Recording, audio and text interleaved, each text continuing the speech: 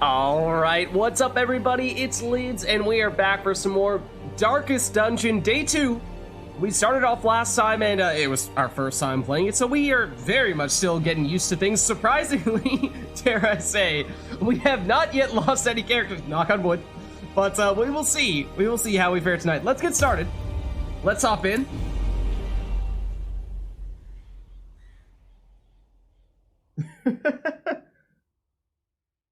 Alright, we have new Darkest Dungeon emojis and everything. I'm excited to get going. Our state was the envy of this land.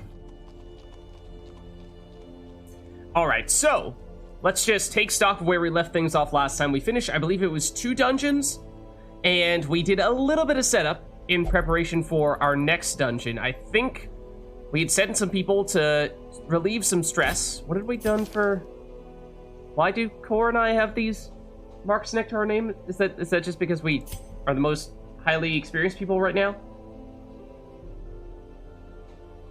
Because I think what we were thinking of doing was the team that we had anticipated we would use was, yeah, Anora and Chair need to relieve some stress. So we were going to go, I think, Lids, Core, Arumi, and then one of our new characters. However,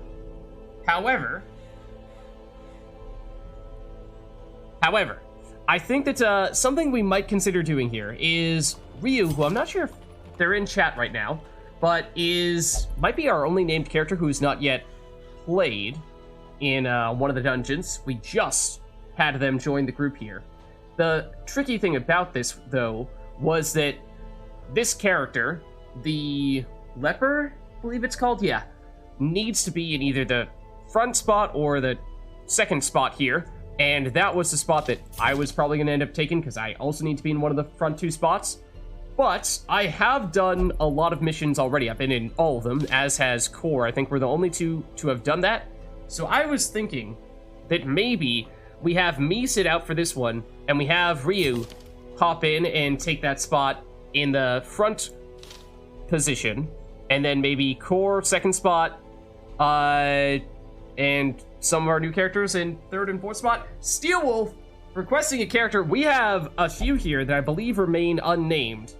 Those including the Bounty Hunter, this guy over here, and the Antiquarian over here as well. So those would be, I think, the most logical choices if either one of those jump out to you as ones that you would like to get named after you, and might even have you hop in for this next dungeon. That'd be pretty good. I think we may have one. No, the stage show is empty right now. So if you're looking for someone right off the bat here, it is going to have to be either this Bounty Hunter or this Antiquarian. And let's see, what do we know about these two?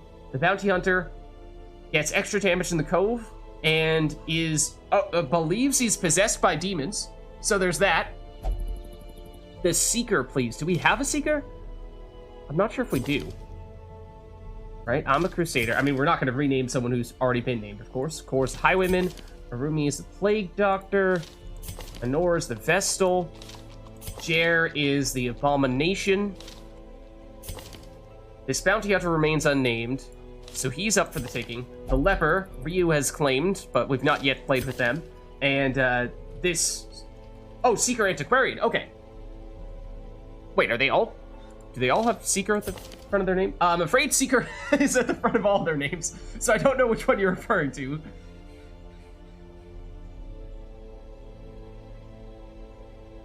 So, yeah, they all say Seeker Bounty Hunter and Seeker Antiquarian.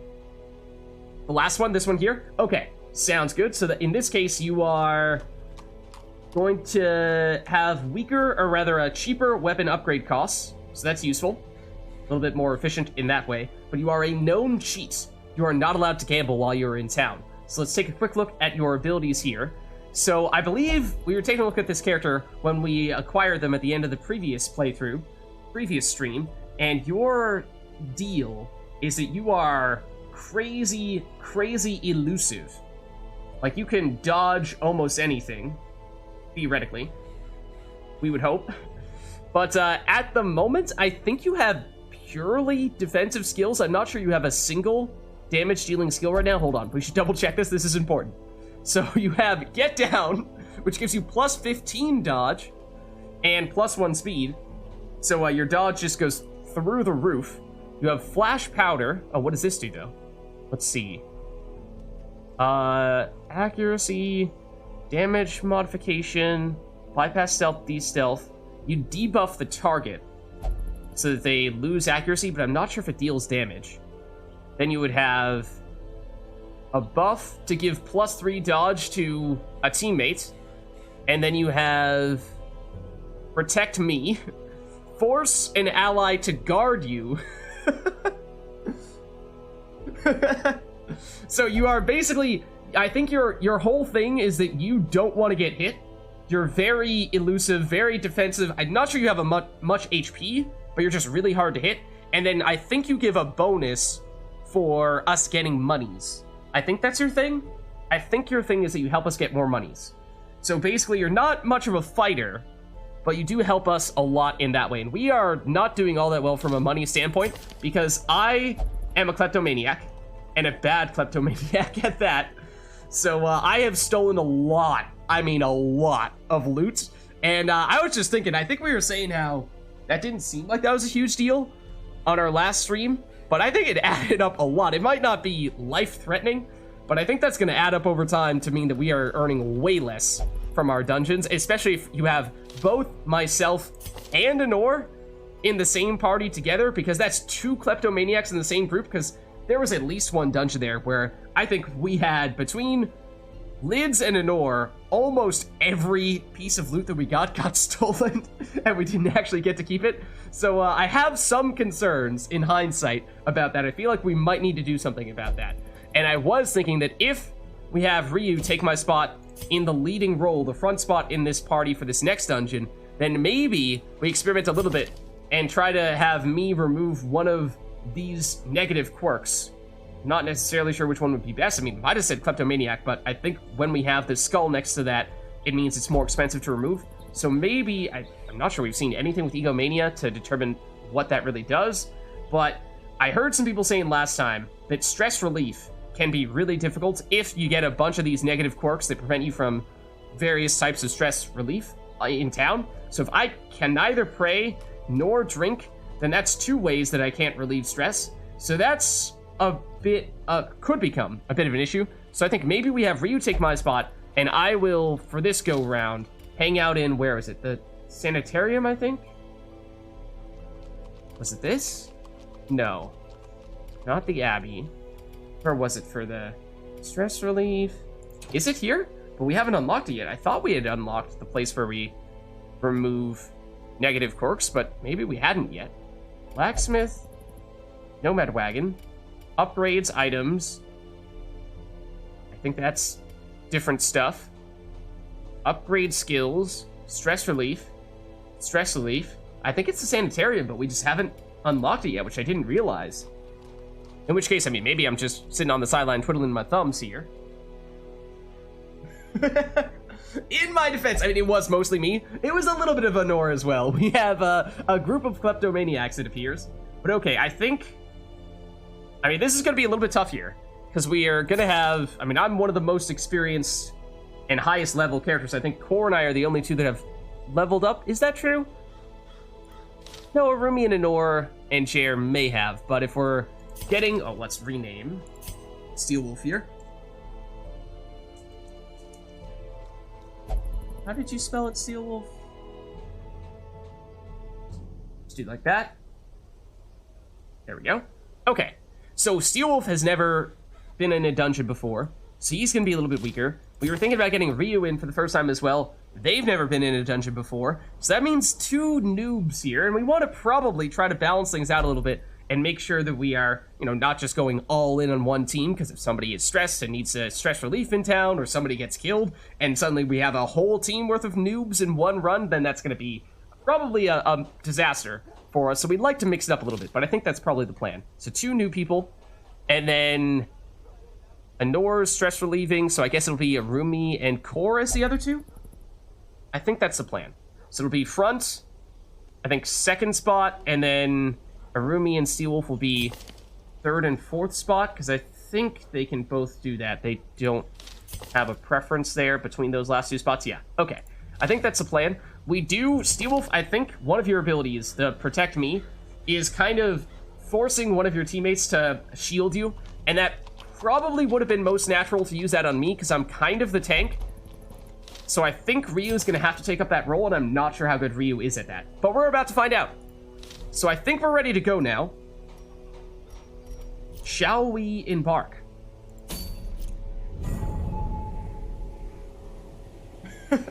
Reason to go for the pun. Oh, look at this. Hold on. It looks like we might have a new area available to us.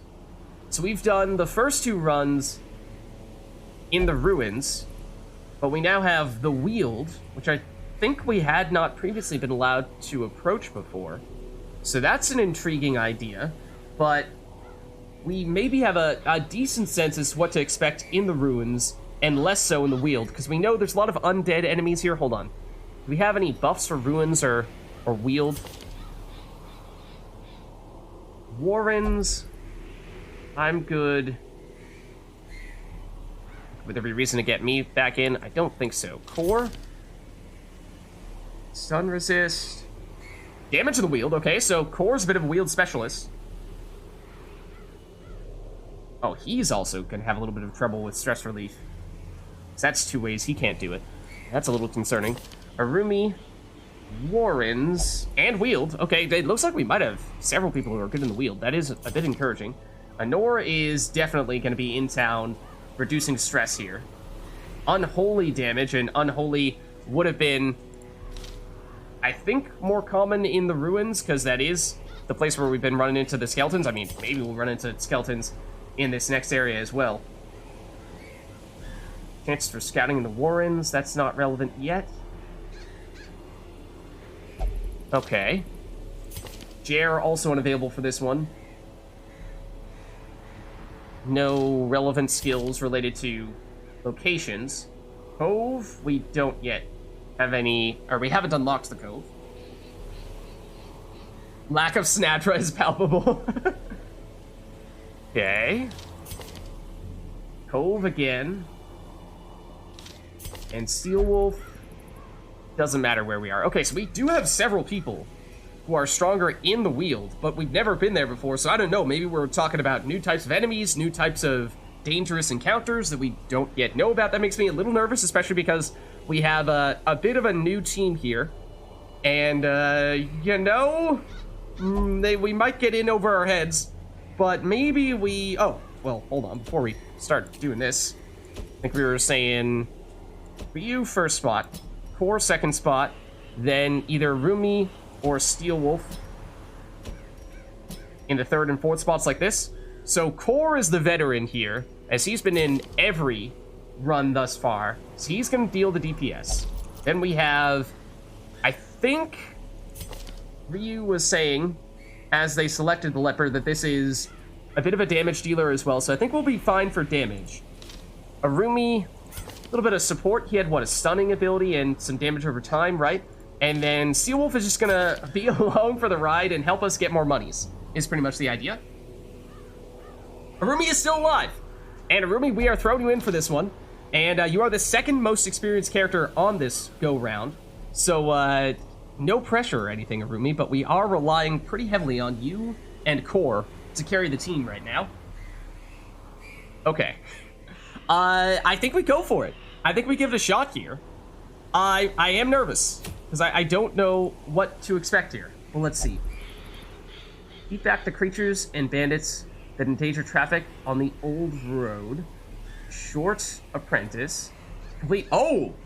It's a slightly different objective here. I think. This was... Huh? Is it complete 100% of room battles no matter where we go? Because we used to see explore 90% in the dungeon. And this is not that same thing. Which, at first I thought was because, oh, the Weald is a little bit different. But no, it looks like no matter where we go, that is still the case. Okay, so we are gonna need to be doing some battles here. And again, we perhaps don't have the best team for your battles, but we'll make it work. We'll make it work. We'll find a way. Hopefully. Maybe. Possibly. What could possibly go wrong, right? Okay, so let's see. We The thing that I perhaps am most nervous about in this new location is that it felt like we started to get a sense as to what resources, what types of obstacles to get rid of those what resources we need to get rid of obstacles we were going to find in the first location, but now I have no idea. So I think at the very least we're going to load up on food. That much is for certain. And with 12, we can survive 2 hunger situations and then also have an additional round of food for healing. I mean, when we're going just for the healing, it's a pretty small boost, but it is something. So honestly, even with a smaller group, or rather with a newer group like this, we might even throw in a couple of extra foods here. It does take up an extra spot, but I imagine we'll be blowing through that pretty quickly. Shovels seem to be the most important resource in the previous location, because we had at least 1, sometimes 2 shovels we needed per run. So I'm leaning toward picking up at least 1, potentially 2 of those. And then the other thing is I have no idea. We tried to play it safe before and load up on other resources, assuming that we were going to need them at some point in time, but that just never really happened. So I don't know what to make of that. We definitely need torches, and I already forget how many torches we had before. We were running out of said torches fairly quickly. I think we had, what, was it 12 and 8 that we did?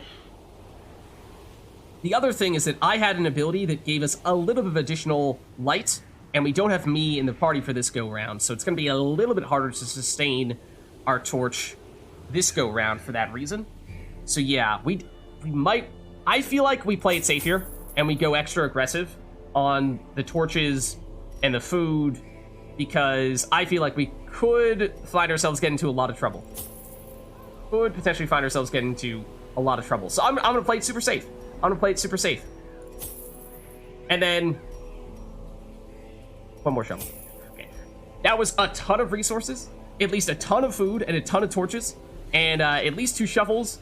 I have no idea if we're going to need the other consumables, but maybe we pass on those for now, and we just see what the heck happens. And we'll try, if things look like we are totally unprepared for this, we'll bail, but hopefully this will do the trick. We're about to find out.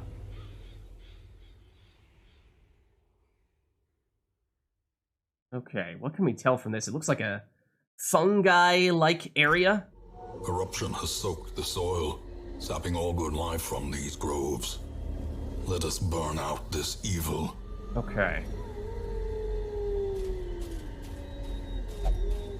Let's see what we have here. So we need to complete 100% of room battles. Oh, in the previous area, we had a lot of luck with scouting places out. So we had a pretty good sense of what type of big rooms we were going into. Not the case here, at least not initially, any scouting. So, I mean, we have no choice but to go here first. Okay. Well, that doesn't look good. Something tells me we aren't going to be able to remove this type of obstacle with a shovel. So this concerns me already. I think we're about to get off to a really bad start, but we're going to see. Heirlooms. Okay. We do not have any kleptomaniacs in this run, this dungeon, so that's great. We are actually guaranteed to get at least something whenever we successfully loot stuff, so I like that. At this point, even if we need to immediately bail, we at least get something, right? I'm pretty sure we still keep this. But this concerns me. So what do we do here? Nature herself. Oh, thank goodness. A victim to the spreading corruption. I thought we were going to need... with misintent. I thought we were going to need something other than a shovel. I am so relieved to see we can remove this thing with the shovel. Thank goodness. Oh, thank goodness.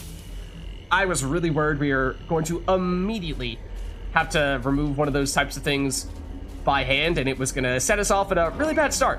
Okay, what is the big room, though? Was it anything? Hold on. It was nothing. This is actually a pretty small dungeon, it would seem. And we lucked out with nothing in that encounter. We said below 75 is where the light starts to make a difference. Oh, we do need to pick this, though. Oh, that's a trap.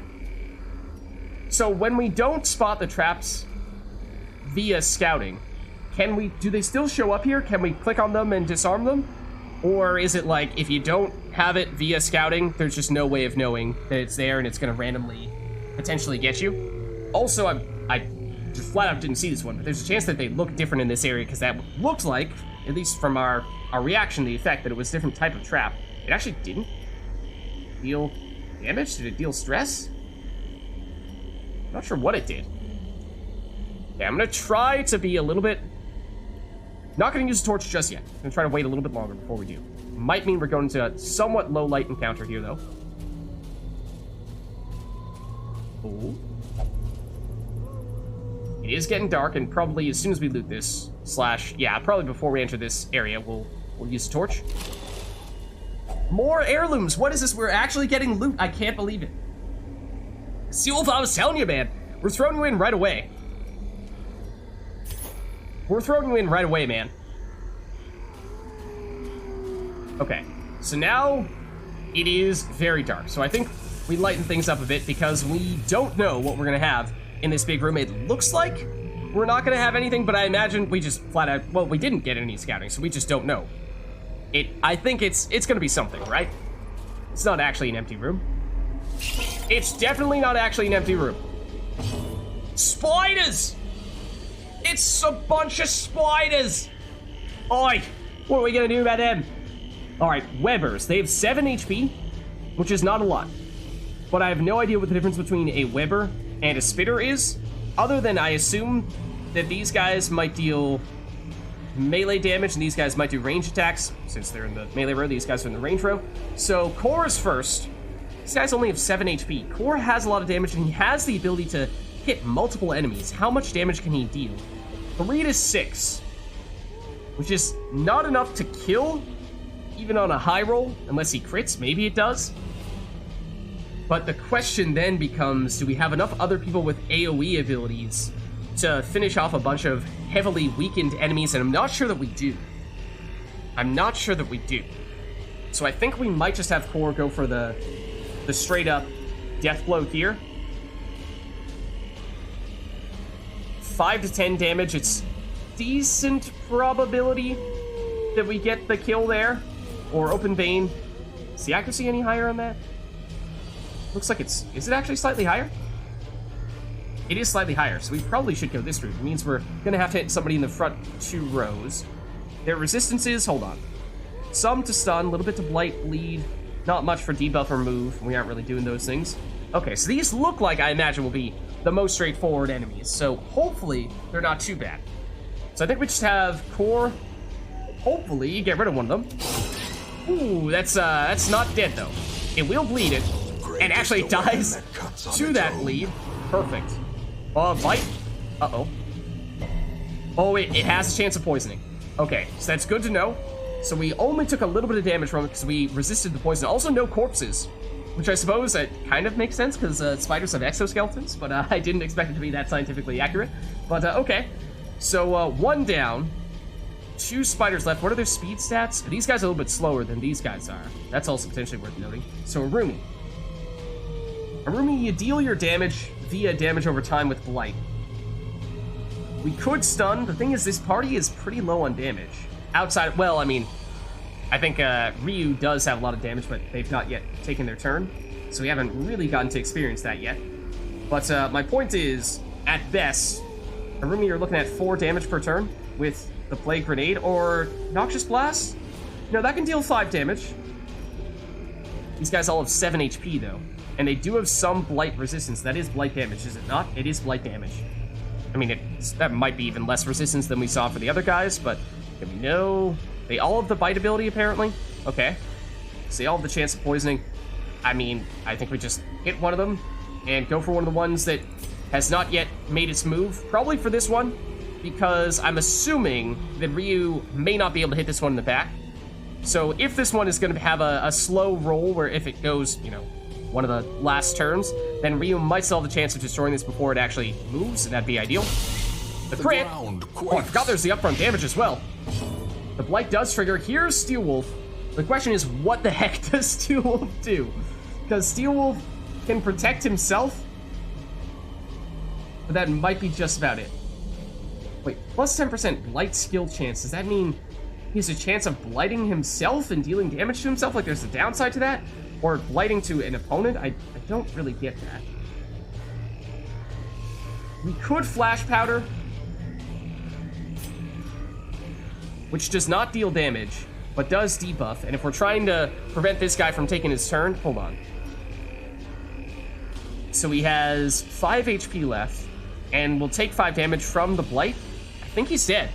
I think as soon as he takes his turn, he's dead.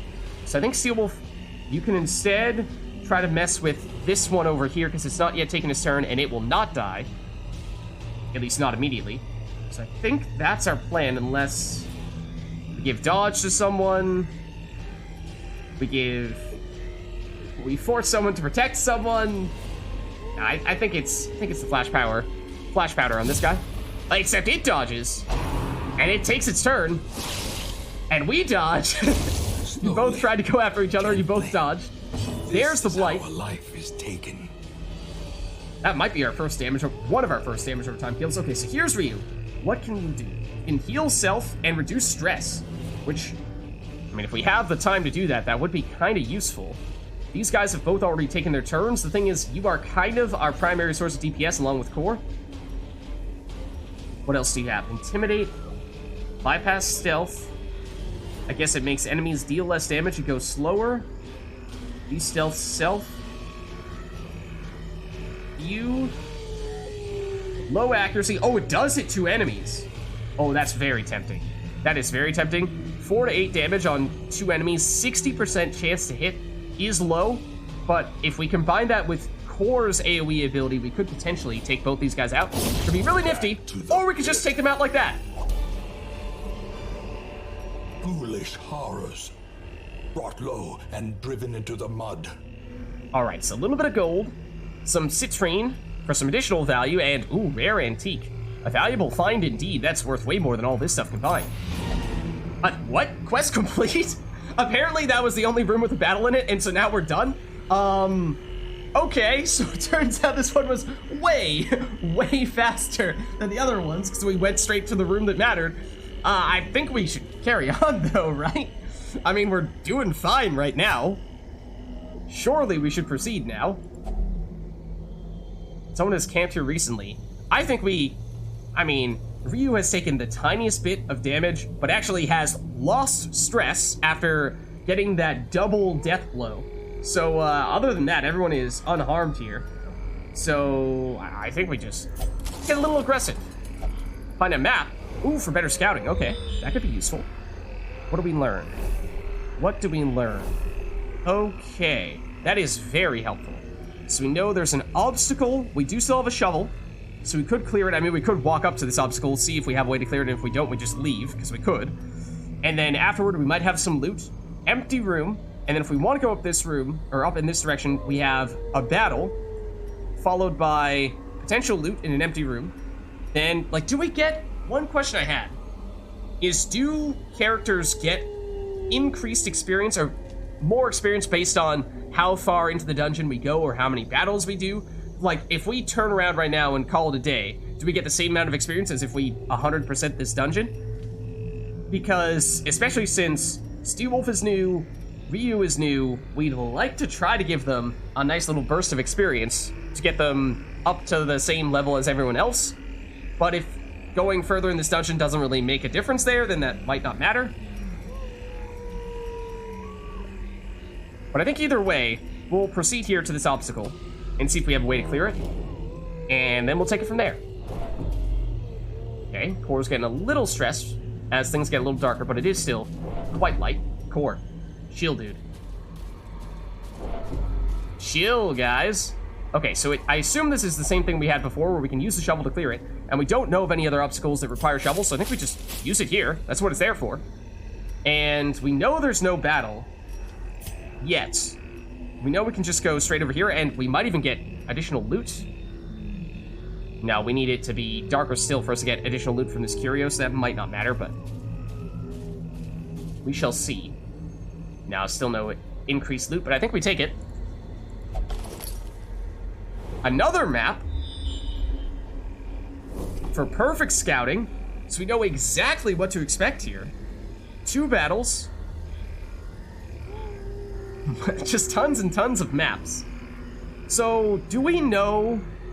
I think I might have been wondering this previously. the little battles here versus the big room battles, is there actually a difference? Like, are these little hallway battles generally easier than the big room battles are? Because if so, then we might not have that much difficulty in clearing out the rest of this dungeon, even with a couple of additional battles. I think either way, I'm not that daunted by what we are facing here. I think we might be good to proceed. And I think we might try to 100% this dungeon. Okay, there's a hunger. We did load up on tons and tons of food, so we are prepared. We are prepared. It'll even heal almost back up to 100% for Ryu. So there shouldn't be anything in here. Now the question becomes, which way do we go? And this is where we have to ask ourselves, are we 100%ing or are we not? Because if we're going this way, we should go now. Because then we're going to have to double back and then head down this way. We definitely don't want to double back from here. I mean, this does look like this is more lucrative. 2 curios followed by another 2 curios, whereas this has a battle and then 1 curio there. But I think we're up to it. I think we're up for the challenge. I think we can handle it. I think we go for it. So this should be a battle pretty much immediately. And it is dark, so I think we should probably light it up, right? We should probably do that.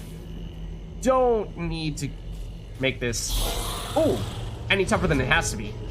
What is that? Is that part of the battle, or is that something totally separate? That's probably the curio. So we do have some bone rabble still. These are the most basic of skeleton enemies, so I think we'll be fine there.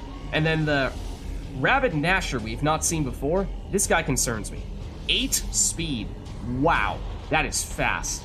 That is very fast. So we know these guys, they have the, oh, bump in the night? That's not the, I was thinking of, what is it, graveyard slash or something like that? Which the, I think the Bone Knights had, or the, whatever the 1 tier more powerful skeleton enemies were. And that hit kind of hard, but again, I mean, HP heals at the end of a dungeon, whereas stress does not. So I'm not that concerned about taking a little bit of damage here because we know there's only 1 battle after this. This guy, though. This guy scares me. Because we don't know anything about him. Arumi, you had something that can stun, right? Stun 100% base. What is its stun resistance? Only 10%. I think we go for that. I think we try stunning this dude. Okay, there we go. Perfect. Especially because he was fast, so he was likely to get a hit in before we were able to take him out. Whereas we might be able to at least get rid of these guys now, and then we can deal with you separately. So, for you, I think you have bleed resistance, right? Because, yep, you are a skeleton. Fair enough. Fair enough. Which means Open Vein is not going to get the bleed to trigger, although it is still solid damage. And it is 5 to 10 out of curiosity. If we go Grape Shot, it's 3 to 6. So unless we crit, we're not going to take them out. And it's a 0% chance of critting, so that's not going to happen.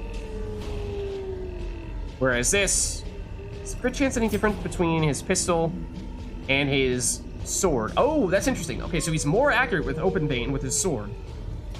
Or dagger. But he's less accurate, yet higher chance to crit with the pistol. I suppose that makes sense, thematically. I think we might just be going for the sure thing here, though. The crit doesn't matter too much, or at least is unlikely to matter much in this instance. So these guys will create corpses. So we might want to go for you. Oh, it's not enough. Resist the bleed, as we expected. Steel Wolf. For you, we can reduce accuracy, which I think is the plan for one of these guys who's not yet taken their turn, and that would be any of these guys. So I think we do that on you. Okay, lowered accuracy. This guy's stunned, no problem. Okay, you will get an attack in, but we dodge it. Well done, Core. This guy has reduced accuracy, so we'll dodge that as well. Everything's going fine. Ryu has some damage, and we will probably use it here, because with Hugh, we would definitely have enough to get rid of the weakened Bone Rabble, and maybe even enough to get rid of you. It'd have to be a high roll, though. I think we go for that. Oh, a double miss! Oh, that's painful. Ah, and this guy is really fast. So he goes first there. Oh, and Core is bleeding. Okay, and it moves to the front as well. Interesting. Okay, so we had never seen one of these guys attack before. We stunned it the first time, but because it's so quick, in the second go-round, it went first before we could do anything to stop it. So we could stun it again, and next time around, prevent it from doing that stuff. It's gonna be hard to get to this guy. This is gonna probably be... Well, we know that Ryu can't hit the third row, I don't think. But they can hit front two. Core can hit anything. Arumi can hit anything. This hits 2 enemies, though. This does hit 2 enemies. And it does have enough damage to get rid of the Bone Rabble. So I think what we do is we go play Grenade. And we hit you. And I think it hits both. Not entirely sure with the double hitting skills, how exactly it determines who is and is not getting hit. It only hits you. I think it needed to be the back 2 spots, and that was only the back. We don't have someone in the final spot there. So, okay, it's still enough damage to destroy you, so it's not a huge deal, but we probably would have prioritized someone else instead in that case. And I'm not even sure if this guy can attack us when he's back in the third row anyway. So we should definitely be prioritizing at this point this guy right here. So Steel Wolf. Is he still at the reduced... How long does the reduced accuracy last? Does that last for 2 rounds? That might last for 2 rounds, in which case we're not going to do it on him. Could do it on the doggo. Oh, but it has a high dodge chance. Okay, Core takes a little bit of bleed damage. We did not take any bandages to get rid of bleed. But Core, this guy's not yet gone. So I think the plan is to try to target him. Out of curiosity, again, just take a look at the grape shot. 3 to 6 damage is not enough to kill anything unless we crit, and I don't think it has a crit chance, so probably looking at another just reliable open vein here, even if there's no bleed. It's just 1 damage short. But we dodge again.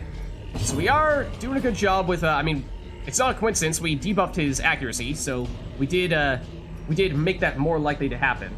But now we have a bunch of guys who are weakened, but not dead, which I don't love. Oh, you also haven't taken your turn yet, although I'm not that concerned. Oh no, you're gonna get destroyed by this damage over time from Arumi. So that's fine. The Hue has low accuracy, as we've seen, as does Chop, I think. Looks like they both say 75 base accuracy. That's 8 to 16 damage. Oh boy. So that is enough to one-shot, or can be enough to one-shot, potentially. Hue would not be. But it does, if it hits, guarantee that we get you and we at least weaken you. I think we might still go for that. I think we might still want that. Okay, there we go. You're gonna die to the damage over time. You are probably still going first, because you are that fast. Ooh, you bled Steel Wolf, even with his high dodge chance. So now, let's just hit you and take you out. Okay.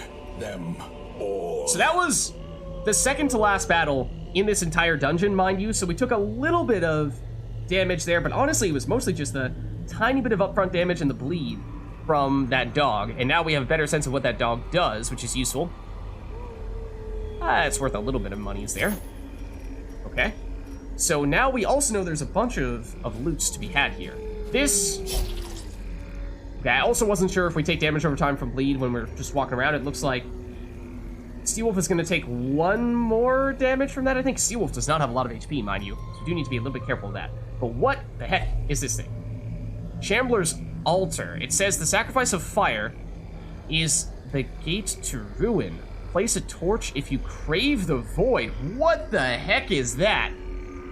I mean, we do have plenty of torches to spare, but sounds pretty creepy.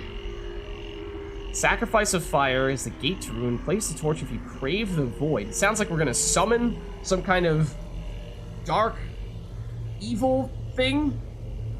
Place the torch. Place the torch. All right, Arumi, if you say so. Oh! Oh! A star spawned horror.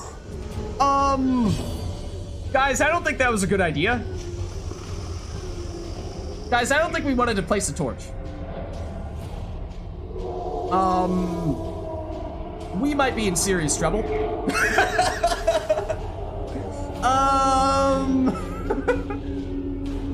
We might be in serious trouble here. Chat said the torch. We use the torch. Okay, well, it's a Shambler with 77 HP. It's an eldritch being. So yeah, we did summon some kind of dark eldritch entity. from the great beyond, and it has 100% resistance to stun. And that was the first thing I was thinking, is maybe we can just prevent this thing from hitting us, and then we'll be fine. We'll just whittle away at it while it doesn't hit us. Not gonna happen. Not gonna happen. We could bleed it with Open Vein. Hold on. Plus damage, plus accuracy, plus crit chance. Oh man. Anora agreed because she's usually reckless. Here we were saying this was going to be an easy dungeon, and it looked like it was going to be. Now we know what that thing does, but oh man. Also, Core got moved to the front. When did that happen? I think Core was technically the one that triggered it, and maybe that dragged him in, and we don't really want him to be in the front. Yeah, in fact, that's why he can only use his dagger here, not his gun. I mean, you could make the case potentially for using tracking shot to make him stronger long term, which in a what apparently is a bit of a boss battle might be meaningful. But Core in the front, I assume that means he's probably the most likely target here, and so I don't think he's gonna last long. If I'm being honest, Core is he's not really the tank of the group. He's not really the tank of the group. That is probably Ryu. So Core, I think you're just open veining, trying to get the bleed, trying to get whatever damage you can, and we leave it at that. Because I'm not sure what else we can do with you. I don't think we're gonna have enough time to benefit from this. We could move you, but to waste a turn with movements, I don't know. I feel like we need to get the value here. 3 damage. It does bleed. Monsters with high protection. Some monsters have high protection, which absorbs attack damage. Damage over time ignores this protection, so its effective means take down those highly armored opponents. So that's useful, getting that bleed. But here it comes. Oh no, it hasn't gone yet. Okay, how much damage over time is the bleed? It's just 1 damage per turn? I think we're in serious trouble, guys. I think we are in serious trouble here. Okay. Also, Steel Wolf really can't attack. And I mean, like, really can't attack. The best he can do offensively, if you even want to call it that, he can lower accuracy. That's about it. It is -1 speed, so hopefully that means everyone is going to go before this thing goes. But, I think we're lowering its accuracy and just hoping and praying that it does not hit us. Core, I think Core may not be long for this world. He was supposed to lead the team here. Supposed to lead the team. It resisted it, no! Uh-oh. Oh, no, I keep on thinking that it's taking its turn. No, okay. Ryu can heal, for what it's worth. Definitely overkill at this stage, but you do have damage. You do have damage. We don't need to hit 2 enemies at once. I think we're just looking for the chop. For 5 to 10. No! We need to be landing all these hits if we're gonna have any chance at all.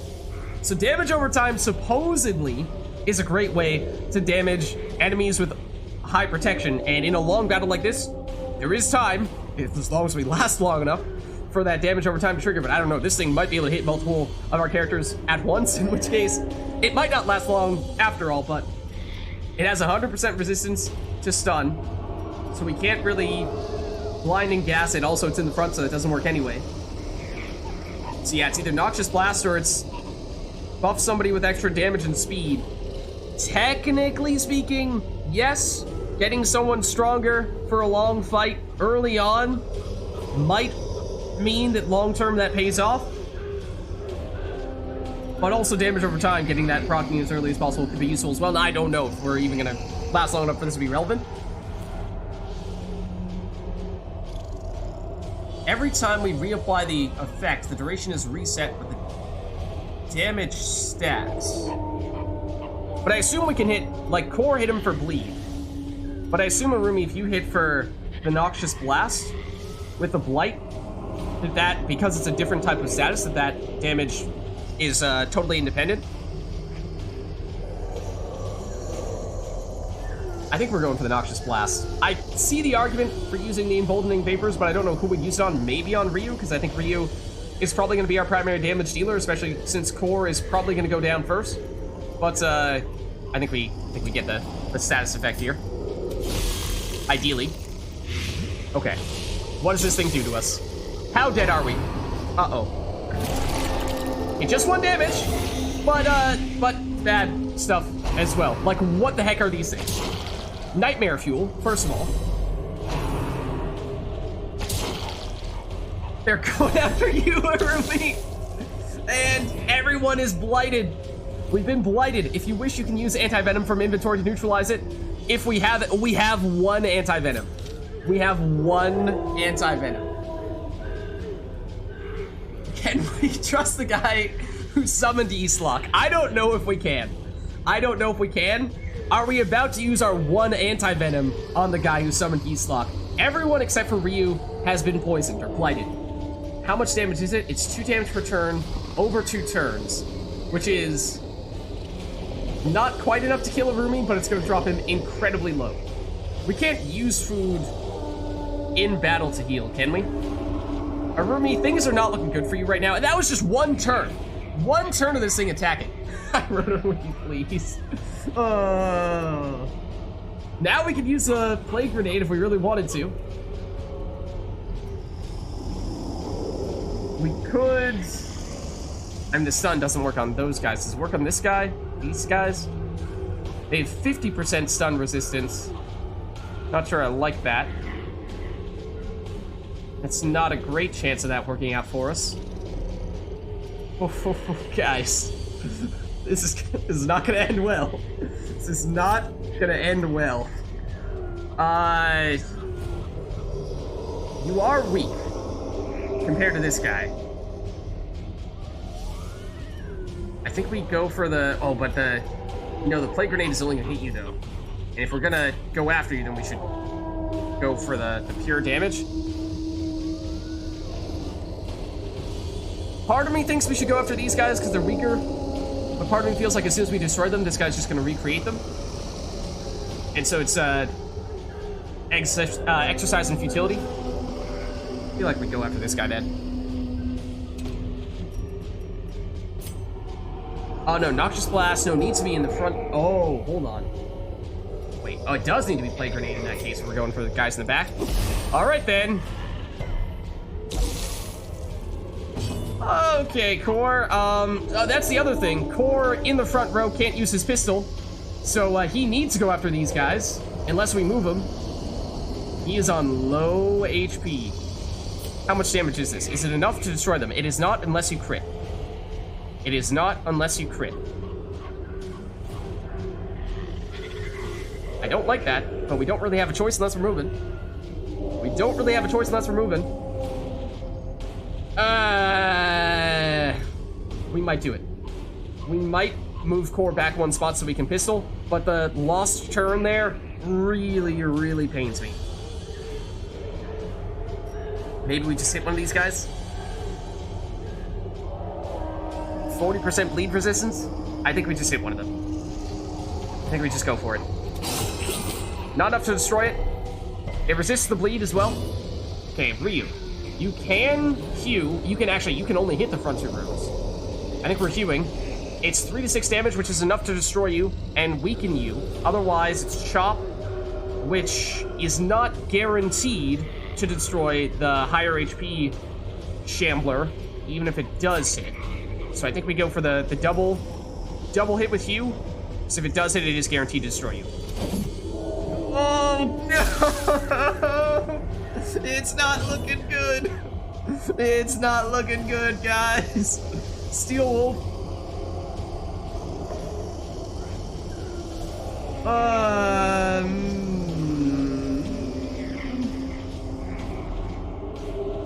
Flash powder on one of these guys? Maybe? Maybe? This is not the ideal team for this either. Okay, we did get the debuff there, but okay, there's a lot of damage over time, but what is this attack? Bleed. Speaking of damage over time, we are Arumi, you are so toast. Oh my goodness! For the slightest lapse in concentration. Arumi is on death's door! When a hero is reduced to 0 HP, they are at death's door. While in this state, they will suffer stat penalties, plus any further damage has a chance to kill them. Heal them to get off death's door. Arumi and Anor. Oh man. Arumi, it is not looking good. I don't know if we have a way to heal you right now. I'm not sure we do, not to mention you're taking damage over time. Or can't heal you. Ryu, I think, can only heal himself. And Steelwolf can't heal. Unless we can use food mid-battle, but I don't think we can. I don't think we can do any of these mid-battle. I think that's only after battle, right? Outside of anti-venom? Or maybe it's only... This is the only one that lights up for core, because it's the only one that would apply to him. But even then, he's taking damage. You would think the food would light up if that's possible, so I don't think that's an option. Well. Oh, and we got a new Shambler in the back now. I dare I say that might be a better place for it. I don't know. Core, I think you're going after the big guy. 7 damage. Whittling away at it and more damage over time, but Steel is on death's door. Vistas of emptiness reveal themselves. Okay, Arumi, this might be your last turn. In which case, what are you going for here? The Noxious Blast. You need either of these two. I think we'd probably like to continue this damage over time here on this guy, if possible. And maybe we go with Plague Grenade and hit both of you guys. Or we just go for that one and maximize the damage. We'd probably go for the double, right? I think in total it adds up to be more damage, and this guy can't get stunned, so blinding gas doesn't make a lot of sense. Yeah, we know it doesn't deal much in the way of upfront damage. You resisted the blight. Another life wasted. Steel Wolf is dead. So Steel Wolf is dead. Desecration is the better part of Valor. There's no runaway option, is there? I don't think there is. The first of many heroes has given their all in service to you. You have the option of retreating from combat. We do, and abandoning this quest to save others, or press onward. What? If I'd known that, I would have left immediately. The choice is yours. If this is the tutorial, retreat is unavailable. We could have left as soon as we saw this Eldritch Abomination appear, which definitely would have been the right choice, and is definitely still the right choice now. Do we leave? And technically we already finished this dungeon. If we give up, we suffer huge stress, but we also live. But we do also live, which is significant, especially for you, Arumi, as you are currently on death's door with 2 sources of damage over time hitting you, and no one capable of healing you, because the solemnity can only apply to Ryu. Can only heal themselves. So, Arumi, you're dead if we don't leave now. Rather be sane and dead than insane and alive, says the guy on death's door. So you know what? If we're taking his word for it, I guess we'll continue.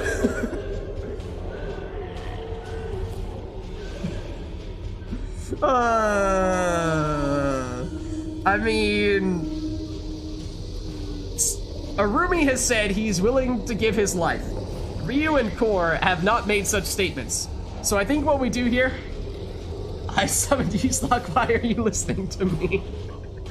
I think what we do here is Arumi, if he goes down, he asks for it. If Ryu and Core can be saved, then we'll retreat. But we'll try to see if we can finish this off with just these 2. If that is not possible, then we'll run away with these 2 and try to save them. Cause oh boy. Oh man. Well, this was a rude awakening, a rude welcoming party. But okay. For Ryu, yes, I think we have confirmed. If we destroy these guys, they are likely to just respawn. Does that mean that we deliberately do not go after them until we get rid of the big Shambler? That might be what that means. In which case, do we maximize the damage by going with the chop? I think we might. It's 7 damage, that is very helpful. 13 damage over time as well, but here comes its big move. Arumi is still on death's door. But here come the other attacks. Survival. Down goes Arumi.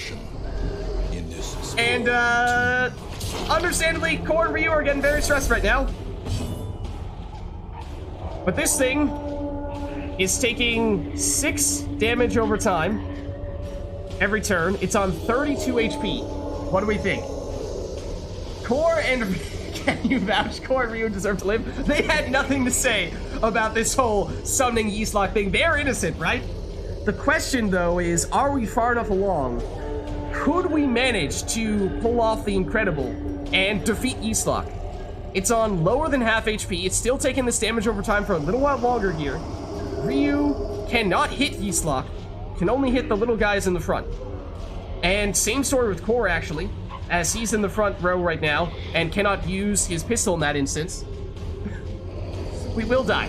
Let's leave. Let's leave. A wise general cuts losses and regroups. Okay. Are we still technically in the dungeon? It looks like we are. We technically are still in the dungeon? I don't even remember where we are right now in the dungeon. Are we in this room? We were at a curio, I thought. Where has that sent us? Where are we? Which of these rooms? Are we in this room here, maybe? I think we're in that room? It was this room, and then that was the... I'm totally disoriented now. We are at the torch? Yeah. It's like, is it worth trying to pick up some curios and get a little more out of this? Because theoretically that might be some loot. I mean, these guys are just totally stressed, right? They are totally stressed. We are on 0 light right now. Is it worth trying to eke out a little more value to try to make out something from this otherwise disastrous dungeon? Maybe it is. Maybe we just go for 2 curios and then we bolt. We have the torches, right? I think we still have the torches. We have 6 torches. I think we try to get the curios. I think we go for it. The way is lit. The path is clear. We require only the strength to follow it. I think we just take them and then bolt. They might give us more stress. They might deal some damage to us. The stress is the biggest concern because they are both very stressed. HP, they'll probably live, right? They'll probably live.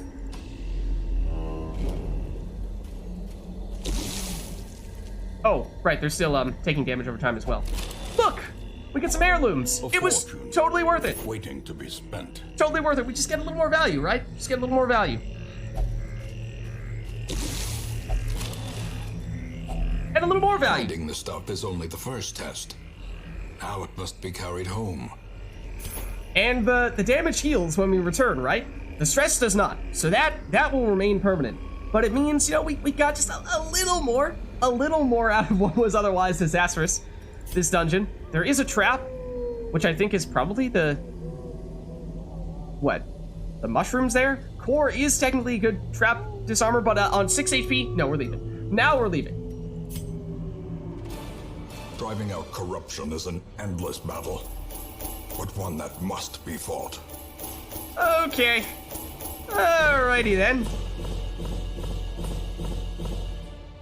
So, that went swimmingly. Yeah. Resolve level up. Heroes gain Resolve XP for each successful quest. Resolve XP in turn determines the hero's Resolve level. Resolve level represents the hero's veteranship and directly acts as stress resistance. Oh, against the horrors encountered in the dungeons. Okay. See, I think Core and... Well, now Core is the most highly decorated of all of our characters. I think I'm the closest behind him, although after that, well, after that one, it probably would have been a Rumi. But, not anymore, it isn't.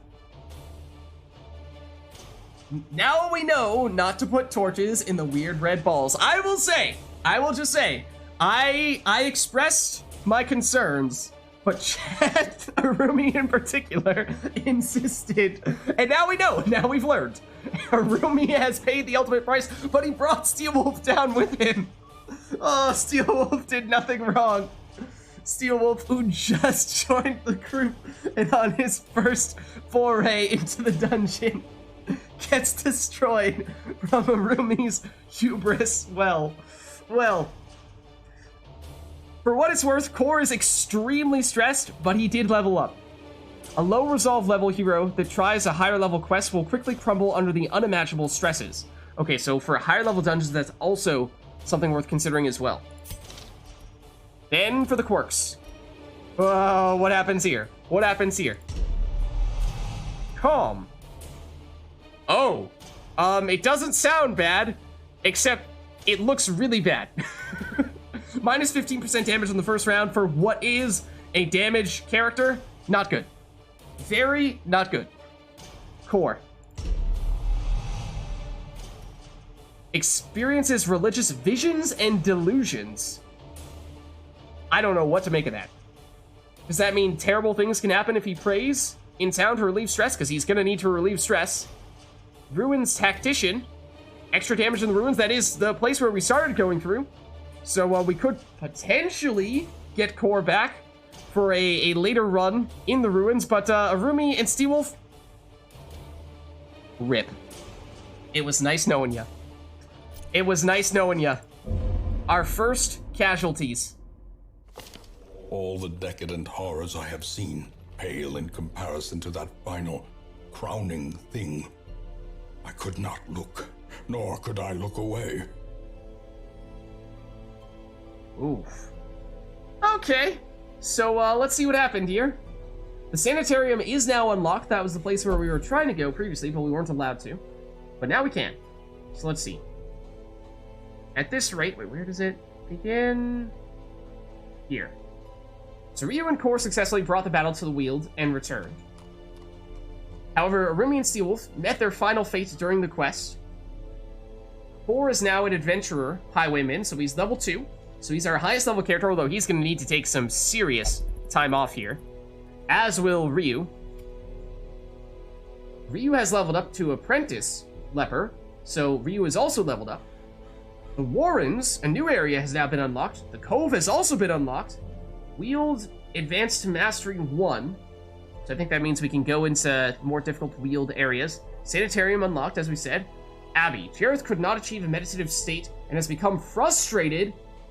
No, Jer, we needed you to blow up some steam. Work Unquiet Mind. Abbey, Jareth meditated and recovered 45 stress. Did he? Did he recover 45 stress? Because it sounds like he didn't, and looking at this, it looks like he didn't either. What does Unquiet Mind mean? May not meditate while in town. Yikes. Yikes. Oh, dear. Okay, Anor is doing okay, though. She had a night on the town and recovered 56 stress at the tavern. Anor is, as things currently stand, looking much better than just about everyone else in the party right now. So, what does that... Where does that leave us? It's looking like next round is probably going to be me. Core needs to blow off steam. As does Ryu. Jer is borderline. Anor definitely, and maybe our bounty hunter who's not yet been out or in the dungeons. So 1, 2, 3, maybe 4, or we could see if there's someone at the wagon that we could pick up. Successfully complete your first foray into the ruins. Yeah, nothing else big here. Okay, so let's take a look at the sanitarium. Treat quirks and diseases. Yeah, that was what I had hoped that we might be able to try out last time, because I have a growing list of things here, as do several people. Core has 3. I think I might have the most. Anor has 3. Jer has 2. And, I mean, I'm just counting them in terms of how many there are, but obviously not all quirks are created equal. Some are definitely much more significant than others. But let's take a look. So treatment. The sanitarium is most often used to remove negative quirks and treat diseases. What? That's a thing? But you can also use it to reinforce a positive quirk, which will lock it into place and prevent new positive quirks from displacing it. Oh. You can lock a maximum of 3 positive quirks per hero. So if we really like something, we can guarantee that it sticks around, because as we were, I think, saying in the previous stream, apparently once you reach 5 of a given category of either positive or negative quirks, you'll replace an old one with a new one. And so they're not locked unless we use this to lock a good one in place. And I was thinking, what? Between not being able to drink and not being able to pray, that was a really bad combo for me. So that's why I think we were saying might make sense for me to do something like that to remove a negative quirk, although those types of things are starting to stack up for others as well. Because for Core, he won't drink, and then he can't gamble, which I'm pretty sure means that we would be sending him to the Abbey to relieve stress, but he experiences religious visions and delusions, which makes me think that if we bring him to the Abbey, absolutely horrendous things are going to happen to him. I feel like we can't do that. Is there still a brothel? I think there is. So that might be one way we can still relieve stress, and maybe that's what we'll do first, because he has a whole lot of stress he needs to relieve, and then maybe after that, we get rid of one of the negative quirks on him. Jer. Unfortunate that he won't meditate, but that's just one thing that he won't do, so I think it's fine for the moment. You're new. You haven't seen the terrible things that everyone else has seen. So you only have one bad quirk. And these, I mean, that one we should be able to avoid. This is unfortunate and is always going to be a factor whenever we have you in. So that kind of stinks. So, let's see. How exactly does it work? Treat quirks and other problematic behaviors in the treatment ward, or treat diseases, tumors, and other physical maladies in the medical ward. We've not seen anything in the way of diseases or other physical maladies, so this concerns me. Makes me think that there are perhaps some very dangerous things that we've not yet encountered. So that's maybe not the best of news. Let's see, what can we do to upgrade this place? Reduce the cost of sanitarium quirk treatments, could be useful. Reduces the cost of sanitarium disease treatments, or increase the number of sanitarium treatment slots, because as things currently stand, we just have one location, one spot for each of those purposes. We do have a lot of upgrade materials, and we've not yet upgraded anything, I don't think. So that is probably something that we'd like to do now, but we might want to take a look at the stagecoach here, because we are a little lacking in usable characters right now, because Core and Ryu absolutely cannot go out on the next one. That means, at best, we have these four, but Jer is still a little stressed. We might like to, ideally, have him still go back to town and relieve some more stress. But it's going to be a little bit of musical chairs here, trying to find enough spots for stress relief in locations that people are capable of relieving stress, because I guess that's the real issue, is sure, maybe Core can't drink in town, but if he can't drink, and I can't drink, and other people may not be willing to drink either, then that just completely blocks off one of our stress relief places, and so, you know, that we might not be able to have everyone who needs to relieve stress in a given week. What do we have here? We have Vernon, the Seeker Grave Robber. We have an Arbalist, and we have a Man-at-Arms. We've never seen any of these three. I think we might have an item for Grave Robber, though, don't we?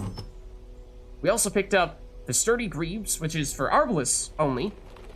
Increased resistance to movement, and plus 30% move skill chance, -1 speed. I thought the Grave Robber one, I thought I remembered, was pretty solid. Oh, Antiquarian. Oh, we had an item we could have given to Steel Wolf to give him additional dodge chance. I mean, who knows who would have made the difference, but it might have helped. It might have helped.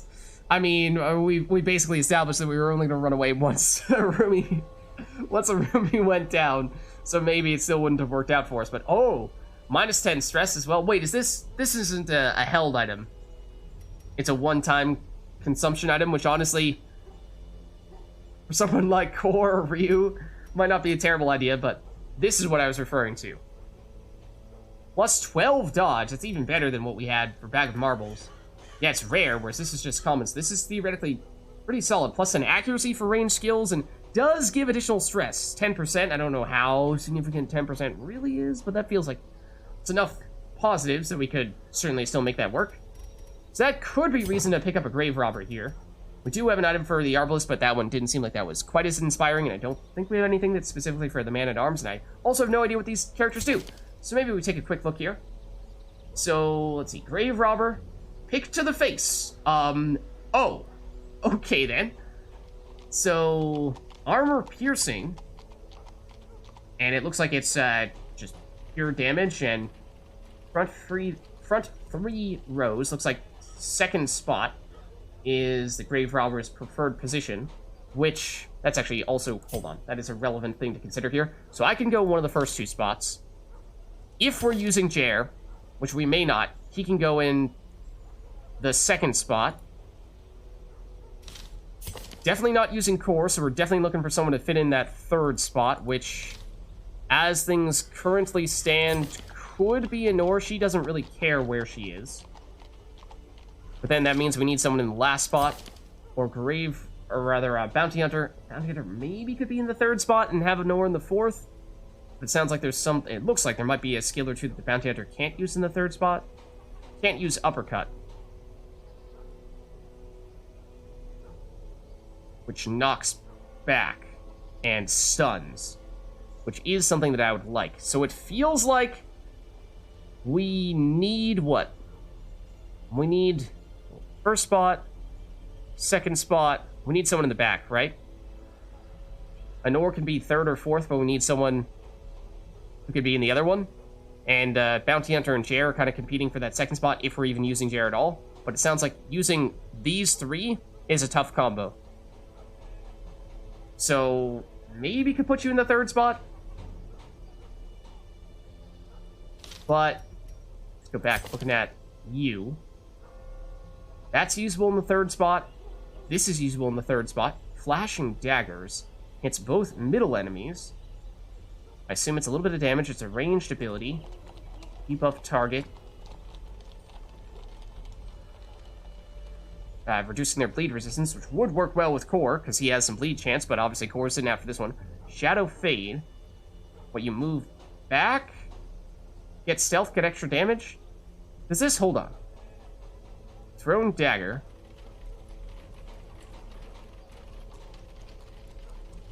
Does this character move, like switch spots? I mean, this looks like it moves them back into a more distant row. But, like, do they start in a distant row and then, like, use a skill that propels them forward into one of the front rows? And then they use this to get back? I feel like that might be a thing. Lunge sounds like it does that. Yeah, that's it. Lunge, which we do not currently have unlocked, but would potentially become a thing. Camping skills. Minus 15% stress. Remove disease. Produces a random supply item. Wait, hold on. Have we ever camped? Because none of this stuff looks familiar. I don't think we've ever used any of that.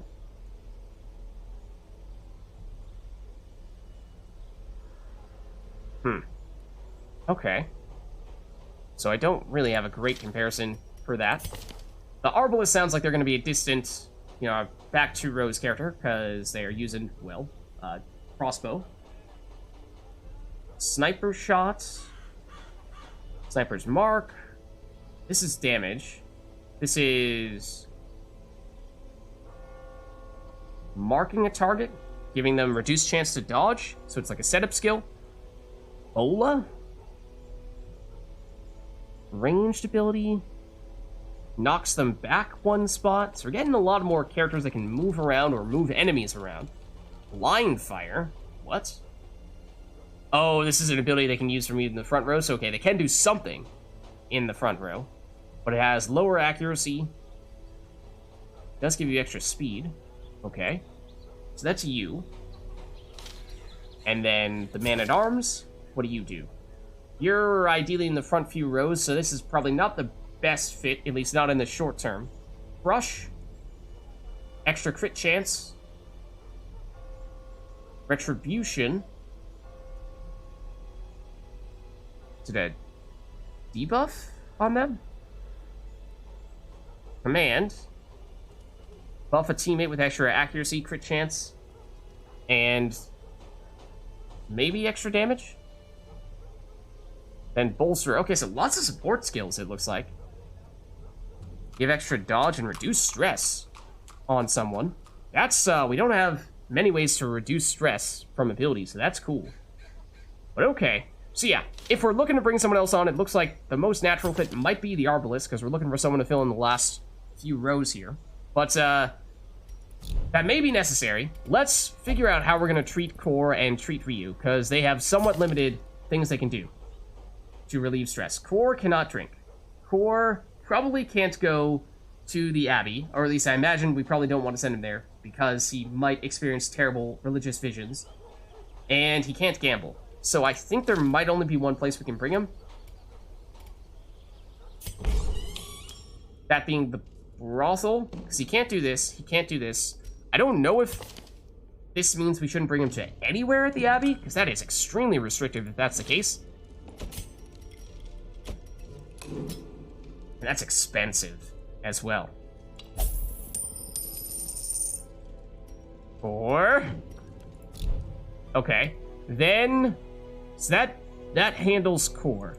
Ryu can get treated anywhere, so that's good. If we go to the Abbey, for example, we might have you meditate at the cloister.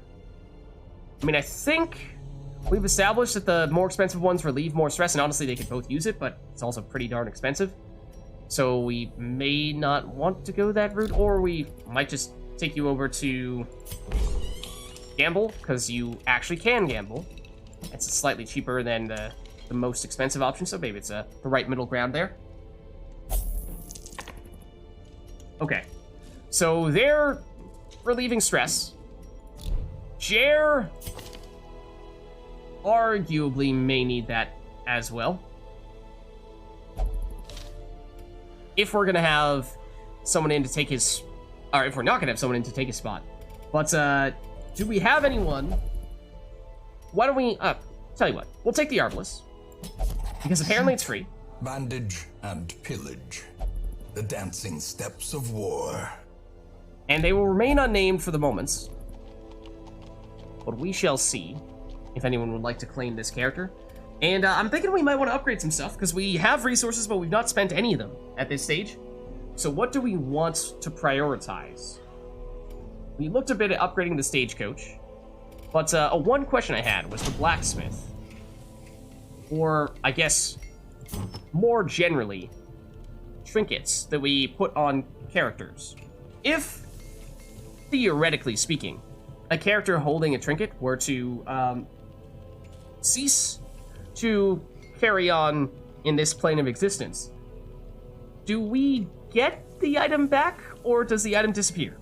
Because if we get the item back, then we can be aggressive, throwing on some, well, actually, maybe this is not so much a question of the blacksmith, more so a question of the nomad wagon. You know, do we buy expensive stuff here and throw it on people, and if people die with the items, we still get them back, and so it's a sustainable way of improving our characters? Or is it, it's a high risk, high reward? You invest in a character, if that character goes down, you're losing everything that goes with that character. In which case, it could be 10,000 coins down the drain real fast. And that doesn't feel as good. So yeah, that is a question I have about items. And we did not have any on Arumi or Steelwolf, I don't think, so we didn't have an opportunity to confirm that. And then the blacksmith upgrades weapons and armor, right, which is also technically something that is equipped on characters, so I suppose same question there. If someone is to die, do we retain their gear? I mean, in this case, it doesn't really matter, because basically any Crusader, I think, is going to start with this starting gear, so that's not really anything special. But if we were to upgrade it, would we keep the upgraded version? We could use that on a subsequent Crusader that we recruit, or is that upgraded gear out the door? Maybe, maybe not. We don't really know yet. But those are things that make me wonder, because that feels like that would determine, or at least influence, which places we might want to upgrade. And that's perhaps one of the reasons why upgrading the stagecoach feels like that's not a bad idea. Because there are maybe fewer downsides that, or fewer things to consider in that case. Whereas stress relief places, I mean, we've already seen this is a pretty big deal. Getting as much value as we can out of these locations. So what can we do to upgrade the tavern? Basically, it's just a matter of improving each of the spots, either brothel, gambling spot, casino, if you will, or the bar. I don't love that, because we have such a smattering of different quirks that prevent us from using these spots. So, like, if we upgrade the gambling, then that's great for some people, but core can't gamble. We have at least one other person who I think can't gamble, and so it's just completely useless for, at the moment, what feels like a third of our group. Similar with the Abbey, I think, at least with meditating at the cloister. So, is it the same deal here? Just increases stress recovery from all these locations. I mean, I think we determined that subsequent levels might not do the same thing. They might do other things that could be more useful, like upgrade additional slots, make them available to us. So I guess there's something to be said for upgrades, even if we have to guess a little bit which ones are going to be most useful to us. Feels like we have fewer people who are, as things currently stand, unable to do things here, though. So maybe we prioritize upgrading this. You're in the transept right now. Maybe we upgrade Penance Hall. That is, I think, supposed to be the strongest over here, so maybe we prioritize it for that reason. It is the same cost upgrade, any of them, for what it's worth. Let's go for it. Gilded icons and dogmatic rituals. For some, a tonic against the bloodshed. There may be an eye in the trinkets window. Let's take a look. Sort by character or class restriction. Unequip all trinkets. Sort by rarity. Sort by trinket name. Doesn't really answer any of our questions, though. Unfortunately. I think it's just going to be a matter of, well, trial and error. Good idea, though. Good idea, for sure. We can reduce the cost of Penance Hall. Honestly, that feels like that's the one downside of it. If it's the strongest one, but it's the most expensive, and we reduce the cost of it, can we afford that? We can. We have a fair number of resources here, so I think we do it. So now this, hopefully, is a fair bit cheaper. And then we could increase the number of slots by 1 next time we upgrade this, but we can't afford that now, and probably don't want to go all in on this one upgrade right now, because there might be other things that are worth considering. But so now, like, for example, here's to see... Oh, you're not allowed to go there. So it was previously 1,500, now it's 1,300. This is 1,250, I think we saw, as always, the price of the middle ones. We're not going to be able to see that now with Ryu here, but... So it's pretty much the same price as the middle option, but it's just more effective. So I think that's a pretty good deal. And we have confirmed that there is someone who can't do that. Will not pray or flagellate for stress relief. Oh, that's a double no-go on Faithless. I did not realize that. Or did not remember that you still had that. That's not good. We'd like to get rid of that. That is a very, very bad quirk, I think. So wait, but then again, can we afford to put a Nora in the sanitarium right now to remove that when she is one of the few people who is not stressed out of her mind right now? I'm not sure that we can. I'm not sure that we can. Because front, second, third, fourth, I think is what we established at this point. Any other upgrades we want to make while we're still in town? Can we upgrade at the guild? Allows upgrading heroes' combat skills to higher ranks. That does sound good. And it requires the shieldy stuff, which we have a little bit more of, and the portraits, which I don't think we've spent yet. We spent a bunch of busts at the Abbey just then, and a little bit of the shields. Allows skill upgrades to rank 2, or reduce cost of skill training by 10%. I think we need this to even have that option, right? I think we go for this. This sounds intriguing. That sounds exciting, right? What's up, Kens? How's it going? Instructor and training are worth it? That's what it seems like. Seems like this would be a big deal. Let's go for it. Some may fall, but their knowledge lives on. Okay. Nice. Now we've spent a lot of our resources. I'm not sure we can do much else, although we can stop by the graveyard, which is perhaps a little more relevant now. Exactly, yeah. I think getting the better skills will definitely be useful. And, oh, what it says. The time at which they decease. Apprentice Plague Doctor met their end against a Shambler. Oh, and it even says who got the killing blow. Bled out. Ooh. Rip. Rip.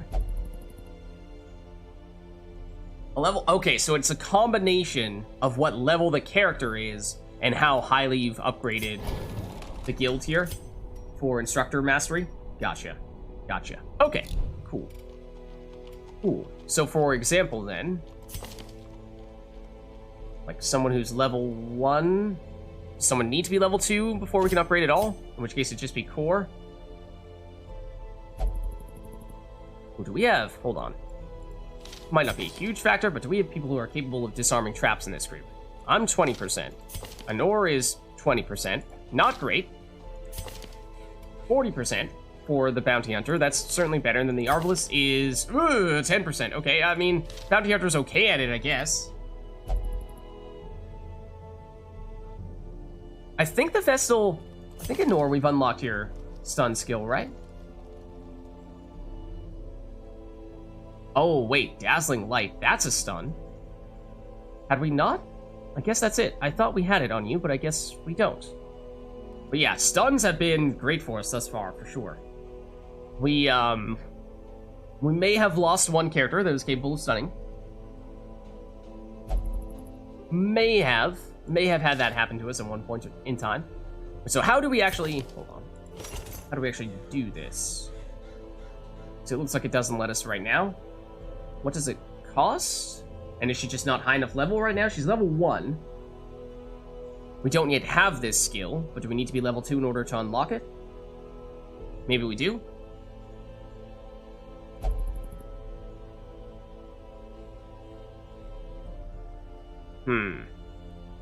Yeah.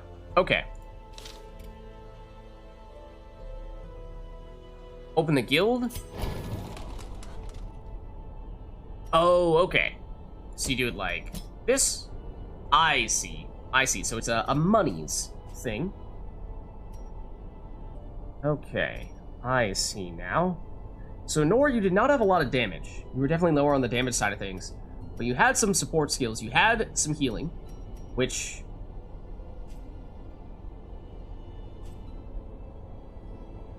Do we know if upgrading this turns it into a group heal? We see the... Hold on. See the descriptions here? Heal party. Okay, that's it. It's Divine Comfort is the party heal. Small number, but it does heal multiple people. Whereas this is a single person heal, but it's a little bit stronger. And then the stun, I do like me some stuns. I do like me some stuns. She can get level 2 skills if she's level 1. That is still possible. Okay. So... How much monies do we have? We're doing okay from a money standpoint. But, sure. Let's get that. The Dazzling Light. Heroes can only have 4 active combat skills at a time. Toggle the skills on and off to change your loadout, and watch how it changes that hero's positional strength. Oh, in the display above. Also, worth noting. Yeah. That is how the game is choosing. Can we activate or deactivate something? There we go. This needs to be in one of the front 3 spots. That had to be in one of the back 2. Oh, I forgot she has mace. Oh, yeah. Okay, hold on. Hold on. We're thinking of putting you in the back, I think. So, deactivating the thing that is only in the front row, and activating the stuff for the back row. So you now have individual heal, you still have that. You have the stun. You have the... Oh, little bit of damage plus a self-heal. And then Hand of Light also is unusable if we're putting you in the back. We've never seen you use this, though. Looks like another damage-dealing skill. Just you use it when you're in the front. Okay, but again, if we're putting you in the back, then we probably don't really want that. So maybe we unlock the party heal. And then we get rid of, or at least unequip, the other melee skill. Or front 2 row skill. I think we do that. I think we do that. It's a big investment in Honor, but, I mean, we've got to invest in our peoples, right? We have to do it. We turn this off. We turn this on. Now, yes, now it says she's very much someone who should be in the back 2 rows, so that makes sense. So, front row, second row, third and fourth row, or some combination of those two things for you guys. I think we like that better. And maybe we keep it at that for the upgrades for now. And spam the party heal even if characters are on full HP. Hope for a crit and stress heal someone. Ooh, that's nifty. That's kind of nifty. Okay, so I think we have a team here. I think we have enough of a team to make this happen. We have any trinkets that we'd like to put on anyone? We do have the Arbalist only trinket here. For movement resist and movement skill chance. I'm not totally sure. Oh, I guess for skills that make enemies move, there's a higher chance of that triggering. But the -1 speed feels like that is coming at a... It's not a huge number, but that is a cost. Speed 5? So you are somewhat quick.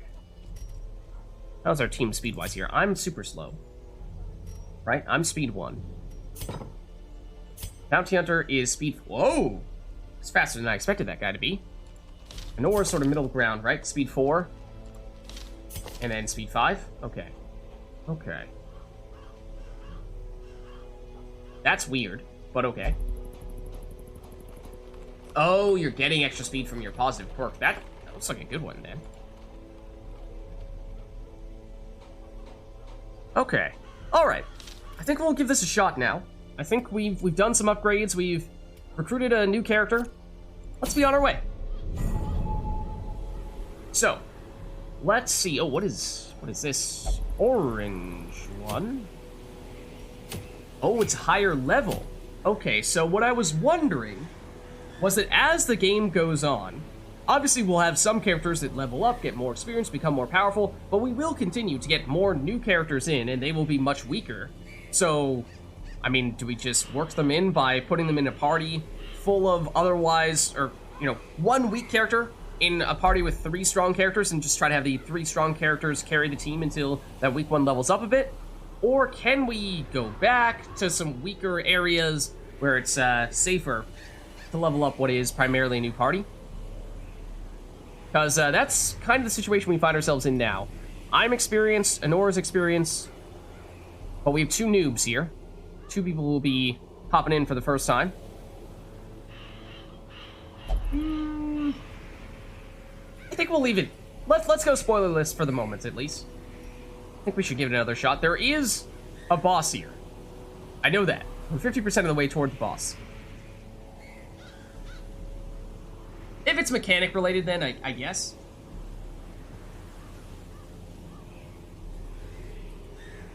Ah, okay. Okay. Also, I think we had some people who are better in certain areas. I'm good in the Warrens. Honor is good against Unholy, but... Oh, and Warrens as well. You are good in the Cove, but I don't think we're about to head there. You are just fast.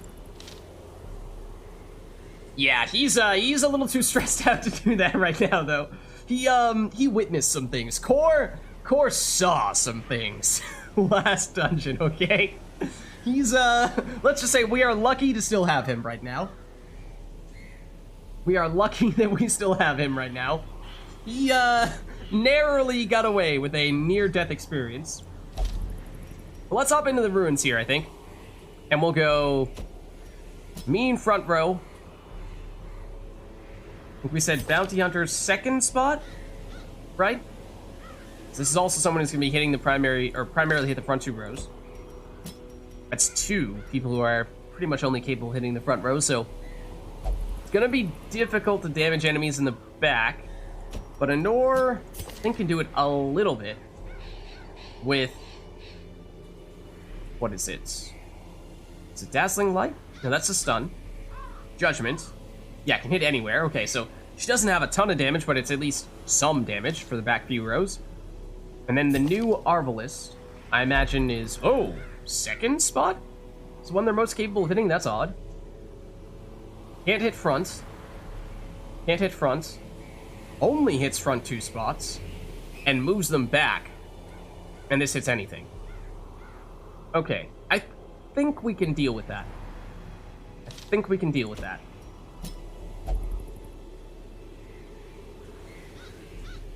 Yeah, Core's Dismas. I was, I forget what the other first character's name was, but yes. Okay, I think we hop in. This will be our 3rd run in the ruins, and I think it does get incrementally more difficult the more times we go through here. Oh, the wheel did not... We did complete the mission, but we are not progressing toward the boss. That's interesting. I don't know why that happened. Huh. So I guess we could go back there if we wanted to. Maybe we try this? We do have damage against undead, and that's unholy, which is also kind of... we saw it in both places. Tell you what. Let's go for the wheel. Let's not activate the dark torch thing. Let's not do that. Did you see what Harumi did? Let's not activate the torch thing, but other than that, maybe we can get the job done here in the wheel, because apparently we didn't make progress last time around, so it feels like we ought to revisit this. Okay, so, what have we've learned a lot about this spot. So we definitely want to load up on food, of course. At least 8, probably at least a little bit more than that if we're playing it kind of safe. We definitely want at least 1, possibly 2 shovels. And then the anti-venom. We saw there's definitely significantly more venom in this area than there are in other areas, it would seem. I think even some bleeding from that dog, right? Maybe we can get away with that. Avoiding that, because I mean, I'm not sure we ever saw an encounter with more than 1 dog in it. We definitely saw plenty of encounters with just tons and tons of those spiders, so I feel like it's still more likely that we get poisoned than it is that we get bled. So maybe we throw in 1 of those, and then obviously the torches. So we do have me, and I can use Bulwark of Faith to give us a little bit of extra light. It's not that common that there's an opportunity to do that, so I don't think we should be relying on that per se. But maybe we do that. That is a lot of torches. We should be fine, right? Yeah, I figured it was probably the kind of thing where if we do successfully take it out, it is worth a lot. But probably does require that you have a stronger team before you do that. I mean, I don't know. There was a chance that maybe if we stuck around with Core and with, who was it, Ryu, who was still alive at the time, those were our damage dealers. So it was maybe possible we could have taken out at least the big one, but then, you know, maybe the little guys remaining at the end would have been enough to finish us off. But, I don't know. There's no way of knowing for sure. But I think we're ready here. I think we are ready here. Oh, we do have 1 bandages as well. So we have at least some ability to heal the bleeds. So yeah, I think this is a decent mixture of things. Let's go for it. What could possibly go wrong?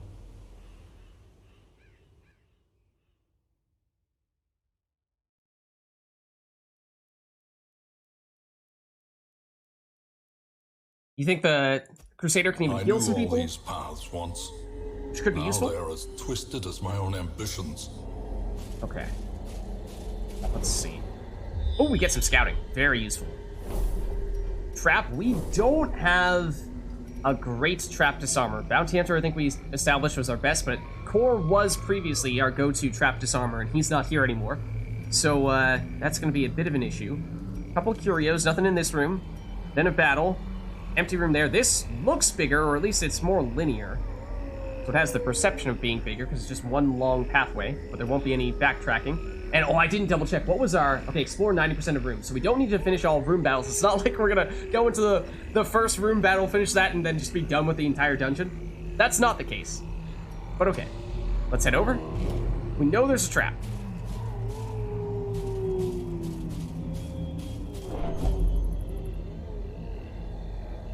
And this is it?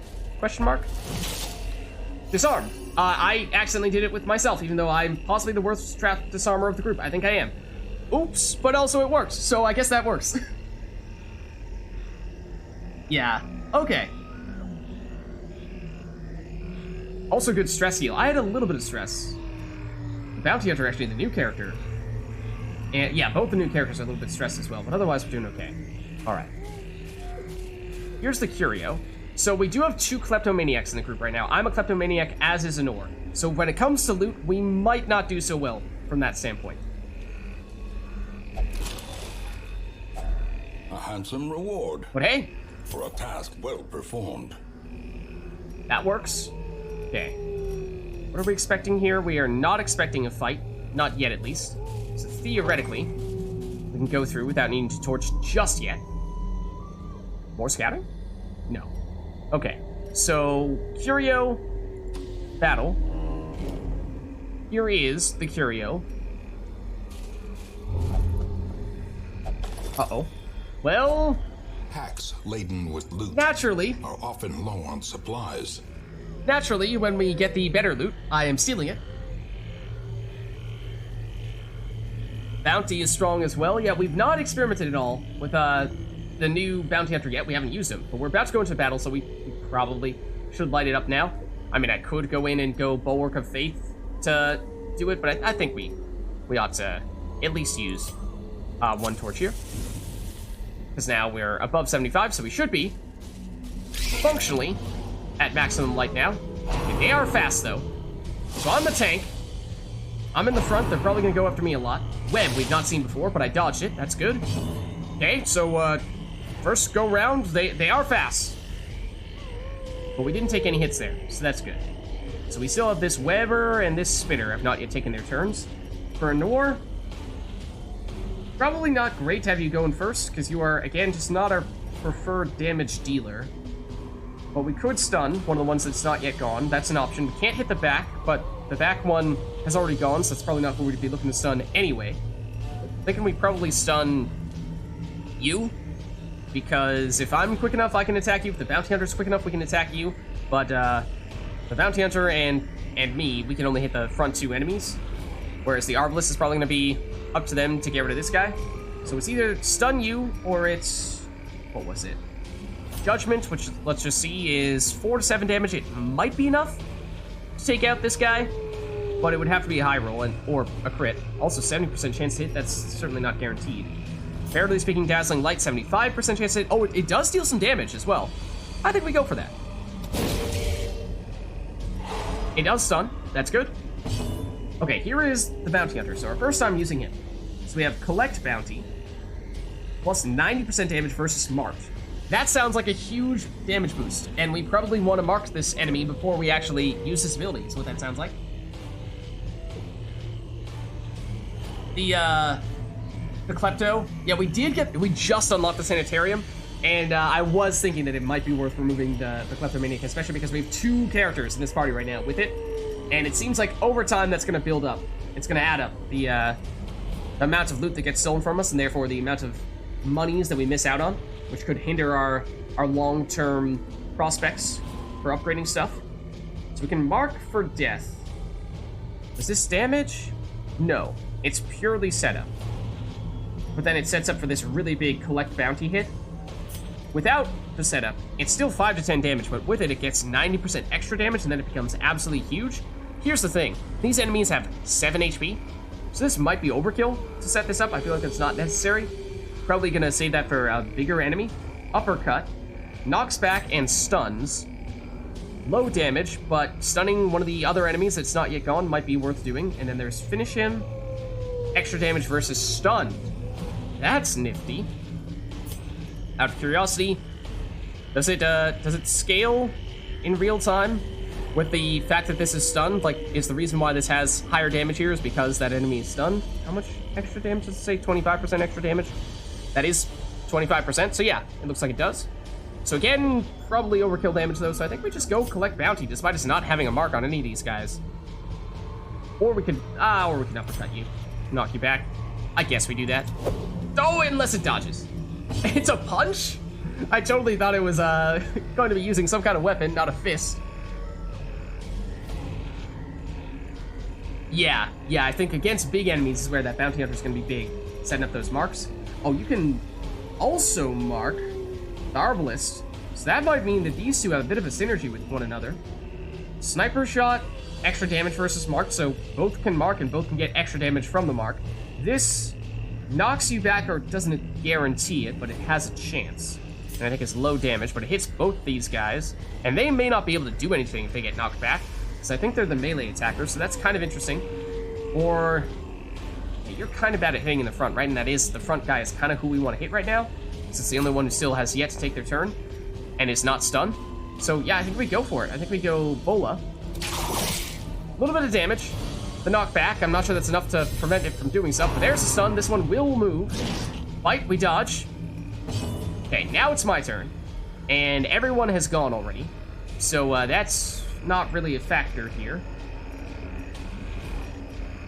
Not really sure it's worth all that much to throw in a Bulwark of Faith right now. We might go for a Zealous Accusation here. Since it's 4 to 8 damage, it's a decent chance of killing the spitter in the front. And the one in the back as well. I think we go for it. Confidence yes! surges as the enemy beautiful. crumbles. Beautiful. Not beautiful. Unless we dodge it, in which case it is beautiful. Unless they web us.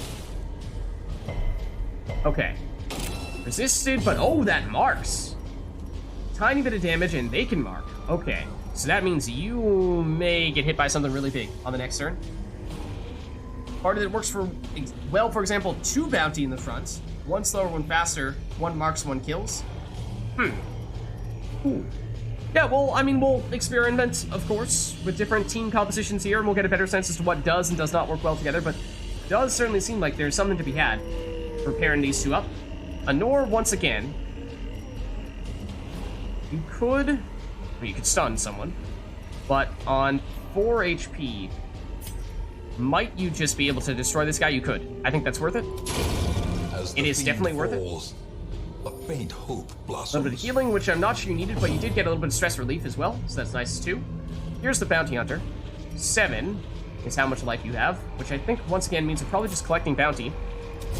Try to get the finishing blow. It's not quite enough. And then you once again are a little bit struggled, a little bit find it difficult to hit the front enemy, but we do have a little bit of damage from Bola. Their formation is broken. Maintain the offensive. Okay, get some crests, get a little bit of gold. And let's just double check our map here. What are we expecting to find after this? An empty room, but nothing else in this area, and we'll see if we get more scouting, but this might be the last of the stuff we know about.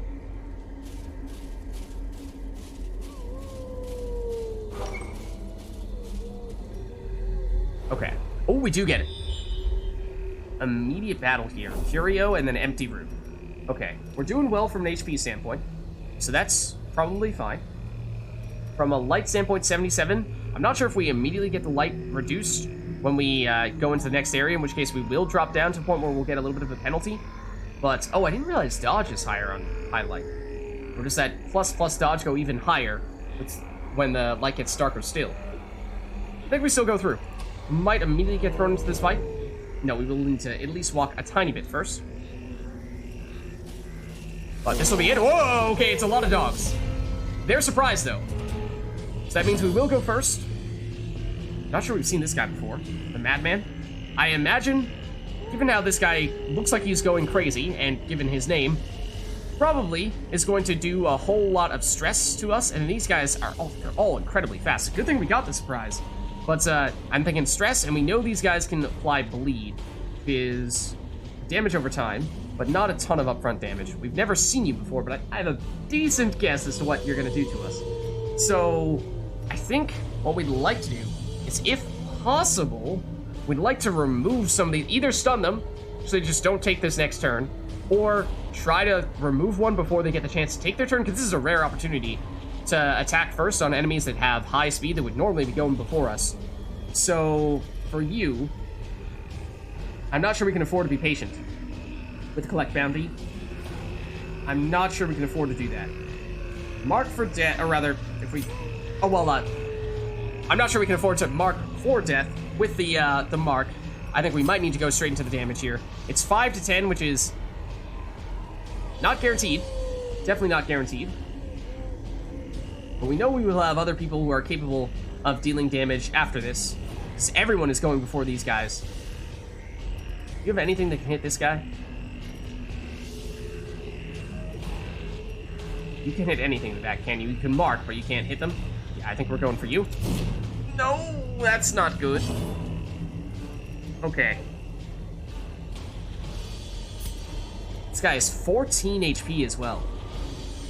He is tankier than these rabid Gnashers. Gnashers. I think we've also seen that these guys can still do things even in distant rows. So knocking them back is not going to be enough to prevent them from doing their thing. I think it's just damage. It's just a question of... I mean, I suppose you could have put the bounty and set up the Arbalest, and we still would have had enough time to get the Arbalest to do something. Then we could have marked and maybe had enough damage to destroy you. How much of a damage bonus does this get against marked? It's just 50%, although extra crit chance. Not quite as much of a boost as the bounty hunter gets. But if we're sniper shotting, it's not enough to kill anyone, though. Yikes. Yikes. If we do this, Anor probably has enough damage to destroy one of them. Maybe what we do is we hit one of these guys with a sniper shot, we hit another one with Anor, and then we try to finish the front two enemies with my Zealous Accusation. That might be the plan. Oh, what? That doesn't sound good. Dogs given diseases. I don't like the sound of that. I don't like the sound of that. I think we go Zealous Accusation. Oh, that's good damage. I think we try to set up the Zealous Accusation, though, by going Judgment on you for 4 to 7 damage, and then I try to get the double finishing blow. Not great damage there. Compassion is a rarity in the fevered pitch of battle. But is this enough? It's 4 to 8 damage, you're on 6. It might not kill you, but it would be guaranteed to kill you. I think we go for it. If only that was reverse. Who got hit by them? That, the amount of damage is there. Okay, I've been bled. That's not good. That hits everyone? Oh, I don't like the sound of that. I also don't like that. And they're fast, so they'll go twice in a row here. The end of the previous round, and then first in this round, and this guy's fast too. Yikes. Yikes, yikes, yikes. Okay, so you have not gone yet in this round, but you have 9 speed, so I think we can just about guarantee that you're going to go next. Can you stun? Damage against stunned. You can, but you need to be in the front 2 rows for that to happen, and you are not in the front 2 rows. So that doesn't work. We could mark to set up the Arbalest. That probably would have... Does the mark persist indefinitely? Or if we mark once and then use a skill that gets powered up from the mark, does that mark go away? Like if we use mark for death and then use collect bounty, does that get rid of the mark? Or if we use the... What is it? The sniper shot on the Arbalest, does that get rid of the mark? Because it seems like when you are planning to use it, you should use it right off the bat, and that way you get a long-term benefit. It persists some turns. Okay. Because what I'm getting at is, mid-battle like this, I feel like this is not the time. I feel like we should just be trying to guarantee we get some kills here. And we can't do that against you, unfortunately. Not with the bounty hunter. It might be that we try to do what we did on the previous go-round. Weaken this guy and go for a double kill Zealous Accusation. And then we're looking for Anor and our Arbalists are going to try to deal with this madman. But, I mean, there's just nothing we can do to him right now. Not really. Oh, that's big, though. Reduced stress, but here comes more. Okay. So now, suddenly, Zealous Accusation, we'd be trying to kill both this rabid Gnasher, which, 2 HP, we definitely have enough damage for that. 14 HP on you. That's definitely too high for us to get rid of with the Zealous Accusation. I mean, I guess we could get rid of you the normal way. With Anor. Just a single target judgment there. And then have me do a single target skill, because I think I have the most damage, at least when we're not marking someone for setup damage. So, I might be able to deal 14, especially if... Oh, but wait, no. We shouldn't do that. Because if we destroy you now, the Arbalest is likely to go next, and we're not going to be able to hit this one enemy if it's in the front, or it's just going to be significantly less effective with the Arbalist. So thinking ahead a little bit, I think we deliberately weaken you, because the Arbalist is going to want to hit you while you're in the back, and not anyone in the front. So I think for that reason, it does make sense to Judgment on you. And now you're on 9. And we sniper shot this guy, getting you way down. Now, certainly in removal range for a double death blow on Zealous Accusation. That's the plan. And there it is. Disadvantage.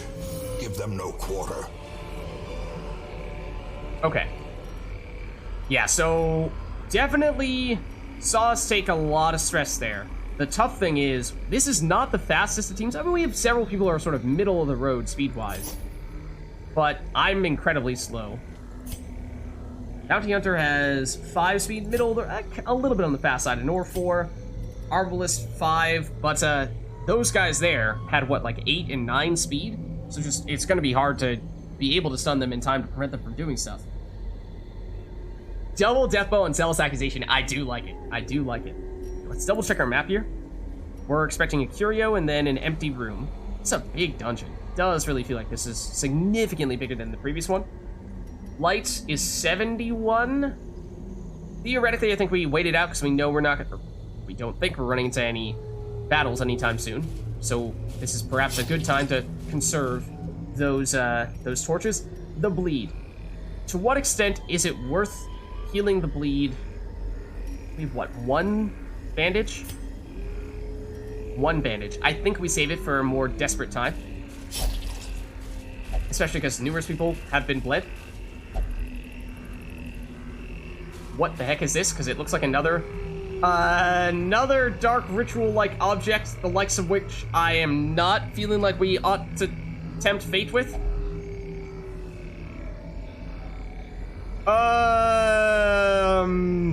So we know how this went last time we tried something like this.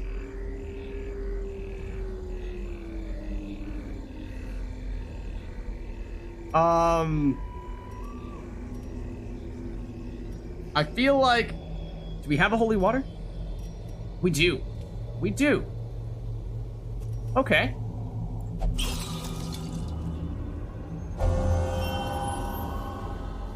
What did that do?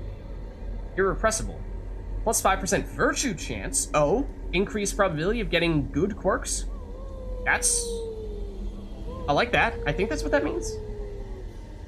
So that worked out for us. Would it have otherwise had a high probability of giving us a negative quirk? Okay, wait. We said no more battles here, right? Yeah, okay. So let's keep the torches low for the time being to try to conserve. It is going to cost us a bit from a stress standpoint. Any scouting? No scouting. Ooh, okay. I think that means we're probably, yeah, especially as the light's getting low here, we should throw on at least 1 torch, if not more.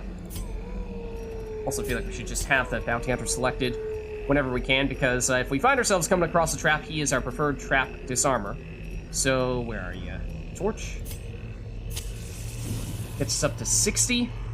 So 75 is the breaking point, where we get no downsides. Still a ways to go through this dungeon. We're less than halfway through. How many torches do we have left? 8? And we still have my bulwark ability that can potentially give us a little more light. I think we can get 1 more torch on now. We're gonna have to be a little cautious with the torches. Okay, let's see. Ooh, what is that?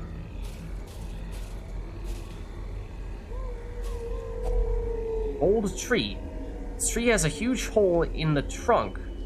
Perhaps there's something inside. Is it basically a chest?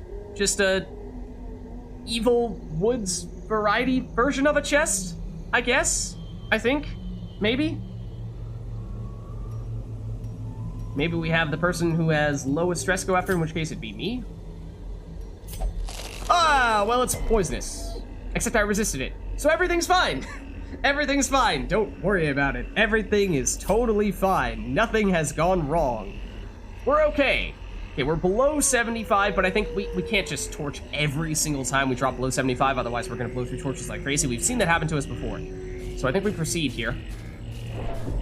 It's going to cost us a little bit of stress. There might be a battle, but looks like... Oh, no! We're not making it out of here yet. We have Ectoplasm for the first time. 8 HP apiece. How much speed? 1. One would assume that we should have most people go before them. In that case, I'm also on 1 speed, but everyone else is faster than that. Anti-venom would have been the way to protect from that. So is that always going to have the chance of poisoning us, or is there some chance of that working out for us? I mean, we did resist it, fortunately. But, is that just like a, sometimes it's good, sometimes it's bad, or it's always bad unless you use something to dispel the downside of it? Okay, so for you, I mean, with 8 damage apiece, hold on, do they have high protection or anything like that? Resistance to stun, 50%, resistance to blight, bleed. It's not like they have high damage protection. It feels like these guys are easy targets, and we should just go straightforward damage, I think.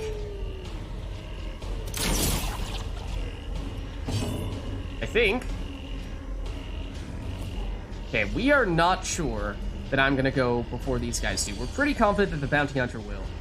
But I think that means Anor should probably try to get the death blow on you. And then we'll try to have the bounty hunter finish this guy off, and if not, I might go before it, but we don't know. Because with Judgment, it's 4 to 7 damage, so if it hits, it's guaranteed to kill. And it is. Okay, they do have their little corpses. We haven't seen those in a while, actually. This collect bounty is 5 to 10 damage. It's definitely not guaranteed to kill, but it can. It can. Using an item changes the outcome. Anti-venom on Old Tree always gives items. But, like, is it still possible to get something good even without the anti-venom? Or is it always bad without the anti-venom? It's just that you have, like... Well, hold on. Oh, that's enough damage. Okay. This expedition at least promises success. Knock on wood. Okay, so, yeah, it's just you increase, or you guarantee that something good happens if you do that, whereas nothing is, or you have a varied set of chances of different things that could happen if you don't use the item. Okay, we did not get scouting on this room, did we? I don't think we did. So this could be a battle, and we're on 49 lights at the moment. How do we feel about that? What's our torch count? 7. How much more room do we have to cover? We are still not even halfway. Maybe around halfway. I feel like we need to hop in here. Take that chance. What is it? No battle. It looks like it's empty. No scouting once again, though. Okay. I think that probably might have paid off a little bit. This is just a tiny little area. I mean, I think the number of little tiles there dictates how long the hallways are, to a certain extent. You think we have enough torches we can use them freely? Okay. We'll head this way. Okay. Well, we brought shovels, right? Okay, we did. Ooh, good. And we know we're going to want to use the shovel here. A victim to the spreading corruption. Otherwise, this is going to be pretty bad for us. So we'll use the shovel here. That's what it's for. And we still don't really know what else to expect here. But it is an item, potentially. And I didn't steal it. Only treasure could staunch the flow of otherworldly corruption. Nor did Nor. So that's great. A little bit more loots for us. Here's the way out. Or into the next room. Which again, we don't know what to expect. But this is about the halfway mark. 62. I will light it up a little bit, just in case this might be a battle. It is not. Oh, and we get scouting. Great. Ooh, okay, pretty empty. Pretty empty from here on out. That looks fine, then. Well, we'll proceed, I suppose. And a little bit darker. Maybe this is one of those instances where, because we're not gonna, well, not gonna have a battle, we can afford to keep it a little bit darker, but then again, we do have Torches to spare. It's gonna cost us a little bit of stress. But the extra loots! What about the extra loots potential? What about that?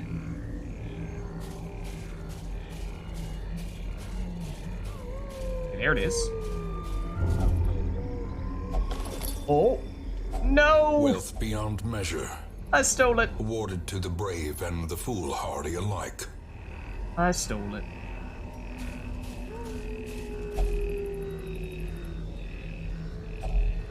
Oh, okay. I thought that was odd that we were stopping just for me to say that, but hunger. Okay, we've not yet had any hunger situations, have we, right? So this is our first one.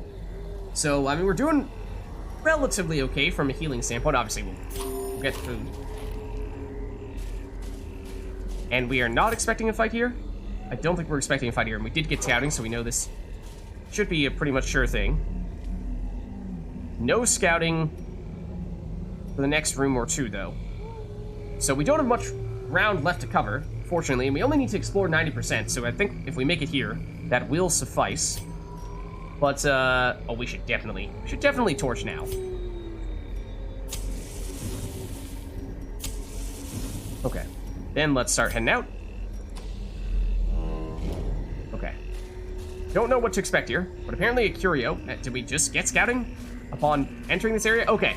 So we learned that apparently the answer here is if we have anti-venom, which we do, we can use that for a guaranteed upside, or we can take our chances and maybe get something bad, maybe get something good, or maybe have nothing happen if we just take it. But we have the anti-venom. Yes, there may be circumstances in which we might want it because we've seen that there are enemies that can poison us here, but we're close to the end, so I think we just go for it. Ooh, okay. It's worth a little bit. It's extra food, which is probably not necessary at this point in time, but sure thing. We'll nab it. Okay, then... Did we get the scouting? Do we know that this is actually empty? I'm not sure if we do. We might as well use a torch. We might as well, because we're pretty much at the end. And there we go. So we could head back now, but we have just a tiny bit more ground to cover here. And we do get scouted. Ooh. Okay, how do we feel about this? Curio. Probably worth at least stopping by to see what the curio is, right? Then there's a battle, and there's another battle with treasure in it. So, here's where the question I was asking before perhaps comes into play a little bit. We're done with the quest, so we've succeeded in that sense. Is there any additional benefit that we get from going further? I mean, obviously there's the potential treasure, yes, but fighting additional fights, is there any reason to voluntarily do that? Do we... I guess we get loot from finishing battles, don't we? Get a little bit. So there is that. Like, do we get increased experience or anything like that? Or is experience just a matter of you completed this mission or you did not complete this mission, and that's all there is to it? It's not like you traveled to this many rooms, so you get a little more, and you completed an extra battle, so you got a little bit more for that as well. It's only for loot? Okay. So I think we're definitely gonna grab the curio at the very least, or at least see what it is. And then from there, we have potential loot from this battle, and then another battle here, which would give us the direct rewards from the battle, but also the treasure chests at the end, which may or may not be worth it. So I think we'll play it by ear a little bit. We're definitely gonna at least see what we can get from this curio. Will I steal it? No. Get some extra crests, so that's good. So now is the real question. Is it worth 2 battles? Or 1 battle and go, or 2 battles then go? Because that is obviously the primary risk and the primary way we would gain stress as well, given how we've seen a lot of people that give stress here. How are we doing from that standpoint? I'm doing fine. Relatively fine. Anora's doing okay. The Arbalist a little more stressed than Anor, and the Bounty Hunter a little more stressed than the Arbalist. It's like if we see more of the madmen, we're just going to give the entire party a bunch of stress. That's going to be annoying. If we see more of those ectoplasms that we can just destroy before they get a chance to even hit us, then it's basically free money.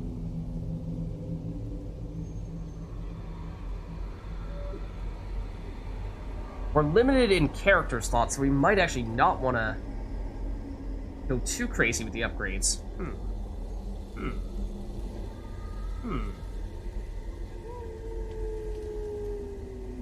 I guess we'll head back. It seems like once we've completed the quest, there isn't that much reason to stick around unless we, for whatever reason, had reason to believe that this treasure was going to be absolutely amazing, which maybe it will be. But I guess the risk just feels like that may not be worth it. Paths and roads bring soldiers and supplies. Let them arrive unharried. Because finishing a dungeon in which we walk away with very little in the way of permanent stress or other downsides, I think is always a welcome sight. Okay. What do we have here? I have leveled up, and I think everyone else is up. Did Anor reach level 2, or she just barely missed it? I think she just barely missed it. Well, let's see what the quirks are. For me, Fear of Beasts. Plus 15% stress versus a beast. I assume the dogs that we encountered in this area are beasts, and minus 10 accuracy versus beasts. That could be a problem. Deadly. Plus 2% crit, though. Not really sure I'm a go-to crit character. I think that was primarily core. But, okay, I have a lot. I think I might have every single negative trait spot filled up right now. Then the unnamed Bounty Hunter. Wield Scrounger. Plus 5% scouting chance in the Wield. That's where we were just going. So, that's good to have a specialist for that area. You are still a little bit stressed. Not sure if we might want to have you relieve stress in town, or you might just barely be able to pop in for the next one. Anor, what did you get? Ooh, that doesn't look good. Minus 10% stress heal received. No! Oh, goodness. Across the board? Ooh, that looks bad. That looks bad. Faithless will not pray or flatulate for stress relief. That's a double whammy. Anor has that one as well. But that's 2 places you can't relieve stress from. And then minus 10 stress, as if to make up for that. Oh, man. Ooh, okay. So we might have walked away without much in the way of stress. But we got some pretty big quirks there of the not-so-great variety. Women and Steady men, is great. Soldiers and outlaws, fools and corpses. All will find their way to us now that the road is clear. This does look awesome. The positive traits here... Oh, well, it might have had something to do with Irrepressible. But the positive traits here are quite solid. We also have extra damage if we're on high torchlight for you. But, problem is our downsides are pretty darn bad. Because we kind of want to have some downsides on... Or some negative quirks. We just want them to be negative quirks that are not that negative. Because they're gonna get there eventually, right? We just want to kind of damage control to a certain extent. Oh, I didn't realize core is 5 on the positive side as well. Okay, let's take a look at the updates. Long day awaited. Word of our predicament has spread, and a new crop of aspiring corpses stepped from the... Stagecoach? What? 6 more recruits than usual? Why are you referring to them as corpses? It really made me think that we are about to get attacked by an army of undead. Also, I'd like to believe that the people who are joining us are not undead, or maybe you're saying they're as good as dead.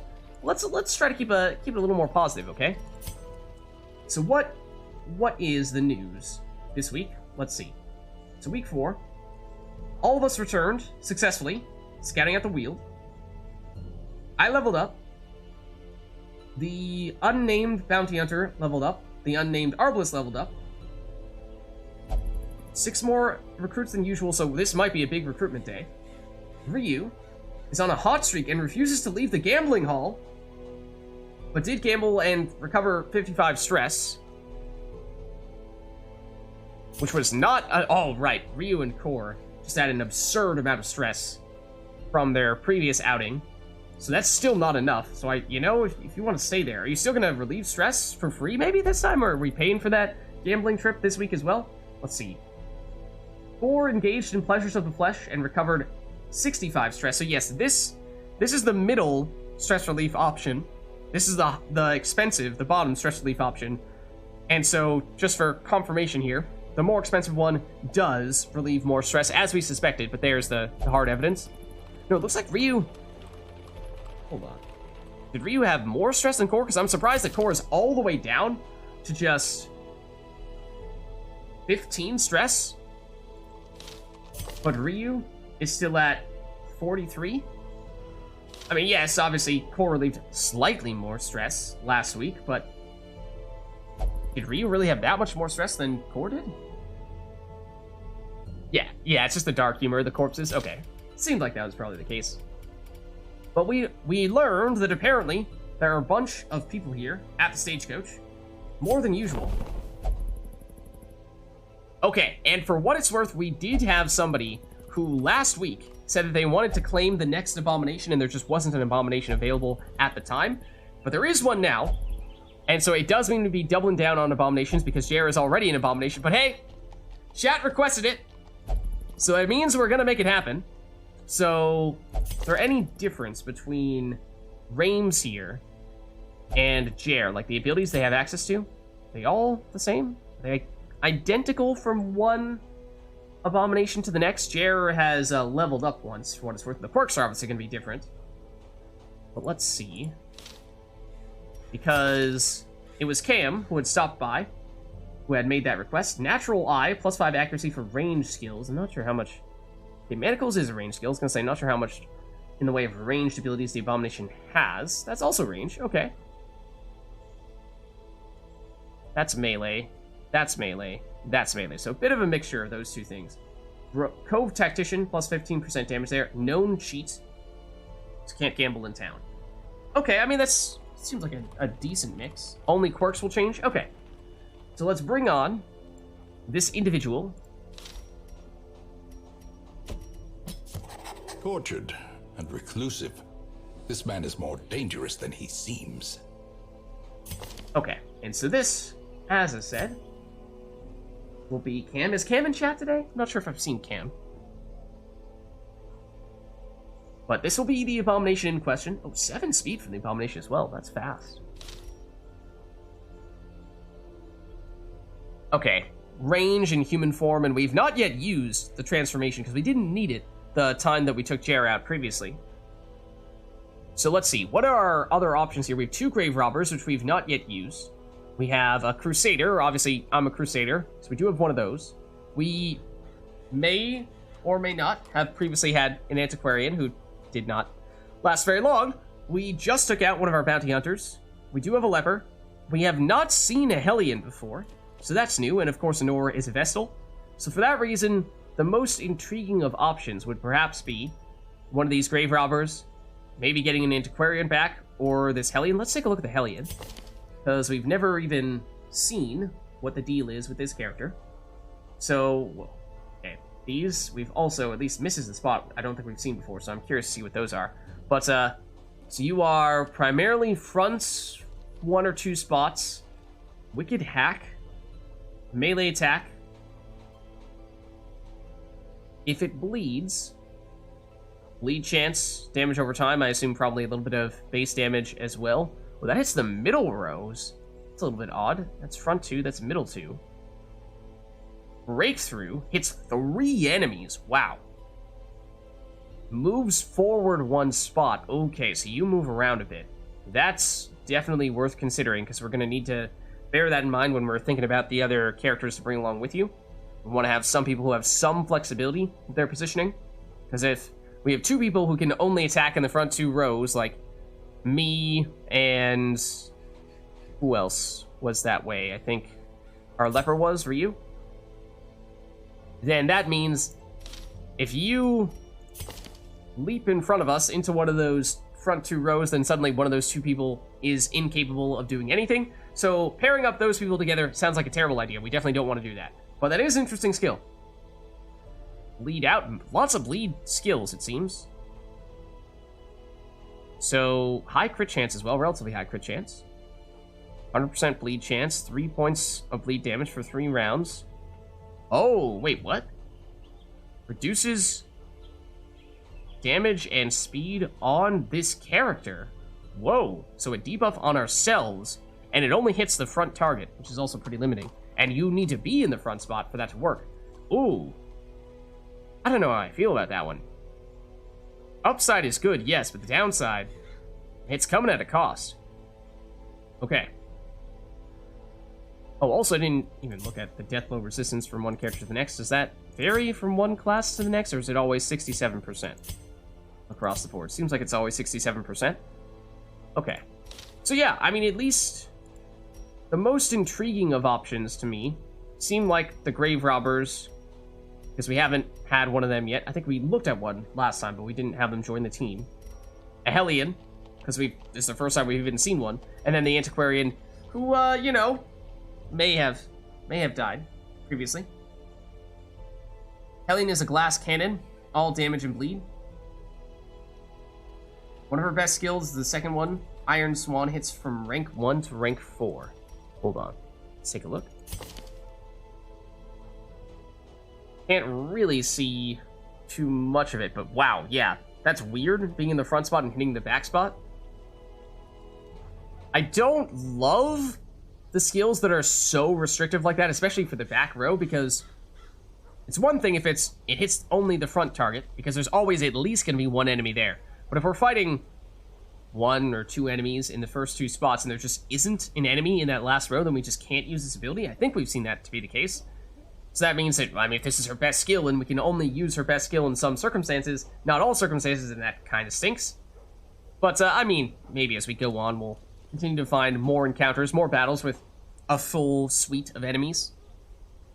But anyways, so we've 1 spot remaining here. 1 spot where we can bring someone else on, unless we upgrade our stagecoach, which I think that is one of the things we can do. Increase the number of available heroes to 4. Increase the size of roster. That's what we would need to do. We've not used any of our deeds yet, so that could be something worth doing. But I mean, it only gives value to us if we are feeling like we are in need of getting more people on the team.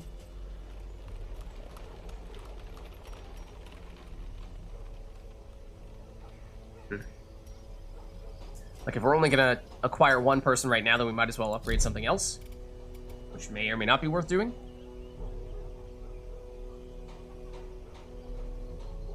True, the enemies at the back do seem to pretty much always be the stress dealers, and they're kind of hard to get at sometimes. That is true, and they're often fast, so it's hard to stop them. So yeah, I mean, I'm intrigued. As I said, we don't have a Hellion yet. Barbaric rage and unrelenting savagery make for a powerful ally.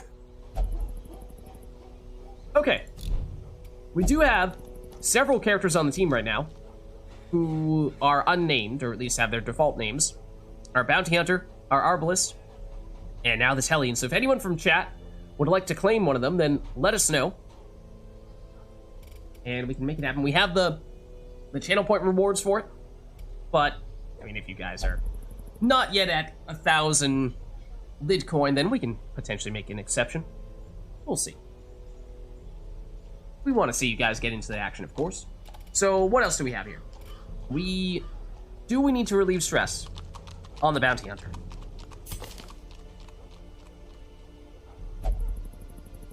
$38 is more than we would like, probably. It's not like code red territory, but if this guy gets targeted by a bunch of other stressors, then that could become a problem. If he doesn't, then we could sneak by. I mean, he's probably going to get a little bit of stress from going on a dungeon no matter what, but, you know, like getting an incremental 5 to 8 stress we could probably deal with and just send him over to stress relief at that point.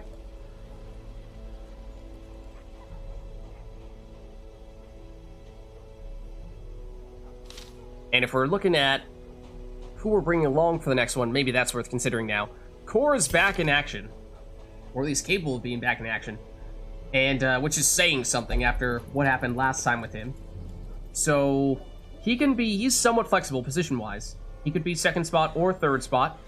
So that might make sense to have him be in a party with the Hellion that we just acquired. Because we could start off with Core in the second spot, and then if the Hellion jumps in front of him, then that's not a terrible thing. But where does the breakthrough has to be initiated from one of the back 3 spots? Can't do it from the front spot. I guess that does make sense. Then where are you starting in that case? Because it feels like it's not a great idea to start you in the 3rd or 4th spot anyway. And if we're putting you in the 2nd spot, then what? Then you're jumping in front of someone else in the lead, and I'm still doing okay in the lead spot, although I have a lot of experience. So we might be looking for someone else to take that spot. It would have probably been Ryu to take my spot, although Ryu insists on staying in town and gambling. Can you go front? I think you can. You can. Could go Bounty Hunter in the front. Not a ton of HP. Wait, 25. Compare that to me. I had 33. That might just be in part because I'm a higher level, though. Jer, are you capable of going front row? You also didn't relieve as much stress as we would have liked in that previous go-round. You're at 33. How much were we saying the Bounty Hunter in question was? 38, so Jer might be a better option in the front spot. Then we put Hellion in the 2nd spot. And if she jumps in front of Jer, that's not the end of the world. Because Jer is still functional in the 2nd spot. And then that means we're looking for 3rd and 4th spots. What does the little stamp with a skull on it mean next to their name?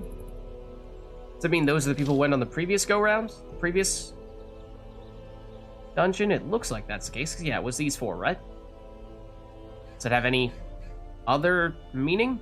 Or any consequences? Like if we continue to take the same group out? But Anora's still doing okay, stress-wise. And she's about to level up. So we could bring her out in the 3rd or 4th spot. And then that means we need one other person in the back, and it could be the Arbalest. She's kind of stressed at 32. It's maybe not terrible, though. Alternatively, we could bring Cam instead of Jer. So we just got Cam. That might make sense. She has obviously no stress, because we just recruited her.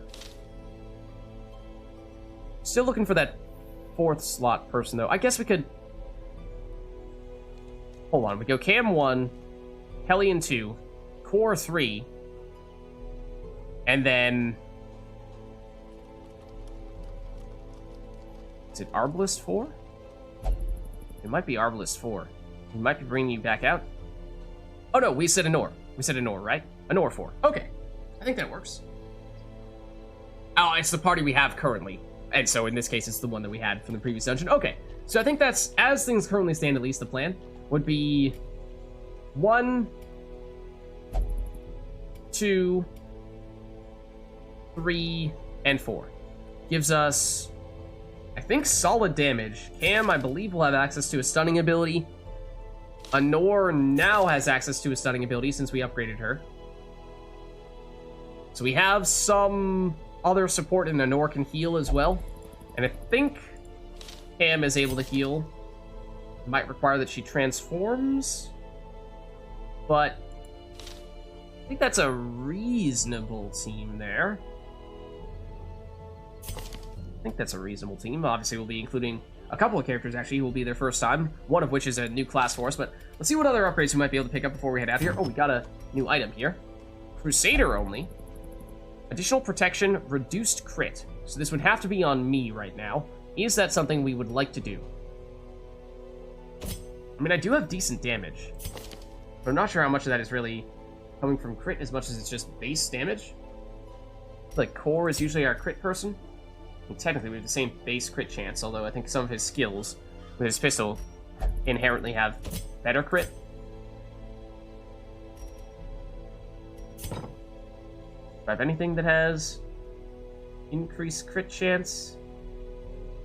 I have things with reduced crit chance. Feels like that's not a huge loss. It's only Smite that would be losing its crit chance. But I think we can handle that. In the interest of getting additional protection, which I'm usually the person that's tanking the damage. So I think that does make sense. I think that is a worthwhile trade-off. Then, I mean, 5% protection, not sure how much of a difference that's really going to make. But same could be said for 3% crit chance, I suppose. Okay. So, other upgrades we want to do before we head out. Might be worth considering. We do have the stuff, the goods to upgrade the stagecoach if we'd like. It feels like we don't yet need to increase our roster size, though that might be something we want to do soon. Number of heroes available also feels like that's not strictly necessary just yet, so maybe we're looking elsewhere. Sanitarium upgrades.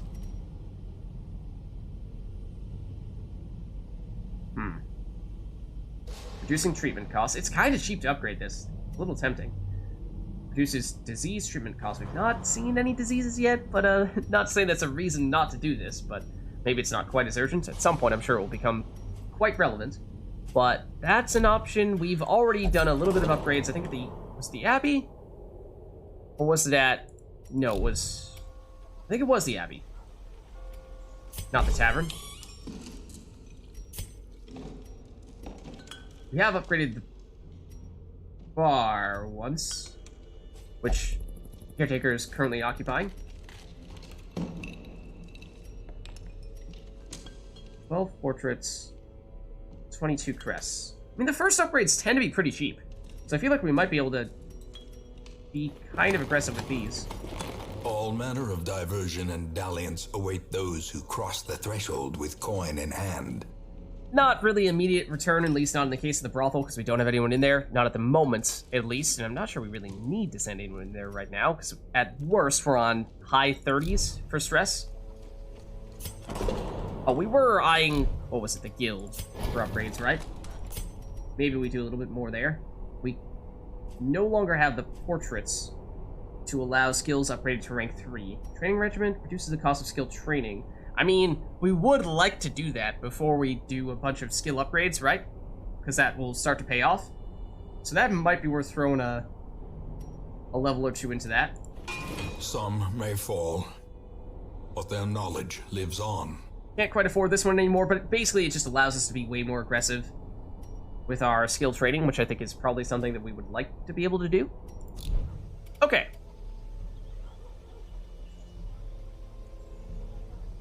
Let's see. Watch the Hellion skills, because she needs the right ones to work. Let's see.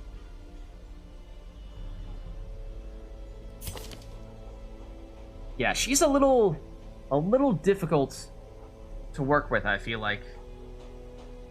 She has some notable things.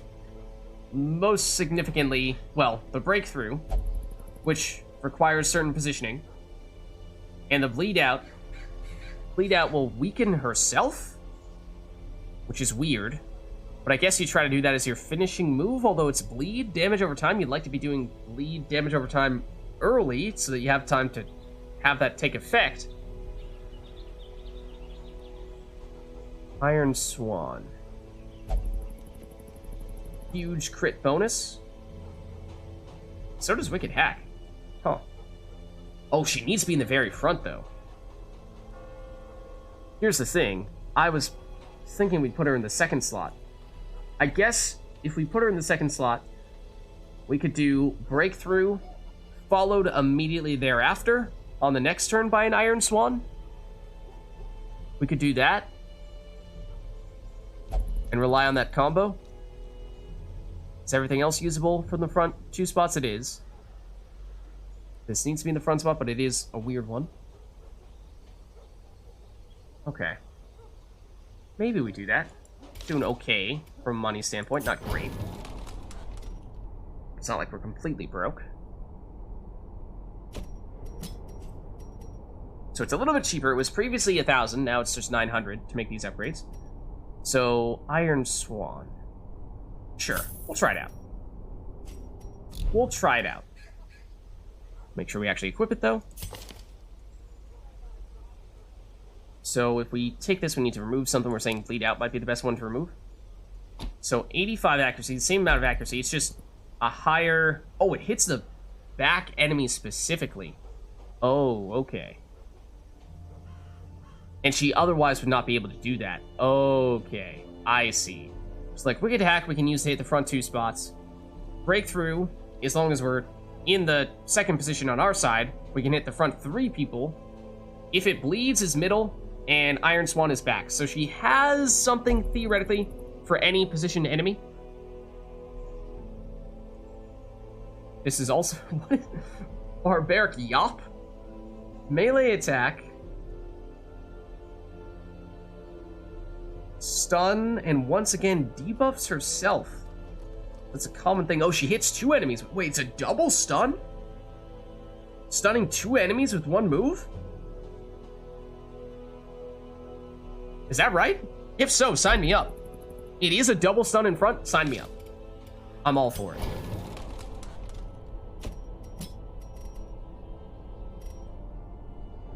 That sounds pretty awesome. That sounds pretty awesome to me. So, is it ever such that when you recruit a new not Vestal, in this case, Hellion, will they start with new skills? Like, we started with what? Wicked Hack, If It Bleeds, Breakthrough, and Bleed Out. Are there sometimes going to be new Hellions that start with Iron Swan, Barbaric Yop, Adrenaline Rush, and something else, and they won't have some of these other ones? It is random. So we got kind of an unfortunate set of skills on our starting Hellion if 2 of her best skills were not ones that she had learned yet. That kind of stinks. Okay, so the question now becomes, what are we getting rid of to make room for this? So this only hits back. This hits front 3, but requires specific positioning. This hits the middle. This also hits the front. So theoretically, we could get rid of our front stuff with Breakthrough, and we could just permanently position her in one spot. Wicked Hack feels like that's the straightforward attack. We had 3 useful ones. I guess, what, Adrenaline Rush, Heal Self might not have been her best. I don't know. We haven't tried any of them yet, so I'm not sure.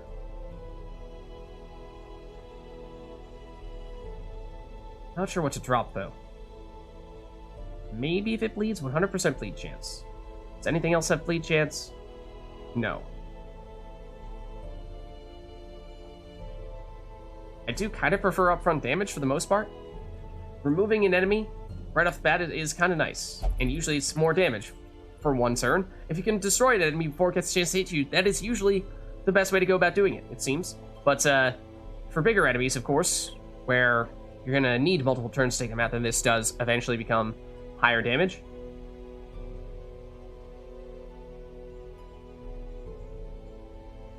What if we do this? And just keep you permanently in the... Oh, no, but then if we keep you permanently in the second spot, then that means you'll never be able to use... No, you can use everything from the second slot.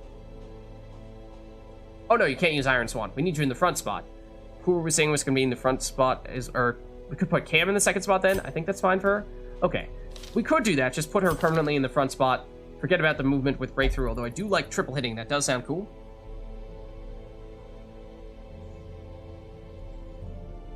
Mostly if she gets pushed elsewhere is the idea. Okay, so yeah, maybe we don't need that quite as much. So we put you in the front row, Cam in the second row. Third row is either a Nor or no, third row is Core. Fourth row is a Nor.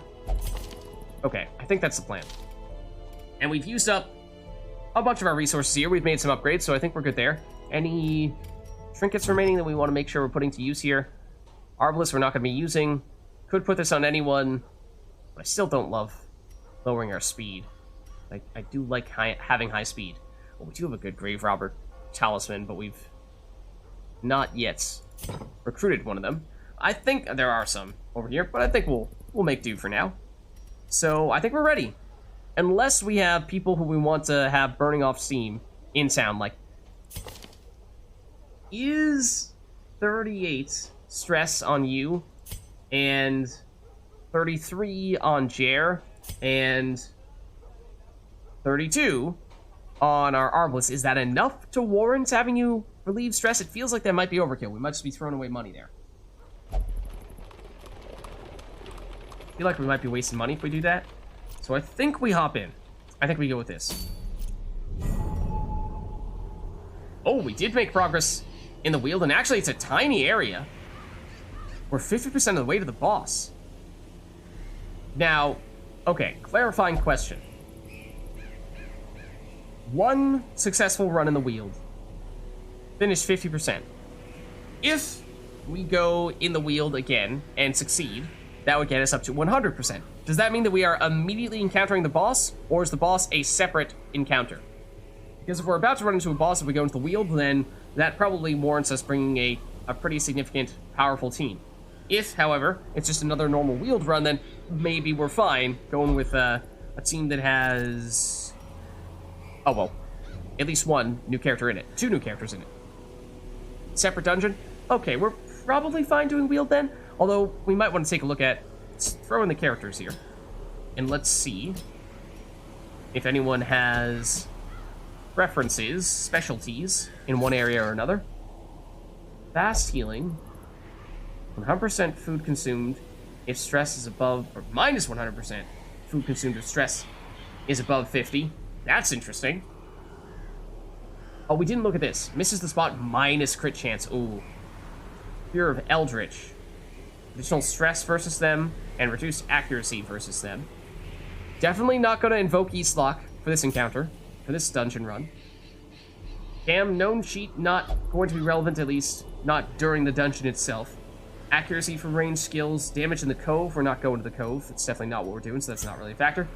For core, sun resist, speed, damage if he's on low HP. Look, we could have taken out Eastlock. Core has extra damage when it's on low HP. Weald damage. Okay, so Core is actually particularly good in the Weald. So, and, okay, well, the runes as well. So, Core doesn't care. He's packing a punch regardless of where we go. For Nor, Warrens, which I don't think have done anything in yet. And we probably are not about to start. Because on the negative side, should also look to see if there's anything that would suggest that we should not bring someone somewhere. Anor is still a kleptomaniac. Is that was one of the things that we said that we might want to remove, at least on me, although for me, it's pretty hardwired in at this point. God-fearing as well. Is that reason enough not to bring Anor right now? To try to have her stay in town and remove Kleptomaniac? Because having 2 Kleptomaniac characters just means we are losing a ton of value. It feels like we're fighting an uphill battle with the coinage, where we're getting some at the end of the dungeon, but then we have to spend some to go back to town if we want to make upgrades, and at that point we're not actually making progress. We're kind of just staying at the same number, whereas presumably we want the number to be going up a little bit even after we have some expenses. So then again, do we have anyone who can take Anor's spot? We could throw in the Arbalest there. The Arbalest could hop in one of the back spots. I suppose that's an option. And maybe we have Anor stop being a kleptomaniac. Can we still go back to town at this stage? Or is it too late? Is it too late to return? Arbalest can heal, which is only one character at a time. That is true, we're losing our healer. Our primary healer if we drop Anor. That does kind of stink. Cam, I think, can heal herself. Can you as well? I don't think you can. No. So that will be one thing that we will be lacking quite a bit. Do we have the self-heal, though? We don't have Battlefield Bandage. If we press escape and go back to town? Okay. It's gonna be tough, because I think we will have a bit of a glaring weakness of sorts with this team without a Nor on it. But let's treat... I mean, honestly, she has some pretty bad ones. That's a double unable to relieve stress, which I don't love, but also that seems really bad. I don't know, maybe 10% is not enough to be a huge factor, but Kleptomaniac. Let's get rid of it. It's 1,500 again. The monies. The monies. It's cost us a lot. But okay. Now let's head out then. We'll bring the Arbalist instead in that last spot. We had an Antiquarian once upon a time, but that is the best way to farm the monies. It didn't last long. Steelwolf, rest in peace. Okay. So yeah, healing is the notable gap that we have with this team. Some self-healers. Notably you. And that's just about it. So I'm thinking, let's see, what is our goal here if we go to the wheel? Medium-sized dungeon. Oh, hold on. Hold on.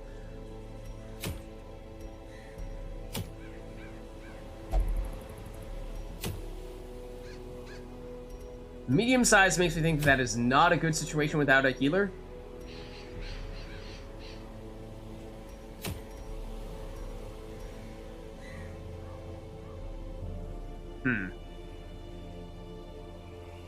Is it worth us going to the ruins instead, maybe?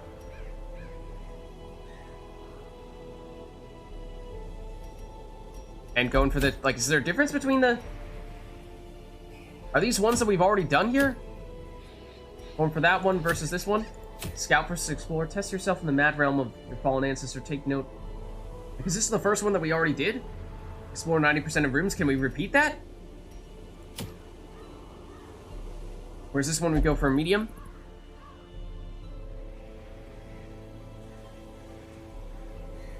Maybe get the healing skill on, what, the Arbalist? So we have a little bit more of that stuff.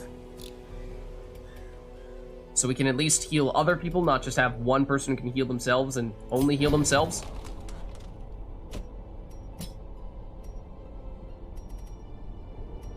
Battlefield Bandage. Heal 2 to 3. Healing received plus 20%. Okay.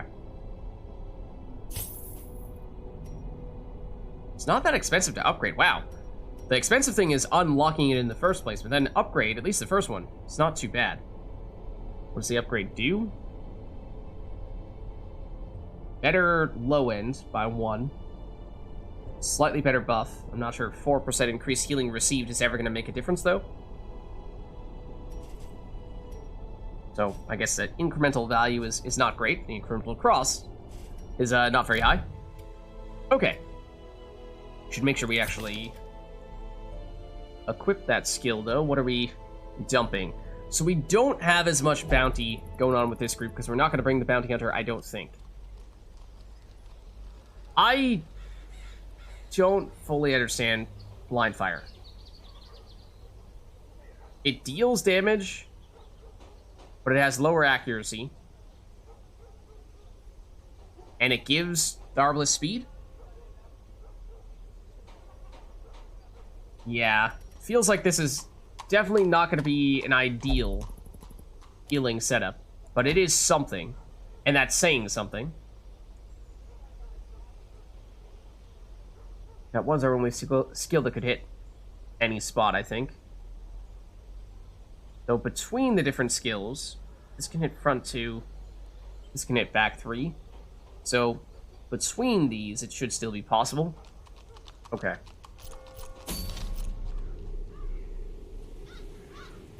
Alright, so yeah, the question is, do we...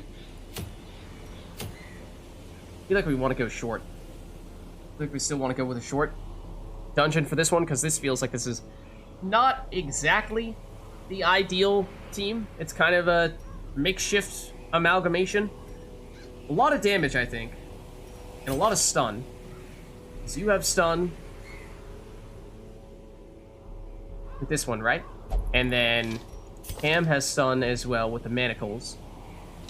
Forge is not, but he's packing damage, as are the Hellion, and the Arbalest, and I think Cam probably does if she transforms, but like I said before with Jer, when we used Abomination previously, he did not transform at all during that dungeon because we wanted to conserve the stress, if possible.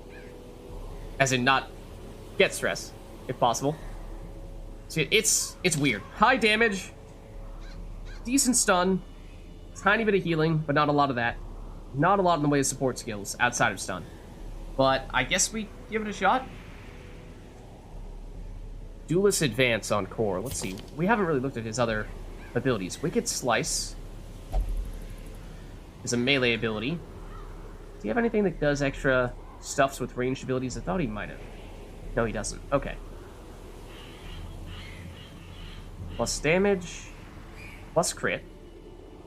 Hit either of the front two spots, so it's kind of like an alternative to Open Vein, whereas Open Vein lower upfront damage but has the bleed, I guess. Or at least lower crit chance but has the bleed. Pistol Shot, versatile, gives them the range ability. Point Blank would be front row, but I don't think that's really what we're looking to have Core do. You're saying Duelist Advance. Move Forward 1, it's a melee skill that we can use when he's in one of the back 3 spots. Accuracy, higher crit chance. Activates Riposte. Oh? He has a counterattack? Is that how that works? So what, we put him in the 3rd spot? And then Duelist Advance puts him into the 2nd spot. He's still functional from the 2nd spot. But if he ends up in the front, then that starts to become a bit of an issue, because he can't Grape Shot from there, he can't Pistol Shot from there. He'd only be able to really Open Vein. I don't think we've ever used tracking shots. This is probably what we would dump to make room for that ability. It is a counter. It sounds intriguing. It does sound intriguing. Why don't we'll make that adjustment and then we'll head in. So we have done a lot of prep for this one.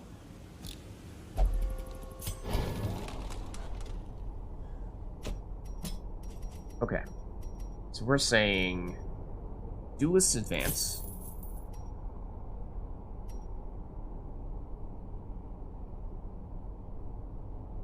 Just looking at upgrades. How effective are they? Extra accuracy, primarily. A little bit of extra crit chance. The big things you're gaining. Riposte is a counterattack, but it deals less damage. The damage penalty is lower with upgrades, it seems. And it has a crit chance, or increased crit chance, if you start leveling it up. Actually seems like, compared to the other upgrade we were looking at previously on another skill, I forget which one it was, this looks like it makes much more of a difference. For what it's worth, but we should probably test it out before we start investing everything in it. But before we do that, we should actually equip it. So I'm thinking we dump Tracking Shot to make room. Bypass Stealth, De-Stealth. I mean, we haven't really seen stealth enemies. Maybe once they start to become a thing, because I imagine at some point they obviously will. Then that might be worth considering, but at the moment, not so much. So yeah, then that means we probably want to keep Core in the... in the 3rd spot and move him up to the 2nd. The problem is once he's in the 2nd, he's bumping someone back, and that someone is someone who probably doesn't want to be in that 3rd spot. Is the issue, unless we re-equip Breakthrough and just have our Hellion and Core switching spots constantly like that. Because I mean that's still usable from 3.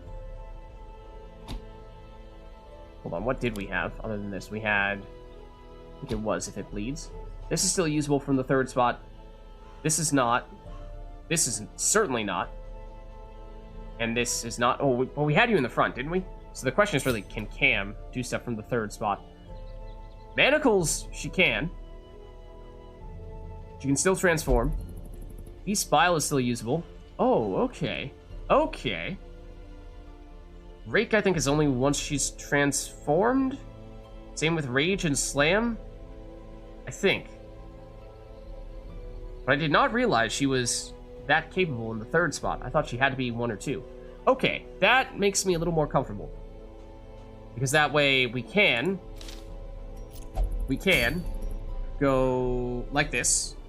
And even if Core jumps up a spot and Cam gets bumped into the third spot, she's still capable of doing things in that third spot. If Core jumps into the front spot, I guess you can still do some things in the second spot, right? Yeah, I think you're still fine in the second spot. It was the third spot where you start having issues. There's one thing you can't do. You can't do Iron Swan from the second spot. But other than that, it's still possible for you to do things, so I think we can make that work. It's our first time really messing around with movements in the party all that much, so don't want to go too crazy with it just yet, because I feel like there's a chance that we could just totally brick our entire team if we're not careful. But let's try it. We'll go for a short little scout out in the ruins. So we need 90% of rooms, and we will get a Vestal item, which we could potentially use on a Nor, although it does reduce her max HP, even if it gives her the extra virtue chance. Not sure if that's going to be worth it, but of course, we'll just have to wait and see. So, I think we're ready to go here.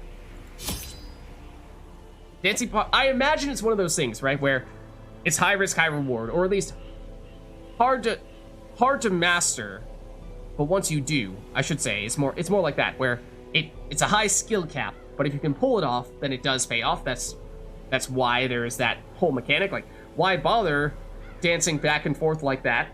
It just makes matters difficult. It wouldn't be worth it if it wasn't powerful. But if it is, then okay, you know, there's reason to go out of your way to make it happen. But if we're going back over here, I think we are, well, obviously we're gonna need some food. And I was going to say, for the team, that, I mean, we did upgrade our healing a bit, but that might still be one of our weaknesses here. It might make sense to go a little extra aggressive on the food. Definitely want shovels. We've established shovels at this stage seem to be the most common resource for us to consume. Then, we haven't really seen too many enemies that... Oh, we've seen some enemies that bleed us here. Not sure if it's reason enough to pack a bandage. We obviously need torches. Don't have the Crusader anymore. I'm not in this party. So we don't have the free way of getting torchlight back. I mean, we didn't use that very often, but it was theoretically something we could fall back on if we found ourselves absolutely desperate for increasing the light. So we might want to get a little aggressive here as well. Yeah. So, I mean, usually, as we did at the very beginning, I like to take a little bit of everything so we're prepared for any situation. It does get kind of expensive. I mean, it's a little bit of incremental cost, yes, but it adds up. Like, okay, sure, adding one bandage is not a huge expense, but I did take extra food. I did take 2 shovels. I did take some extra torches. Add all that stuff together, and it starts to become a factor, and because we did spend somewhat aggressively, we're a little reluctant to just spend like crazy even more.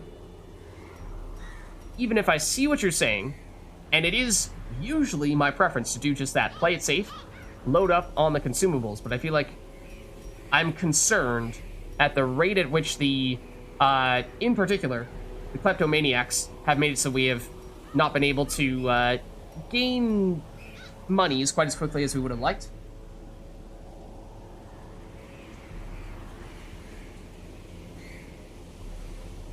We might get free torches, so we could potentially put some of these back. That theoretically is the equivalent of picking up a bandage.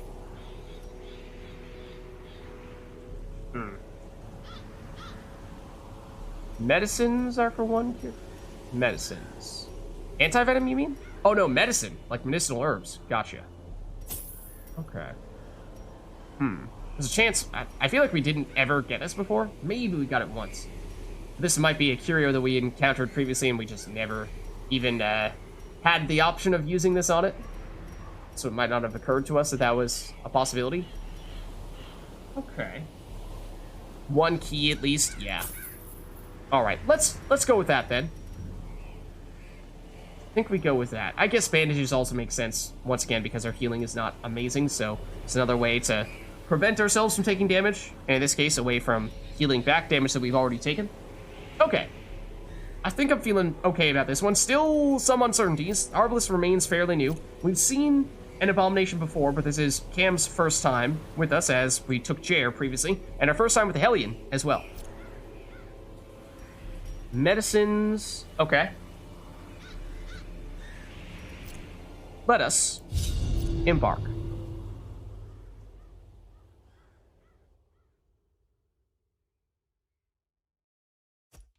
Pace out the halls of your lineage once familiar, now foreign.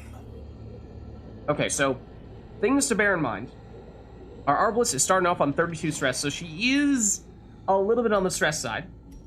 I mean, then again, if new characters are starting out at 20, it's not like that's a huge amount of incremental stress. Map-wise, ooh, hold on. What the heck? How do we explore this? That's weird. That is a terrible shape. I don't know how we do this without doing significant backtracking. That stinks. That does stink. Maybe we go down and go this way first, then backtrack, go up here, because we need to explore 90% of rooms, right? So we need to do backtracking. All right, chat, I appreciate the tips. They've definitely been helpful, but I feel like we're getting to the point where it's so many tips that I feel like we're starting to enter the territory where we're taking away a little bit from the self-discovery component. So I feel like let's dial it back a little bit. It's been helpful for sure, but in the interest of keeping some of this stuff, you know, discovering it firsthand, right? I think that we should leave some of it for that as well, because that's where some of the fun comes from. Well, needless to say, I didn't see that. Also, I did not check. But from a trap disarming standpoint, you're not great. You're not great. You're even worse. Oh, right. We have core. We're fine. We're fine. Core is our designated trap disarmer. If we knew that was there, that could have been a great way for us to disarm it. But alas, who was it who took the hit? We actually didn't take damage from it? Wait, what? We take stress? We took a little bit of stress from our lead person. Well, I believe this is our first time seeing this Iron Maiden. A rusty Iron Maiden stands against the wall, clasped shut. So, like, this is kind of what I mean. I would not have known what to use on this item. On this encounter, this curio.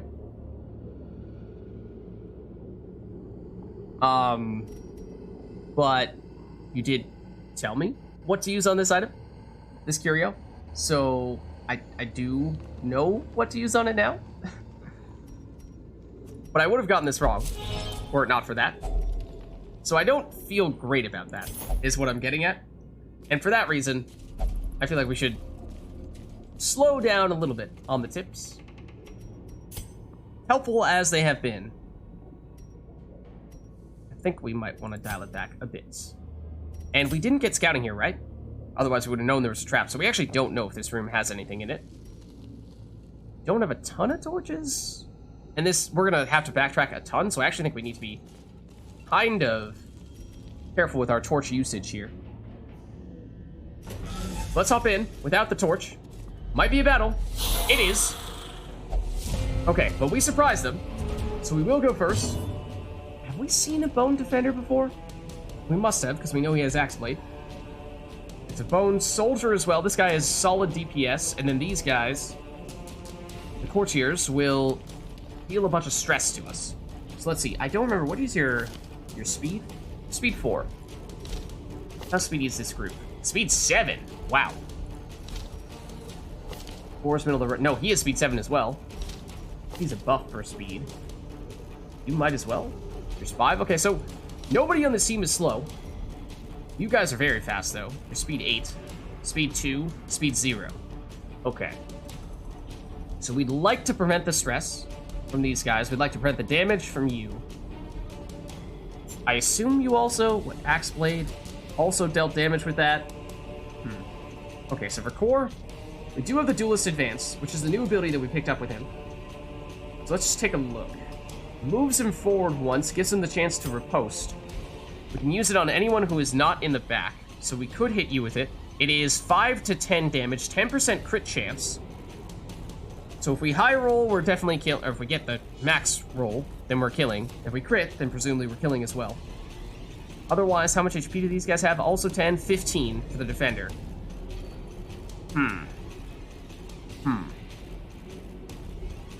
Thing is, if we don't kill you, you're probably going next. And so, we're missing out on an opportunity to take someone out before they go. Which is one reason why I do like going after the slow people. It's just denying a turn is really nice, but maybe we give it a shot. Let's try it. It's just 5. But he is set to riposte. Okay, now we have the Arbalest next.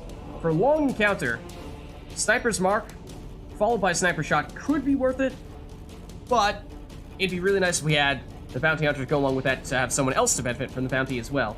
So this is purely set up for the Arbalest. Is that worth doing, or do we prefer to just try to take you out altogether? Because you almost have enough damage to guarantee it. It's pretty close to a sure thing. Alternatively, knock either of you back.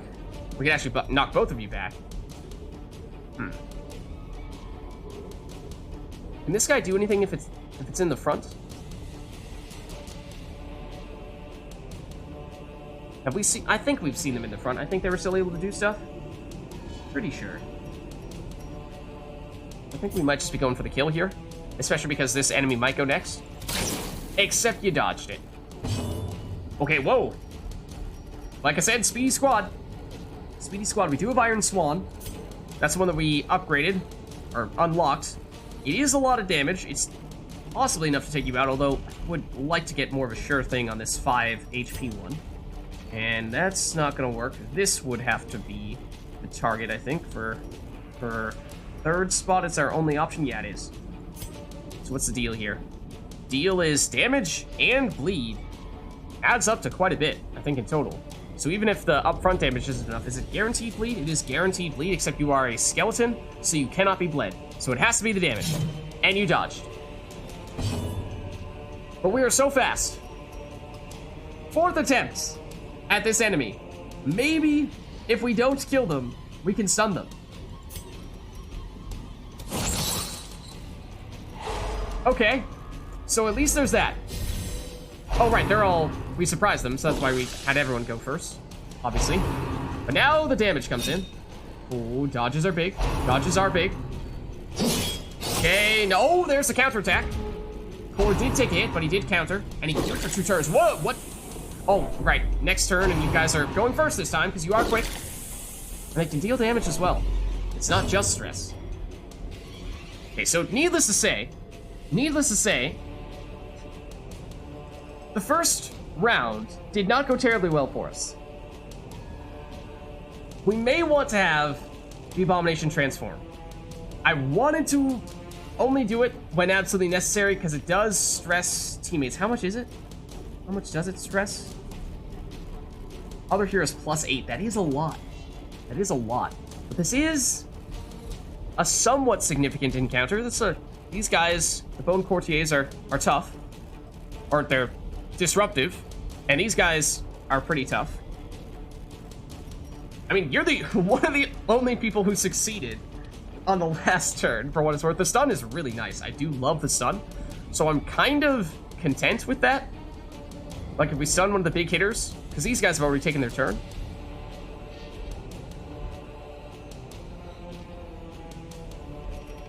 So we might still stun. You have stun resistance, don't you? Not really. Not really. I think we go for the stun. Stressors first if we don't have stress heal. Okay. Okay. True, we do have HP healing, but no stress healing. And again, reason why I would prefer not to transform if we don't need to. I know, I'm sure this character becomes way stronger once they transform, but it comes at a cost. And so if we don't need to, I'd rather not. The thing about this is these guys have already taken their turn this round, but then again, they have high speed, they're likely to go first on the next round, in which case we won't have a chance to take them out before they go again, so yeah, I think they'll go for you. As the fiend falls, so that's one down. Blossoms. Core should still be able to hit you with pistol shot. Yeah. Duelist Advance can't do it, and I'm not sure we want Core in the front spot anyway. So 5 to 10, 12.5% chance to crit. There's 8.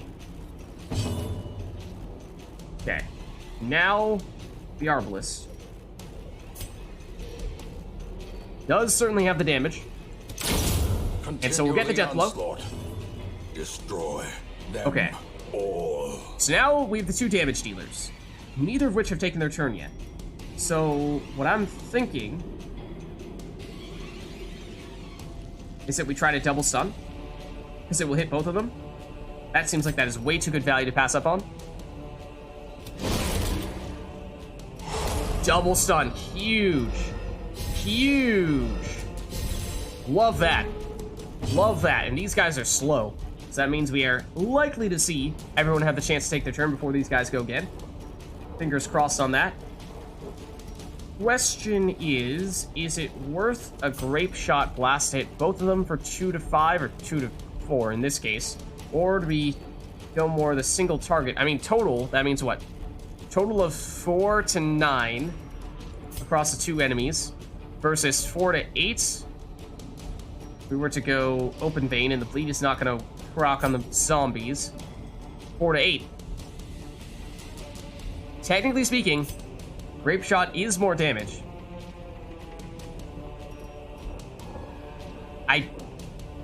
It has a lower crit chance and a lower hit chance for 1 more damage. Might just take the sure thing or the surer thing and go for the crit chance as well. That might be preferable. That might be preferable. I think this guy's gonna be a little bit harder to take down. Might focus on you. Oh, well, that worked. Well done, Core. Well done, Core. We'll take it. We'll take it. Ah, okay, there's an item you can get that decreases the stress from transforming. Yeah, okay, I can see how that would be very much of interest. Manacles we can't use on the front row. Oh, I forgot about that.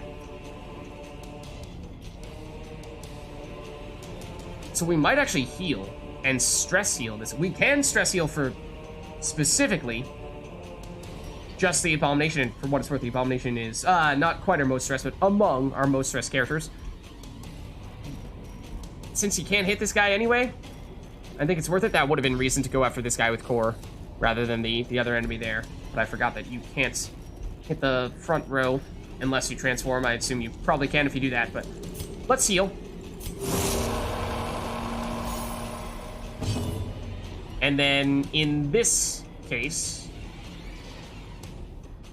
Oh, you haven't gone yet. Okay, I was gonna say, are we gonna have enough damage between you, or with just you to finish this guy off? Because I'm not sure we would. But if we have 1 more turn as well, potentially before this guy goes, because he's speed 0, whereas you are speed... Oh, you've been reduced. Down to speed 1. I did not realize that. I don't know what skill they did to make that happen, but that is significant, because it's much less likely. Much less likely for you to outspeed this guy then. I mean, we're hoping if we can get 2 hits in before this guy goes, then it's likely we can destroy him before he hits us. But how much damage is this? Oh, you can't hit the front either. Right. Oh man, we really should have gone for the front row with Core. We can knock you back. I guess we kind of have to, right? It is going to limit the options a little bit for you. But yeah, that's the kind of thing where getting a better sense of the strengths and weaknesses in terms of our positioning and our opponent's positioning, what we can and cannot target with a team, we're going to need some practice there. And with this being a very new team, we are very much still in the learning process.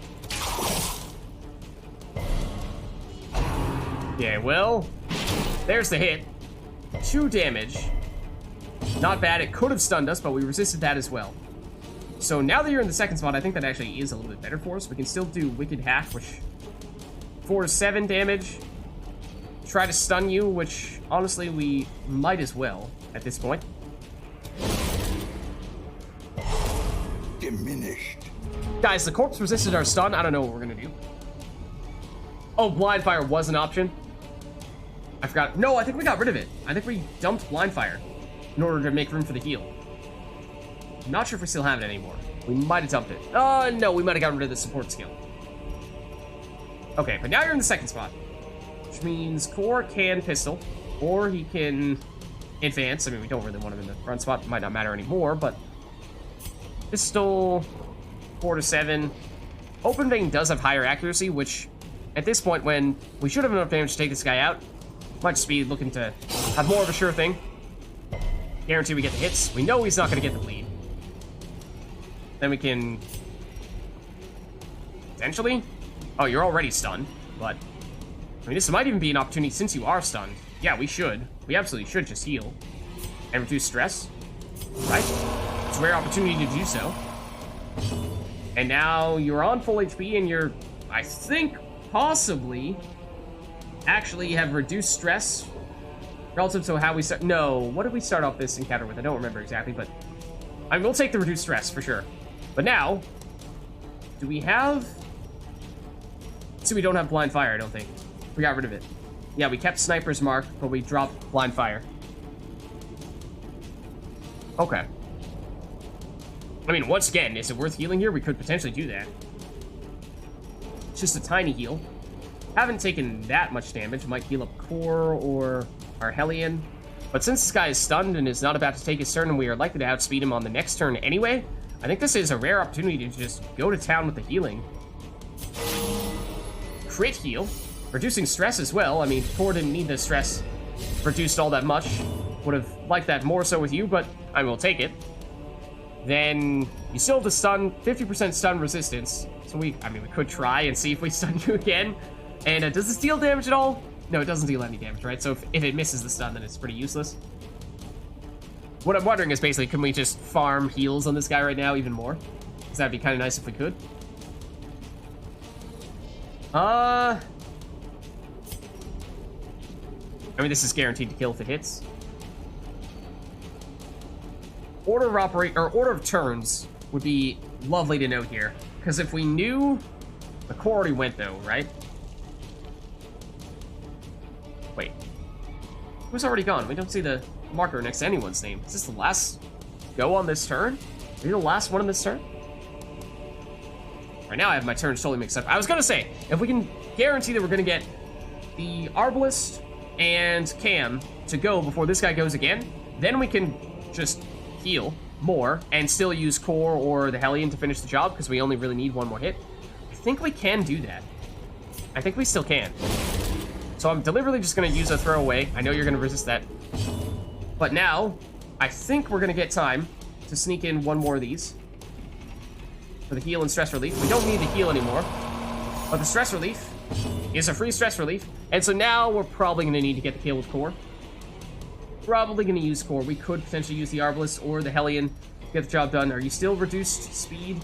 You are very reduced. You are -2 speed.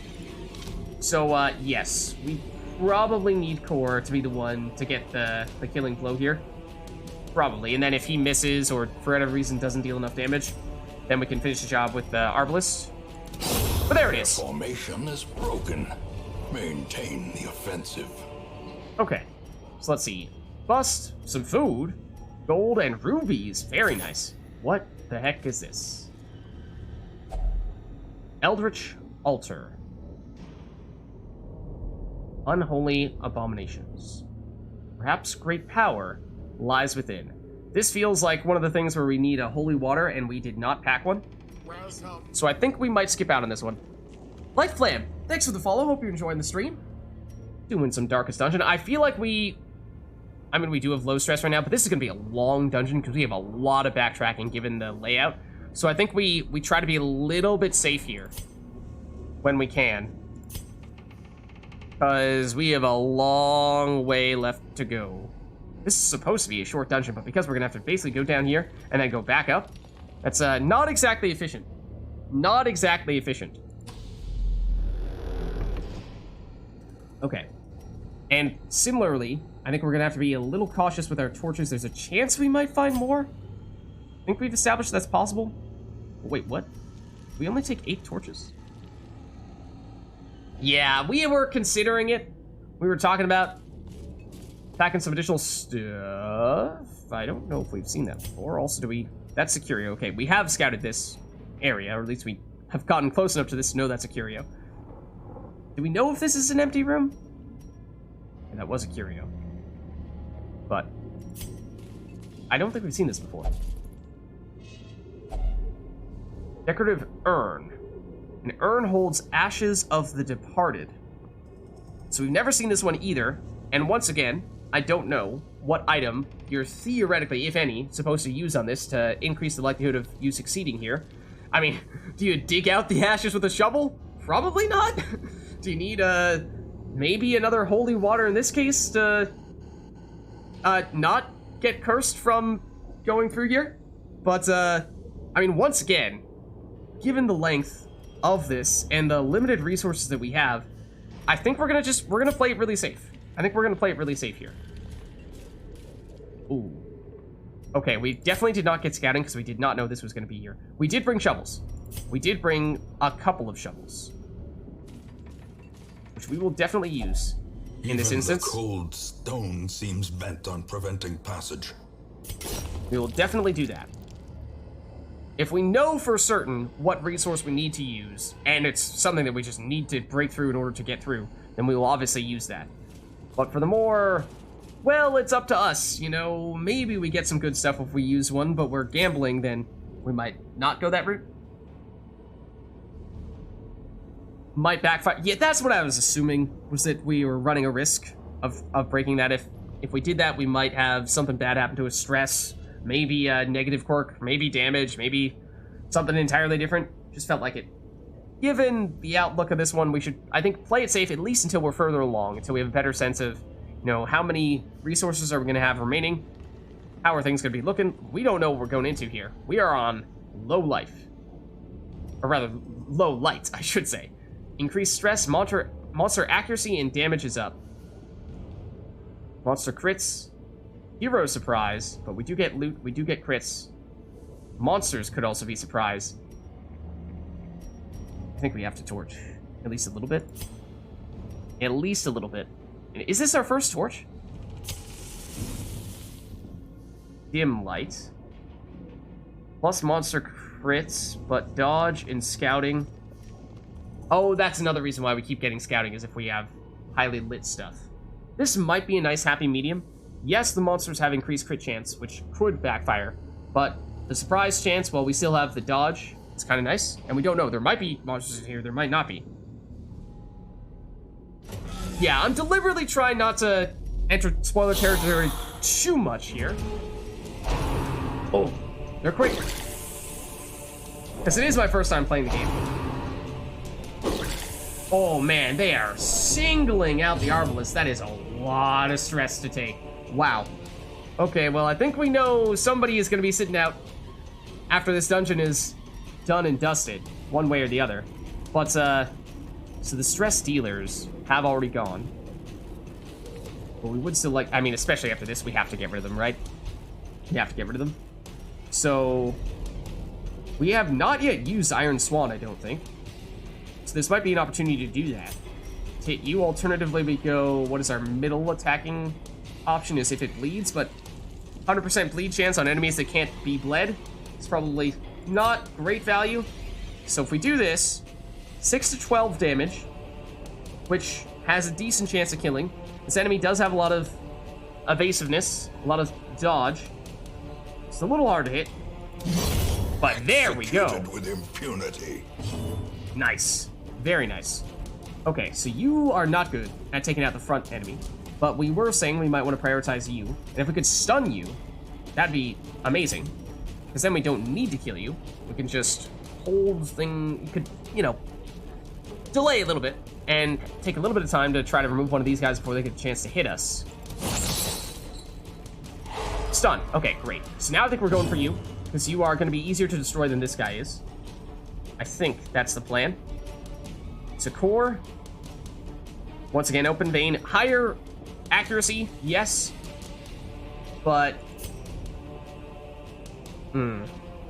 lower crit chance. And he doesn't have enough damage without crit to finish you off in one hit.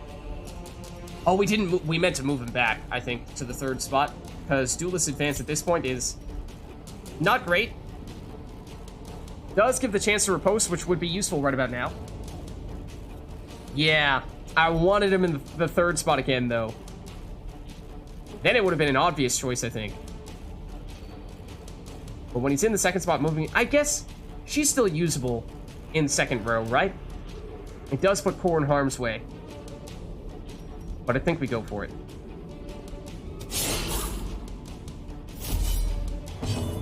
Okay. And we still have the Arbalest, who I'm thinking we probably go after this guy, try to get the killing blow. And 3 to 7 damage is not guaranteed.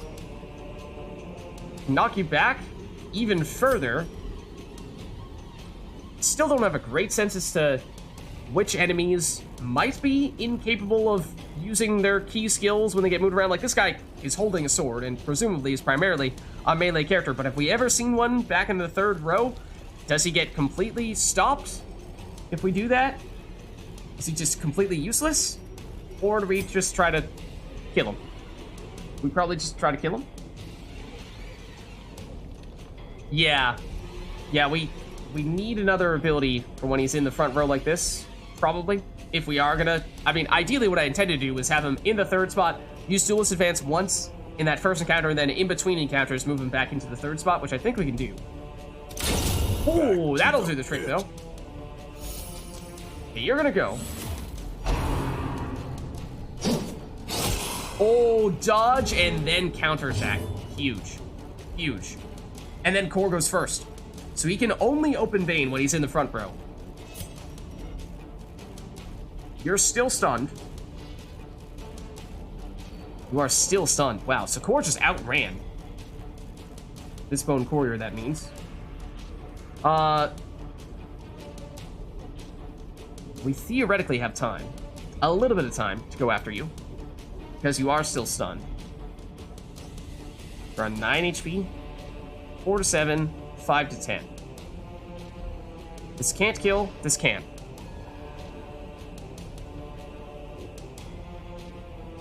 Yeah, no bleed on the skeletons, unfortunately. It would be helpful, but we actually have a pretty bleed-centric team here against a bunch of skeletons, which is unfortunate. I think we just go for this. Well, the crit certainly helps. The crit certainly helps, except, we had this problem before. And we put ourselves in this position once again, where Cam cannot target the enemy in the front, so we should have had Core go after this one.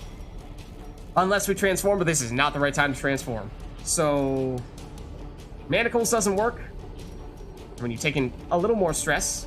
So I guess we relieve stress. And crit kill yourself. Ooh, okay, you know, we'll take that. We will take that. Okay, and now you could be stunned, I think. Oh, I didn't remember this only has 3 uses per battle, but then again, or maybe it was higher than that. We've already used one. That is a high number, though. And I think it is still a good time to go for it here. Oh, it resisted the stun, though. Oh, I was really assuming we were going to make that work. Sniper shot also doesn't work for the front, so again, we are most limited when it comes to targeting enemies in the front row. So, can we knock you back? I think we probably have to here. You resisted the move.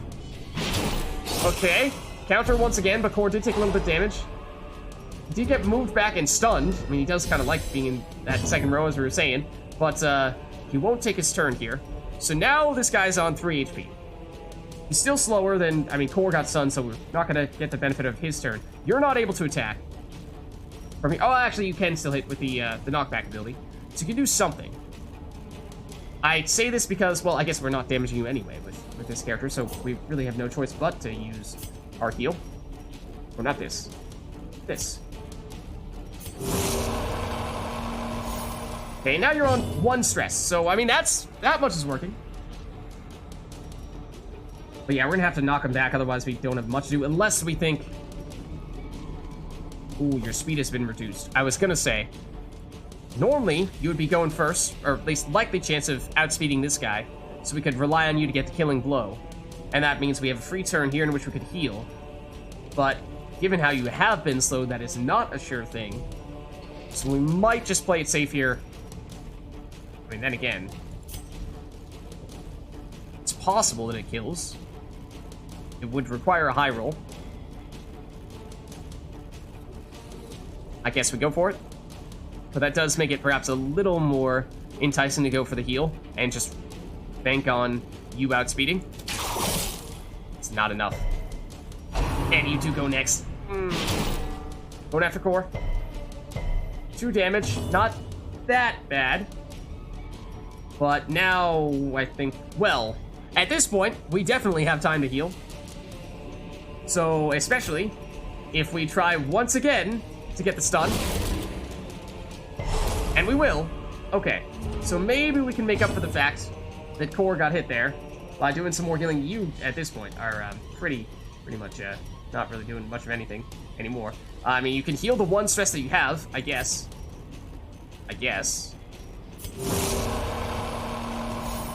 Not really much of a benefit. But, okay, so now it's core's turn. I was really hoping it was going to be you first, and then core, because core doesn't heal. He can deal a lot of damage, yes. I was hoping he would be the one to get the finishing blow and you'd be healing him, however, before he does so. That's not really gonna work this time. Unless we, once again, rely on you to outspeed, but now you're -2 speed. So, no, I think core does, in fact, need to go for the killing blow here. Open vein is a little more accurate, so I think that's the answer. Confidence surges as the enemy crumbles. And at least we get a little bit of stress relief from core. But, Be wary. Triumphant pride okay. precipitates a dizzying fall. We got medicinal herbs, which could be useful on a later occasion. We also have this heirloom chest, which I assume is something we can use a key on. I think we tried this once before, and it just said, like, nice job, Lids. You wasted a key on that. It doesn't say it's locked. But, yeah. Maybe we try opening it with a character that has full HP and 0 stress and has the ability to heal stress in case things go horribly wrong.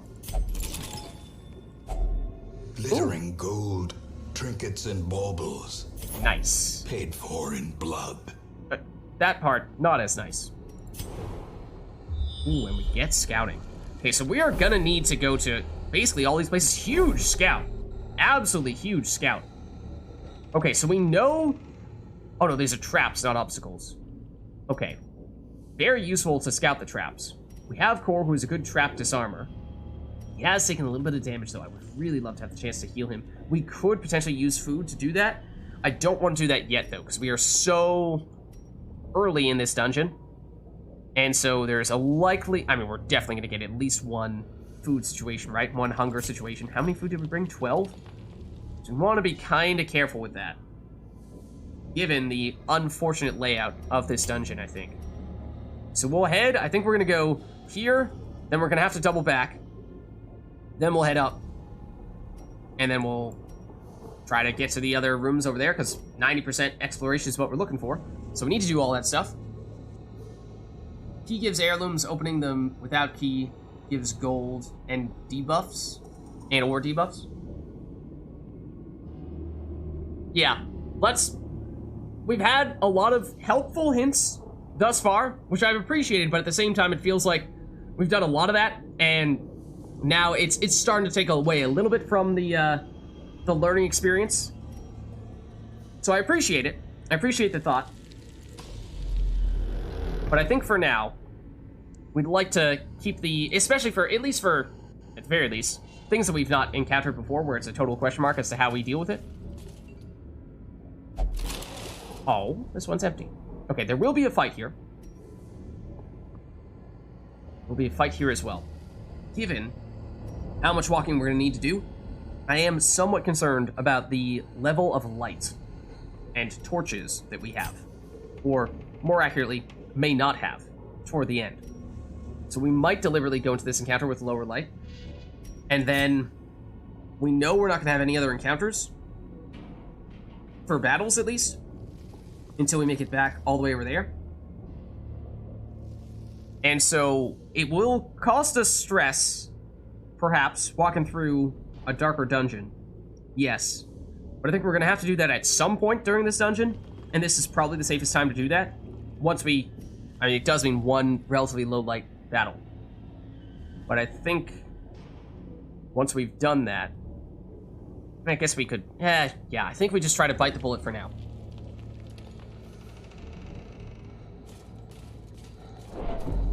Ooh. But it gets darker still. I might have changed my mind. We might... but it's just... like, this is the only thing that we're going to benefit from. Having the increased light on. Then we're walking a very long way in which the light means almost nothing to us. I think we have to. I think we have to do it. Okay, there it is. Fortunately, we surprise them. And it's 2 bone rabble, which are basic enemies.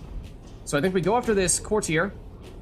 And then if these guys are surviving at the end, that's not a huge deal. So we know the front row is a bit of an issue for us. I also forgot, once again, to switch core back into the 3rd spot. I'm going to forget that every time. I have a feeling that it's going to be a recurring theme. But let's see if we can just go straight after these guys. 4, you are one of the only people capable of hitting the front spot. And we know that we're going to have everyone go before these guys go. So we will still have another chance to go after this bone courtier. So I think we don't use core on you. I think we do use core on the front. Although, you have what? 5 HP? Grape shot hits all of them, which is tempting. It's not great accuracy. That's what? 9 to 18 damage, which is hard to pass up on. I think we go for it. You have 1 dodge. It's probably you. Yeah. What's that debuff? Crits received. Higher chance. Okay, so for you, you are the only other person capable of hitting the front 2 rows. We could go for a double stun. And when you're surprised like this, maybe it doesn't feel quite as meaningful, but I think we go for that. We go double stun here, and then Cam will still go before this bone courtier, so I think we try to use shackles to stun you as well, and we just go for a triple stun. I think that's the plan. We can. So why not? Oh, does this slows her? That's what we're doing. We're slowing ourselves with that ability. I thought it was the enemies doing it to us. Then we manacles you. This is a more important stun, honestly. Okay, there we go. There's a stun. Now this may still go first next round because it is fast. It does. Darn. Darn, you are so stressed right now. That's not good. Arbalest has seen better days. Okay, but you've already gone now. In theory, well, I mean, you can't hit the front row, so I think you're just going to go after and try to finish this off. There we go. Okay. Now we should have some time to deal with these guys. They're 1 speed. You can't hit the front row, so you should definitely go for this one. And you have enough damage, theoretically, if you hit. And you will. So that's good. And then you're slow. Slower than you are usually. So we can't guarantee that you're going to get a hit in here. So I think we just finish the job with core. Another like so. Abomination cleansed from our lands. Ooh. Crusader item. Plus 10% melee damage skills. Minus 50% healing skills. But a lot of gold as well. Not sure if we're going to want to use that trinket. Before I forget, how do we switch? We can switch order around while we're walking around, right? Can we do that? Pretty sure we can. Can we not? Ah, move. Yes. There we go. I think we want that, because that makes it easier for us to use Core's Duelist Advance without needing to worry as much about messing with other people's positioning. And so now it is getting very dark, yes, but this is the thing. I think this is the best time for us to do that, because no battles in the foreseeable future. We'll have this curio, we'll have this trap. We know it's there. It's going to be dark when we encounter it, but we'll know it's there, so that is useful.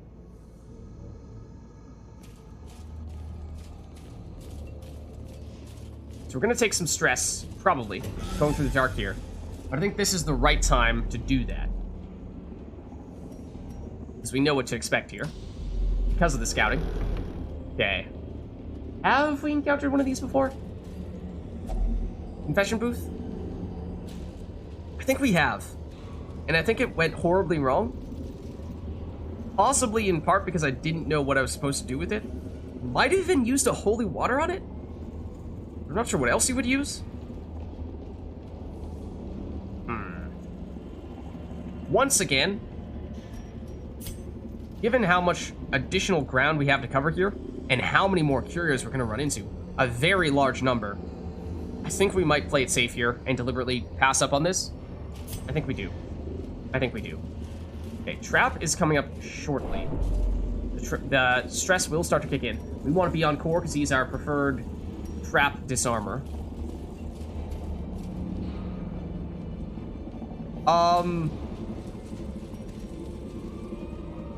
Does the music always kick up like this when we're on low light? Might be a little bit hard to hear in chat, but it's a little unnerving. Very dramatic music that I suddenly noticed. Like, oh, okay. That's great. That's great.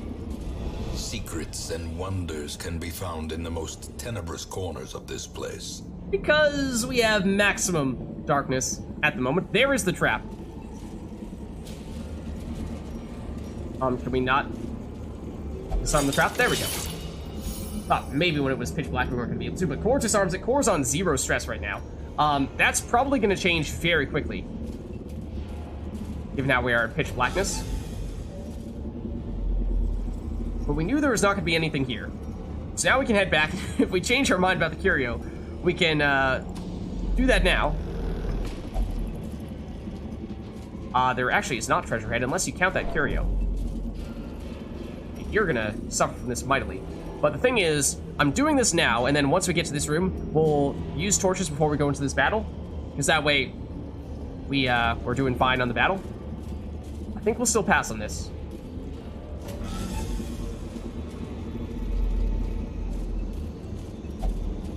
Oh, right, we need to select. We're here, let's go here. Shouldn't be anything in this area. Get a little more stress from walking in the dark. We tried looting that, I think it was empty. Now, we head this way. So that was our backtrack. Now we should be able to do a straight shot through the rest of the dungeon. Might do a quick detour to check out this curio up there, but that remains to be seen. And we should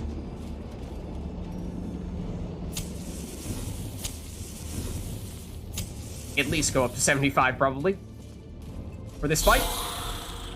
Oh, we actually just barely dropped below the threshold for this encounter now, but so it's just 3 bone rabble, the most basic of enemies. So I think what we'll do is we'll try to stun one of them, of course. And so the front row, if you can deal with the front row, you can deal with the front row, you can't. And you can't. Or, I mean, everyone else can deal with these. Second and third spots are fine. Don't think we really have much in the way of restrictions there. So I don't think there's a priority in terms of who we go after. Wait, we can... Oh, manacles can go front row? Wait a second. What? We definitely weren't able to manacles in the front row before. Or did I just totally... I must have just blanked out and not realized we could, even though I'm pretty sure it didn't let us. I don't know. Anyways, I guess in that case, we'll go after you. Because at least the Arbalist has trouble with you. And then that means Core, you go after either of these guys. Or you're probably just going for the killing blow here. Open Vein is higher chance of hitting, and you do have enough damage even without the crit. Whereas Pistol Shot, lower hit chance, higher crit chance. What is it? It's 95 hit chance versus 85 hit chance. We'll take our chances. One falls. Okay, then for you, ooh, might have wanted to go for the back one because we can still do if it bleeds. That's only bleed, right? That's a little bit of damage. Actually, potentially could deal enough to take you out. But I mean, like maybe we. Oh no, you're also unstunnable in that spot. Yeah, we should have taken out the third character with Core once again. Trying to figure out what the best enemies to target are with which people. Okay, and we can still shoot you with the Arbalest, which is what we will do now. You're stunned, so no problems there. And it might even mean we can take out a little bit of time here to do some setup if we'd like. Core can't really do that. So rather than passing, which we have learned gives him stress, we could move up to the second spot. You don't need to heal, but you can relieve a tiny bit of stress. Who are we getting the kill and blow on? Ideally, it'd be you. We did not lower your speed, so you likely are faster than this Bone Rabble, and at 4 HP, you should be able to take it out. You could stun it, but I think we... I mean, this is not the most valuable of stress heals, but it's something. It's an opportunity. So now, this is what I really wanted, to get the chance to do a little bit of healing on Core, I think. He's taken a few hits. And now we do get you going next. We could even stun you now and get even more healing going. You know what? Why not? Oh, except you resisted the stun. That's why not. That would be why not. So we healed 3 and took 2 damage. And we might, honestly, try it again. Because I think it's still worth it. 4 damage taken, 3 damage taken. Yes, we heal you. Crit heal. Reduces stress as well, which you had a little bit of. More than Core, so I guess probably was. Yeah, worth it. Healing you. Then we can try stunning you this time. Or just killing you. Alright, I mean, we got the big heal we were looking for. So I think it still benefited us a little bit. They can be beaten. To slow down slightly. And now... Ooh, our inventory is getting pretty full here, for what it's worth. Now we're expecting a curio, which might require that we use one of those things. I don't know if we've seen these before. Stack of books. Stack of literary treasures in an unlikely location. I mean, maybe they're cursed. Maybe they're not. You have 0 stress and the ability to heal stress, and we've had several opportunities to do that, so you know what? I feel, even if we do have something to use here, and I'm not even sure what if we just burn the books with a torch? No, don't do that. I think we take it. It is cursed. It's very cursed, in fact, but we do have the means to remove that stress if necessary. So of all the people to take that stress, I think it is definitely the best to have it on you. You had no stress at the time, and we can heal it off if necessary. So, okay. Light does drop. We only have 4 torches left. We're, at this point, since we did have to double back, we're probably more than halfway in terms of total distance that we will need to travel. In terms of remaining rooms, we're probably right around halfway, right? 1, 2, 3, 4 big rooms. We have 4 big rooms left. We probably don't need to go to the very last one, but let's hop in. We aren't expecting anything here. And then if we wanted to, we could poke our head in this way and at least nab that curio or see what the curio is and then double back ever so slightly. I mean, it's just a slightest detour. And then start headed this way. I think that's probably worth it, right? Just a tiny little detour for this. Oh, except we know what this requires now. And we no longer have it, is the thing. So we probably don't want to bother trying. But we checked. We made sure to check. That's why we at least looked that way. Now this way, it's a backpack, which I think pretty standard thing. Don't think there's anything we can do to increase our chances of success here. We did have Cam take some stress from trying the last time round. Cam remains our best stress healer, but she's at 34 versus 3 and 13. Is that reason enough to try opening this with someone else? I think we still go for it with her. A map! Ooh. Full scouting? Not sure if we got that last room. I don't think we did. But we got everything else. Is an obstacle there. I think we still have a shovel? Do we still have a shovel? We still have a shovel. Okay. So that's fine. We're still expecting a battle, but this might be the last battle we have to do, because we don't even need to go to the last room right there. That's encouraging. That's very encouraging, in fact. And probably means, if there is time to use torches, this would be it. For this battle. Ooh. A little bit of a nasty one. We did surprise them, though, somewhat surprisingly, because we are not really on low light here. But, let's see, you're a normal rabble, you're a soldier, and then the stress dealer's here. So, wait, what the heck? Manacles was able to hit 1, 2, and 3. Oh, we switched your... Okay, that is how it works. It does vary depending on where you're standing. That's weird. If you're in the third spot, you can hit 1, 2, and 3. If you're in the second spot, you can only hit 2 and 3. That is really odd. But I guess we're trying to stun you. And it works, so that's good. Core is not much for stunning. But you can stun the front two, and only the front two. Maybe we try to go for the damage between Core and the Arbalist, taking you out before you get the chance to go. I think that's probably the plan. And this can't hit the last spot, can it? No. It's just gonna have to be pistol shot. Ooh, 4. Ooh, okay. Okay. Not bad. Not bad. Arbalist. You are stunned. But we might still want to go for you because even if you aren't going to take this turn, since you're so fast, you might still go first next round, and then you're going to get a chance to go regardless. Otherwise, it could be a chance to heal, but I think we'll wait to see if we can stun these guys before we consider doing that. We might still have time to make up our minds there. 5. Not enough to finish you off, unfortunately. So, you are the last character that's going to go before everyone takes their turn. You are going to get stunned, but you might still go before everyone else on the next round. I was thinking we would stun these guys, or at least try to. But it means we're going to lower your speed. I think it's still worth it. It's probably still worth it, right? Okay. I mean, triple stun. It's hard to argue against. Question is, are you going to go first?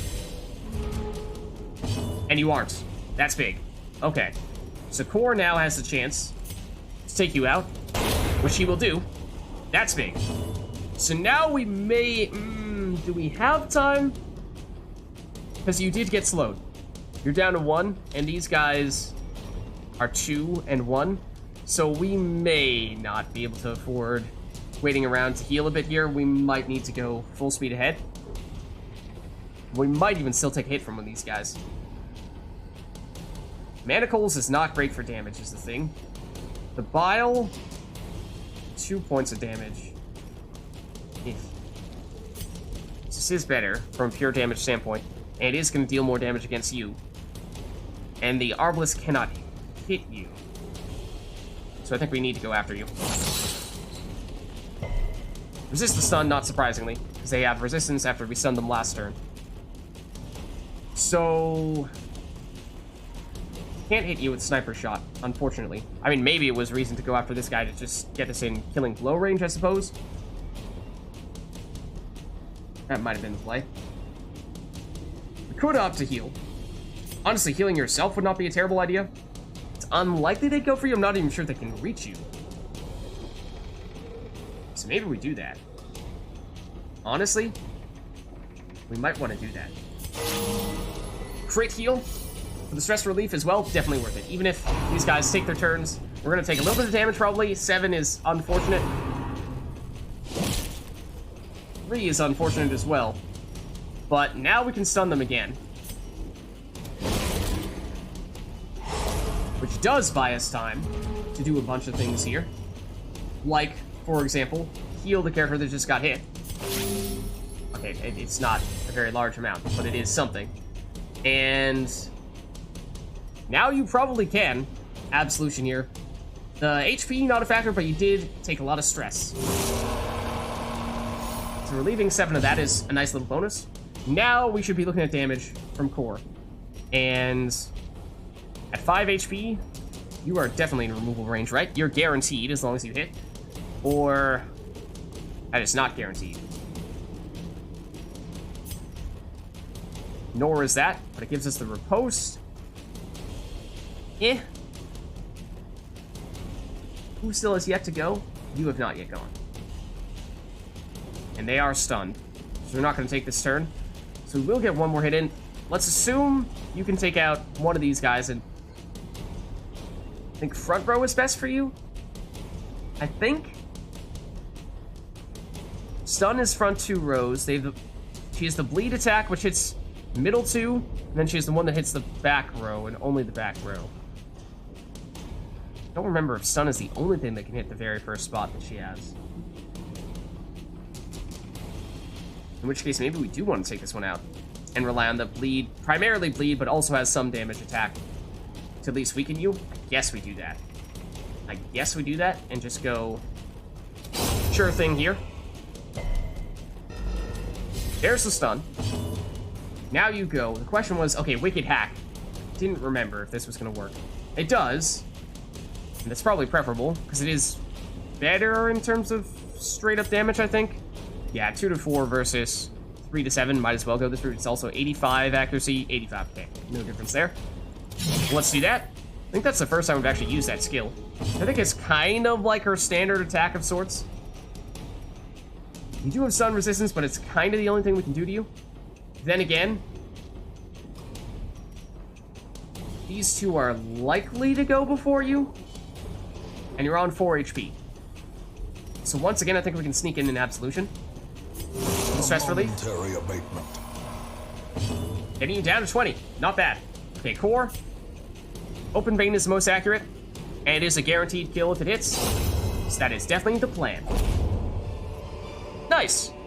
As victories mount, so too will resistance. I think on nets, we certainly healed off stress. You might have taken some. Damage, that I'm less certain about. That might have even been the last battle. We don't have enough inventory space to take all. Make room or choose what we want to keep. The deeds are what we don't have room for. I'm not sure we're going to need the medicinal herbs, or we could alternatively use some food to heal somebody up. We might do that. Like heal up the Hellion. Maybe that's worth doing. Look at how we... Oh, activate you. I mean, that also helped a little bit, but... There we go. So we're pretty far in. We haven't had one of the starvation events yet, but we still have 12 food. So we should be fine for that. Because we only need to go to 2 more of these rooms. We don't even need to go to this last one. So, you know, chances we get... I mean, we could get 3 starvation encounters, so we'd still be fine. And a little darker. I don't like your stress, because you are close to freaking out here. Not expecting anything here. Just need to make it to this room to finish the job. And, mostly just a curio in the way. We have 2 torches left. Not expecting any dangerous encounters here. Unless you want to count the curio among them. But we could just skip it. But I just don't know what's in there. We don't know if it's worth going in there. I think we save this a little bit. Okay, it's just loot. Theoretically. And we now have extra loot, for what it's worth. So that is kind of nice. Core's on 0 stress. So I think we'll have him take it even if... I mean, there may not be other opportunities to relieve stress in battle for Cam, so I think we do this. And it is some loot. A little bit of gold. Anti-venom, which we may not have room for. Do we? We do not.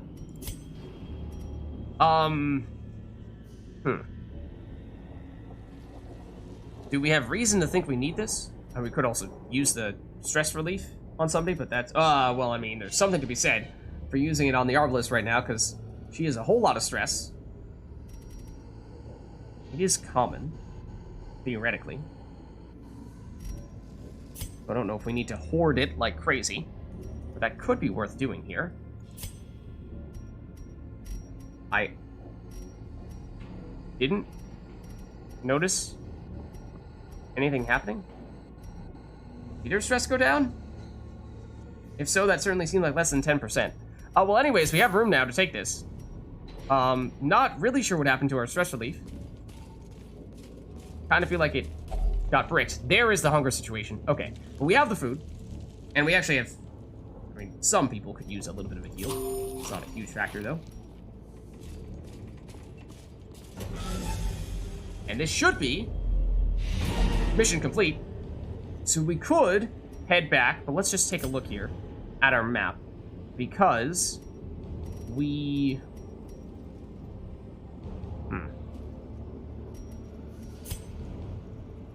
We know there's an obstacle here, and a curio potentially. We don't know what's in this last room, so once again we find ourselves in a situation where we're fine. We could call it quits here, and job's done, or we could see if we can get past that obstacle. It should be, I think, something clearable with a shovel, and then see if this curio is something we can manage to loot, and maybe we hop into the last room. I mean, from a health standpoint, we're doing totally fine. From a stress standpoint, the Arbalist is doing pretty bad. So it's mostly a question of how concerned are we about the stress well-being of the Arbalist. I think we try pushing here. I think we try. So we can clear this. We know we can do that much. It is getting dark, so we should probably now use the torches. Those will be our last two, but we know this is the last area. Well. Is this a place where we would have placed a torch? Is that the... That's the curio? I guess maybe since we don't have any torches, that doesn't do anything. Like, I also just don't know what that would have done. Would it have increased our light more so than using a torch here would have? Maybe? Something like that? Okay, so I think we hop in here. We don't know what's in this room. We don't have any torches left, so we can't lighten things up if it is a battle, but there's nothing here. So I don't know if we get any additional goodies from technically, I guess we didn't 100% attention because we didn't go through over here, so we didn't like this curio, and then figured it wasn't worth bothering going through to disarm that trap in that case. But, I guess we're heading out. Mission accomplished.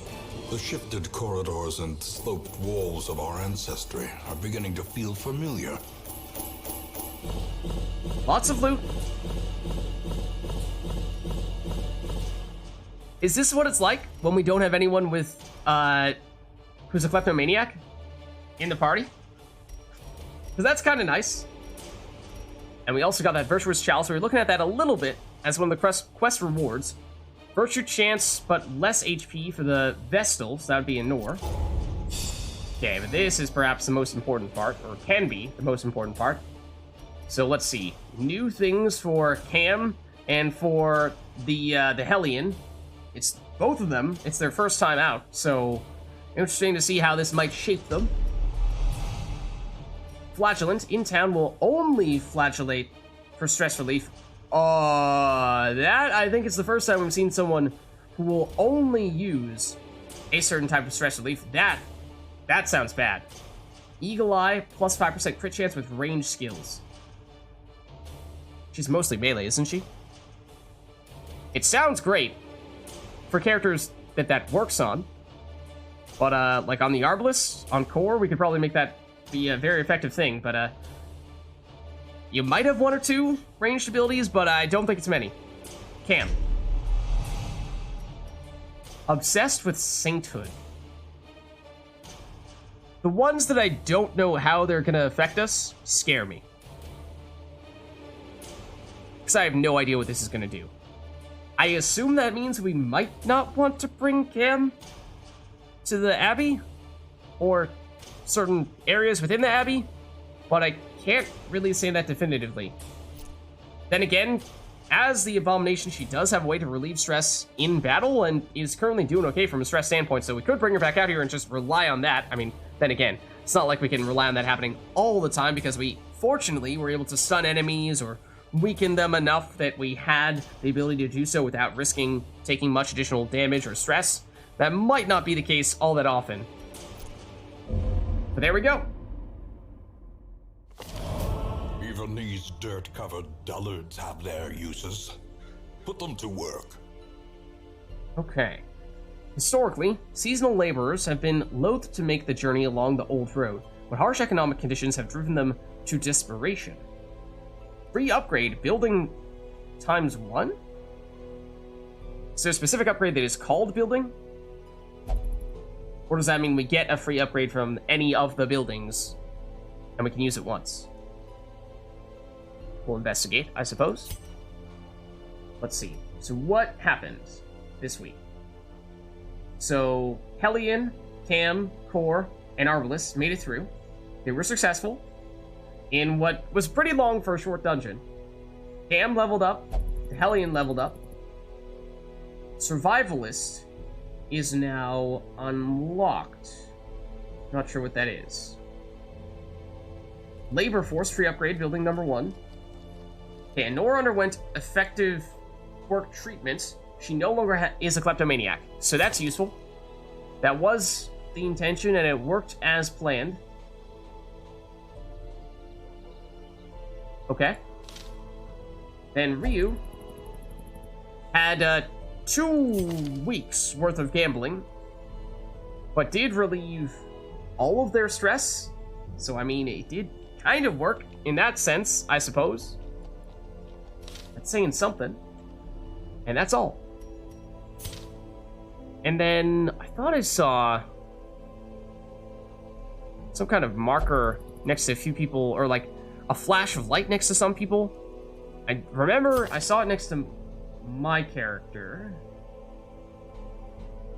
I don't remember who else I saw it next to. Was that maybe that some of these things are at risk of getting locked in?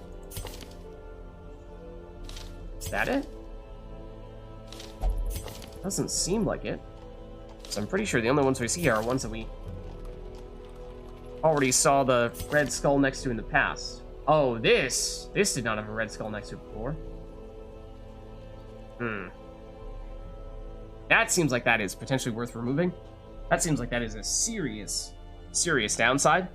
Having only one place to relieve stress, and if that place happens to be taken up by the dude who sometimes takes places, then that person is just in serious trouble. So let's see, we currently have, do we have a full roster? We might have the full 9 out of 9. I think it was, yeah, we are full. However, we have Plague Doctors, which we once upon a time had, but some things happened. Some things may have happened that changed that situation. And a Jester, which I'm not sure we've seen before. Or we certainly have not ever had one in our party, though. At the very least. Have we seen one here as a possible recruit? That I'm not as sure of. Dirk Stab. Can use it anywhere. Hit the front 3 rows. Looks like a standard melee attack. Bypass guard. Buff self. Finale plus 30% damage. Harvest. Hits both middle rows. You need to be in one of the middle rows to use it. Minus 50% damage. Bleed. 2 points of bleed damage for 3 turns. Finale plus 30% damage. You have... Finale is not unlocked for this character, but it seems like everything is to set this up as your finishing move. Let's see. Melee, move back 3 spots. Accuracy is super high. Damage is super high. Crit is high. Minus dodge, minus speed, huge additional stress.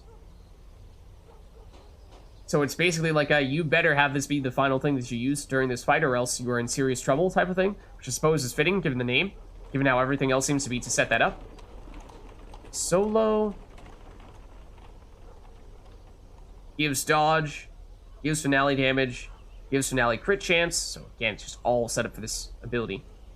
Slice off. High crits. Also bleed, more bleed damage.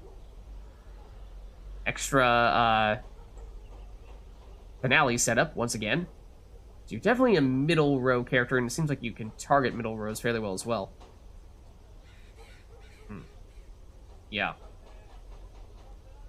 Battle Ballad. Buff for speed, accuracy, crit chance, and once again set up Finale. Inspiring Tune. Reduces stress. It's a stress healer. Minus 10% stress on the target. And also sets up Finale. I mean, that is useful to have stress heals. We just saw how effective that can be for Cam. Stress healing herself. But I believe this can be used from either of the back 2 spots. But I assume you can use it on any of your teammates. In which case, that gives us a little more flexibility with the stress heal. Would be nice. Low HP. 19, 7 speed, very fast. 15 dodge, very dodgy. Kinda low damage. Intriguing. Intriguing, for sure. Does seem like perhaps a little bit more of a complicated character, or at least there are some things that you need to do to use as setup skills, and then when it comes to Finale, you better get this right. You better make this count, because if you don't, then you're in trouble. But having a backup plan, or a support skill that relieves stress, certainly useful. I'm just wondering, because it feels like you obviously really want to unlock Finale. But what would you get rid of to make room for that? 2 bleed abilities, is that more than you need? Maybe you don't need both Slice Off and Harvest. Harvest does hit 2 enemies, which can be nice. They both hit both middle rows, or can hit both middle rows in this case, so maybe you dump this, go for Harvest, maybe keep Dirk Stab, although that was initially what I was thinking you would dump, although that might be your only way to hit the front row. Finale could be on anything, but you're only going to use Finale once, ideally. It's intriguing. It's very intriguing. Yeah. I like it, but we don't really have room right now. I'm curious. And obviously we know what the deal is with the Plague Doctor. Though different skill sets this time. Incision we've not seen. Melee damage, bleed chance. So yeah, it really seems like the Plague Doctors are the specialists in damage over time dealing. Whether it be bleed or stun, well, stun's different, but blight. The other thing I'm thinking of. Okay. Intriguing. Yes. We are full unless we upgrade our roster size. And we do still have several people who are unclaimed in terms of their character name. So for that reason as well, I'm a little bit reluctant to just say, well, just add everyone. We might have other things that we'd prioritize over that. Oh, here's a survivalist. This is a new thing that we apparently just unlocked. I did not even notice this was over here. So let's take a look. What is the deal? Upgrade camping skills. We've never camped once, for what it's worth. At home in wild places, she is a stalwart survivor and a strict instructor. So I assume maybe in longer missions, camping is a thing. Heal up and do some other stuff. We took a brief look at some of the camping-based skills, so it looks like some characters can also give the team some kind of buffs or heals if you are to camp. What is the deal? Your upgrades. This is the cost of camping skill purchases. Ah, okay. So much like the upgrades that we could reduce the cost of at the guild. Same general idea. Just that in this case it's specifically for camping skills, whereas, or in that case it was for camping skills, whereas in this case it's for combat skills. Okay, I see. We do have a few more resources here. Given how we've not camped once, I'm a little reluctant to start throwing resources straight at that. But, might be worth. Actually, oh, I was about to say, perhaps the biggest thing was that was a fairly clean dungeon there, where we didn't really have anyone get significant, downsides or anything, outside of the Arbalest, who is crazy stressed right now and definitely needs to go do something to relieve stress. Increased chance of losing money while gambling. That's a thing? Oh, okay. Fascinating with injury wounds. I feel like that means we probably shouldn't take you to the self-flagellation place. Well, you won't flagellate anyway. Okay, that's what I was looking for, was to see Don't want to take you gambling. You won't pray, you won't flatulate. What about praying to higher power, maybe?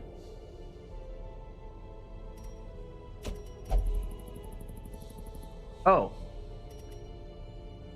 Hold on. That counts. Does meditation count? Meditation does not count. Okay. As praying. So that's an option. Hold on. No, not this. Tavern. We don't want to put you here, and the dude, the caretaker, is here anyway. Either of these could work. We upgraded the brothel, didn't we? No, we upgraded the flatulation place, right? Oh, yes, and we have one free upgrade, so we should definitely use that before we forget. And if we're going to reduce treatment costs by 15%, technically speaking, 15% of 1,500 is more than 15% of 1,000. So it is worth the most to upgrade the brothel in terms of total savings we will receive from that.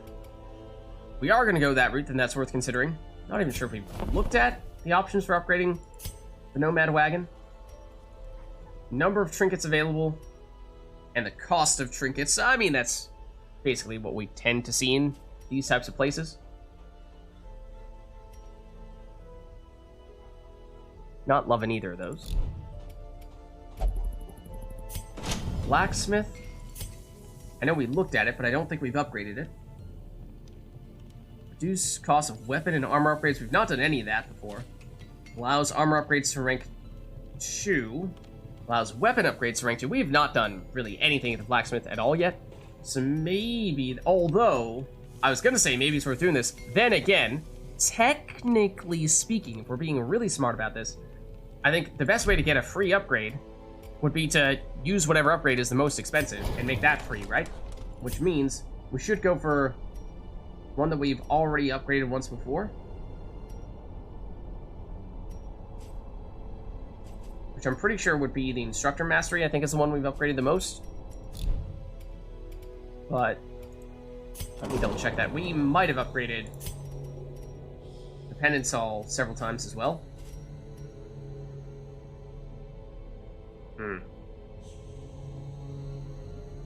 Because the guild upgrade, it was weird. I was expecting it. Did we get this one? We got one on each of them. Okay. Okay, we got one of them on each. Whereas, what did we do 2 on the Penance Hall? Or just 1? We did 2 on this. So technically speaking, this is probably the most upgrade we have, most expensive upgrade that we have access to.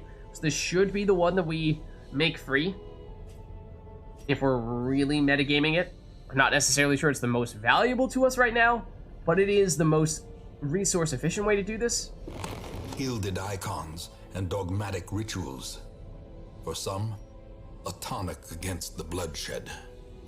And it would have been nice to put you here, but you won't do that. So that's unfortunate, because you're the one that needs stress relief more than anyone else right now. So that does kind of stink. But I think that means you're going here. Okay. Outside of that, we've used our free upgrade. We still have some deeds and some crests and some busts. Might it be worth seeing what these cost here? Ooh, this is way cheaper than these ones. Reduces the cost of upgrades. Allows us to get higher level upgrades. It costs the same type of stuff, so we can only get one of them. What does... hold on. Weapon obviously does damage. Does the armor basically give you health and dodge chance? Okay. Damage, health, and dodge chance. Okay. So, maybe it's just me, but I feel like this is one of those situations where it's a case of the best defense is a good offense, because more often than not, our best way of not taking damage is deal enough damage to destroy the enemy before it hits you, right? I mean, we can stun. Usually it's something along the lines of stun enemies that you can't kill, and then whatever is not stunned, try to deal enough damage to take it out before it takes its turn.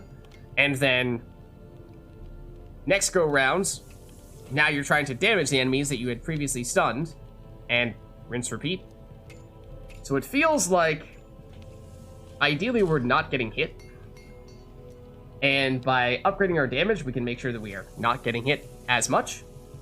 Whereas this is kind of a damage prevention, whereas this is a damage mitigation. If we are going to get hit, let's make it so that that damage that we take is not as significant or is not as large of a percentage of our total HP. So in that way, that is, to me, it doesn't feel like that is as valuable to us as this might be. So if we're gonna upgrade at the blacksmith, that's probably what I'd be leaning toward. I don't even remember what this is. In time, you will know the tragic extent of my failings. Are these just cutscenes, basically? Can we unlock as we go further, I suppose? But it's not like there's anything we actually need to upgrade there. I think we upgrade the guild, or rather the blacksmith, the weapons. And maybe we give that a look. In the end, every plan relies upon a strong arm and tempered steel. And that is really expensive, which I take to mean this is a strong thing to upgrade. So let's take a look at said blacksmith. So if, for example, we use core, just to see what this is like. It's expensive, but it increases low-end damage by 1, high-end damage by 2, crit chance as well. Wait, speed is based on weapon? Oh. I did not realize that. Can't upgrade this yet, because we would need to upgrade the blacksmith further, and we don't have the goods to do that. But 750 coins. I mean, I'm not necessarily sure this is who we want to do the upgrade on, but he is, of course, one of our primary damage dealers, so it feels like if we were to upgrade someone's weapon, he would be a good person to do that to. Compared to someone like, I don't know, a healer, or someone who does more healing and stunning and whatnot, like a Nor, who's... It's not really her primary thing to deal damage to people's. Core is our most highly leveled at the moment, but he is also 0 stress right now. So on one hand, you might say, well, why bother bringing him to the next one? Because we need other people to get leveled up. But then again, he's fine from a stress standpoint, so why not bring him?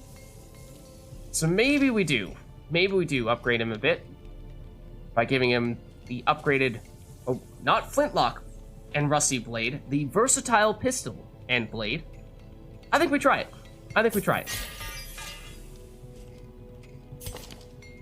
So now he should be packing a little more of a punch. 7 to 14, which, out of curiosity, it's higher than me. Definitely higher than an Or.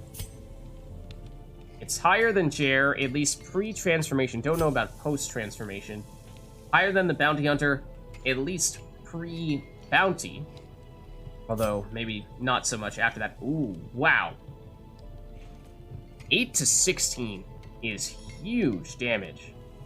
Kind of intrigued. I just want to see how substantial... Oh, hold on, back here. How substantial of an improvement is this? Okay, so it's still 1 damage improvement on the low end, 2 damage improvement on the high end, higher crit chance, same speed. Okay. I was curious to see if it was percentage based, in which case, I mean, it might be, and it's just low enough numbers that you can't tell the difference right now.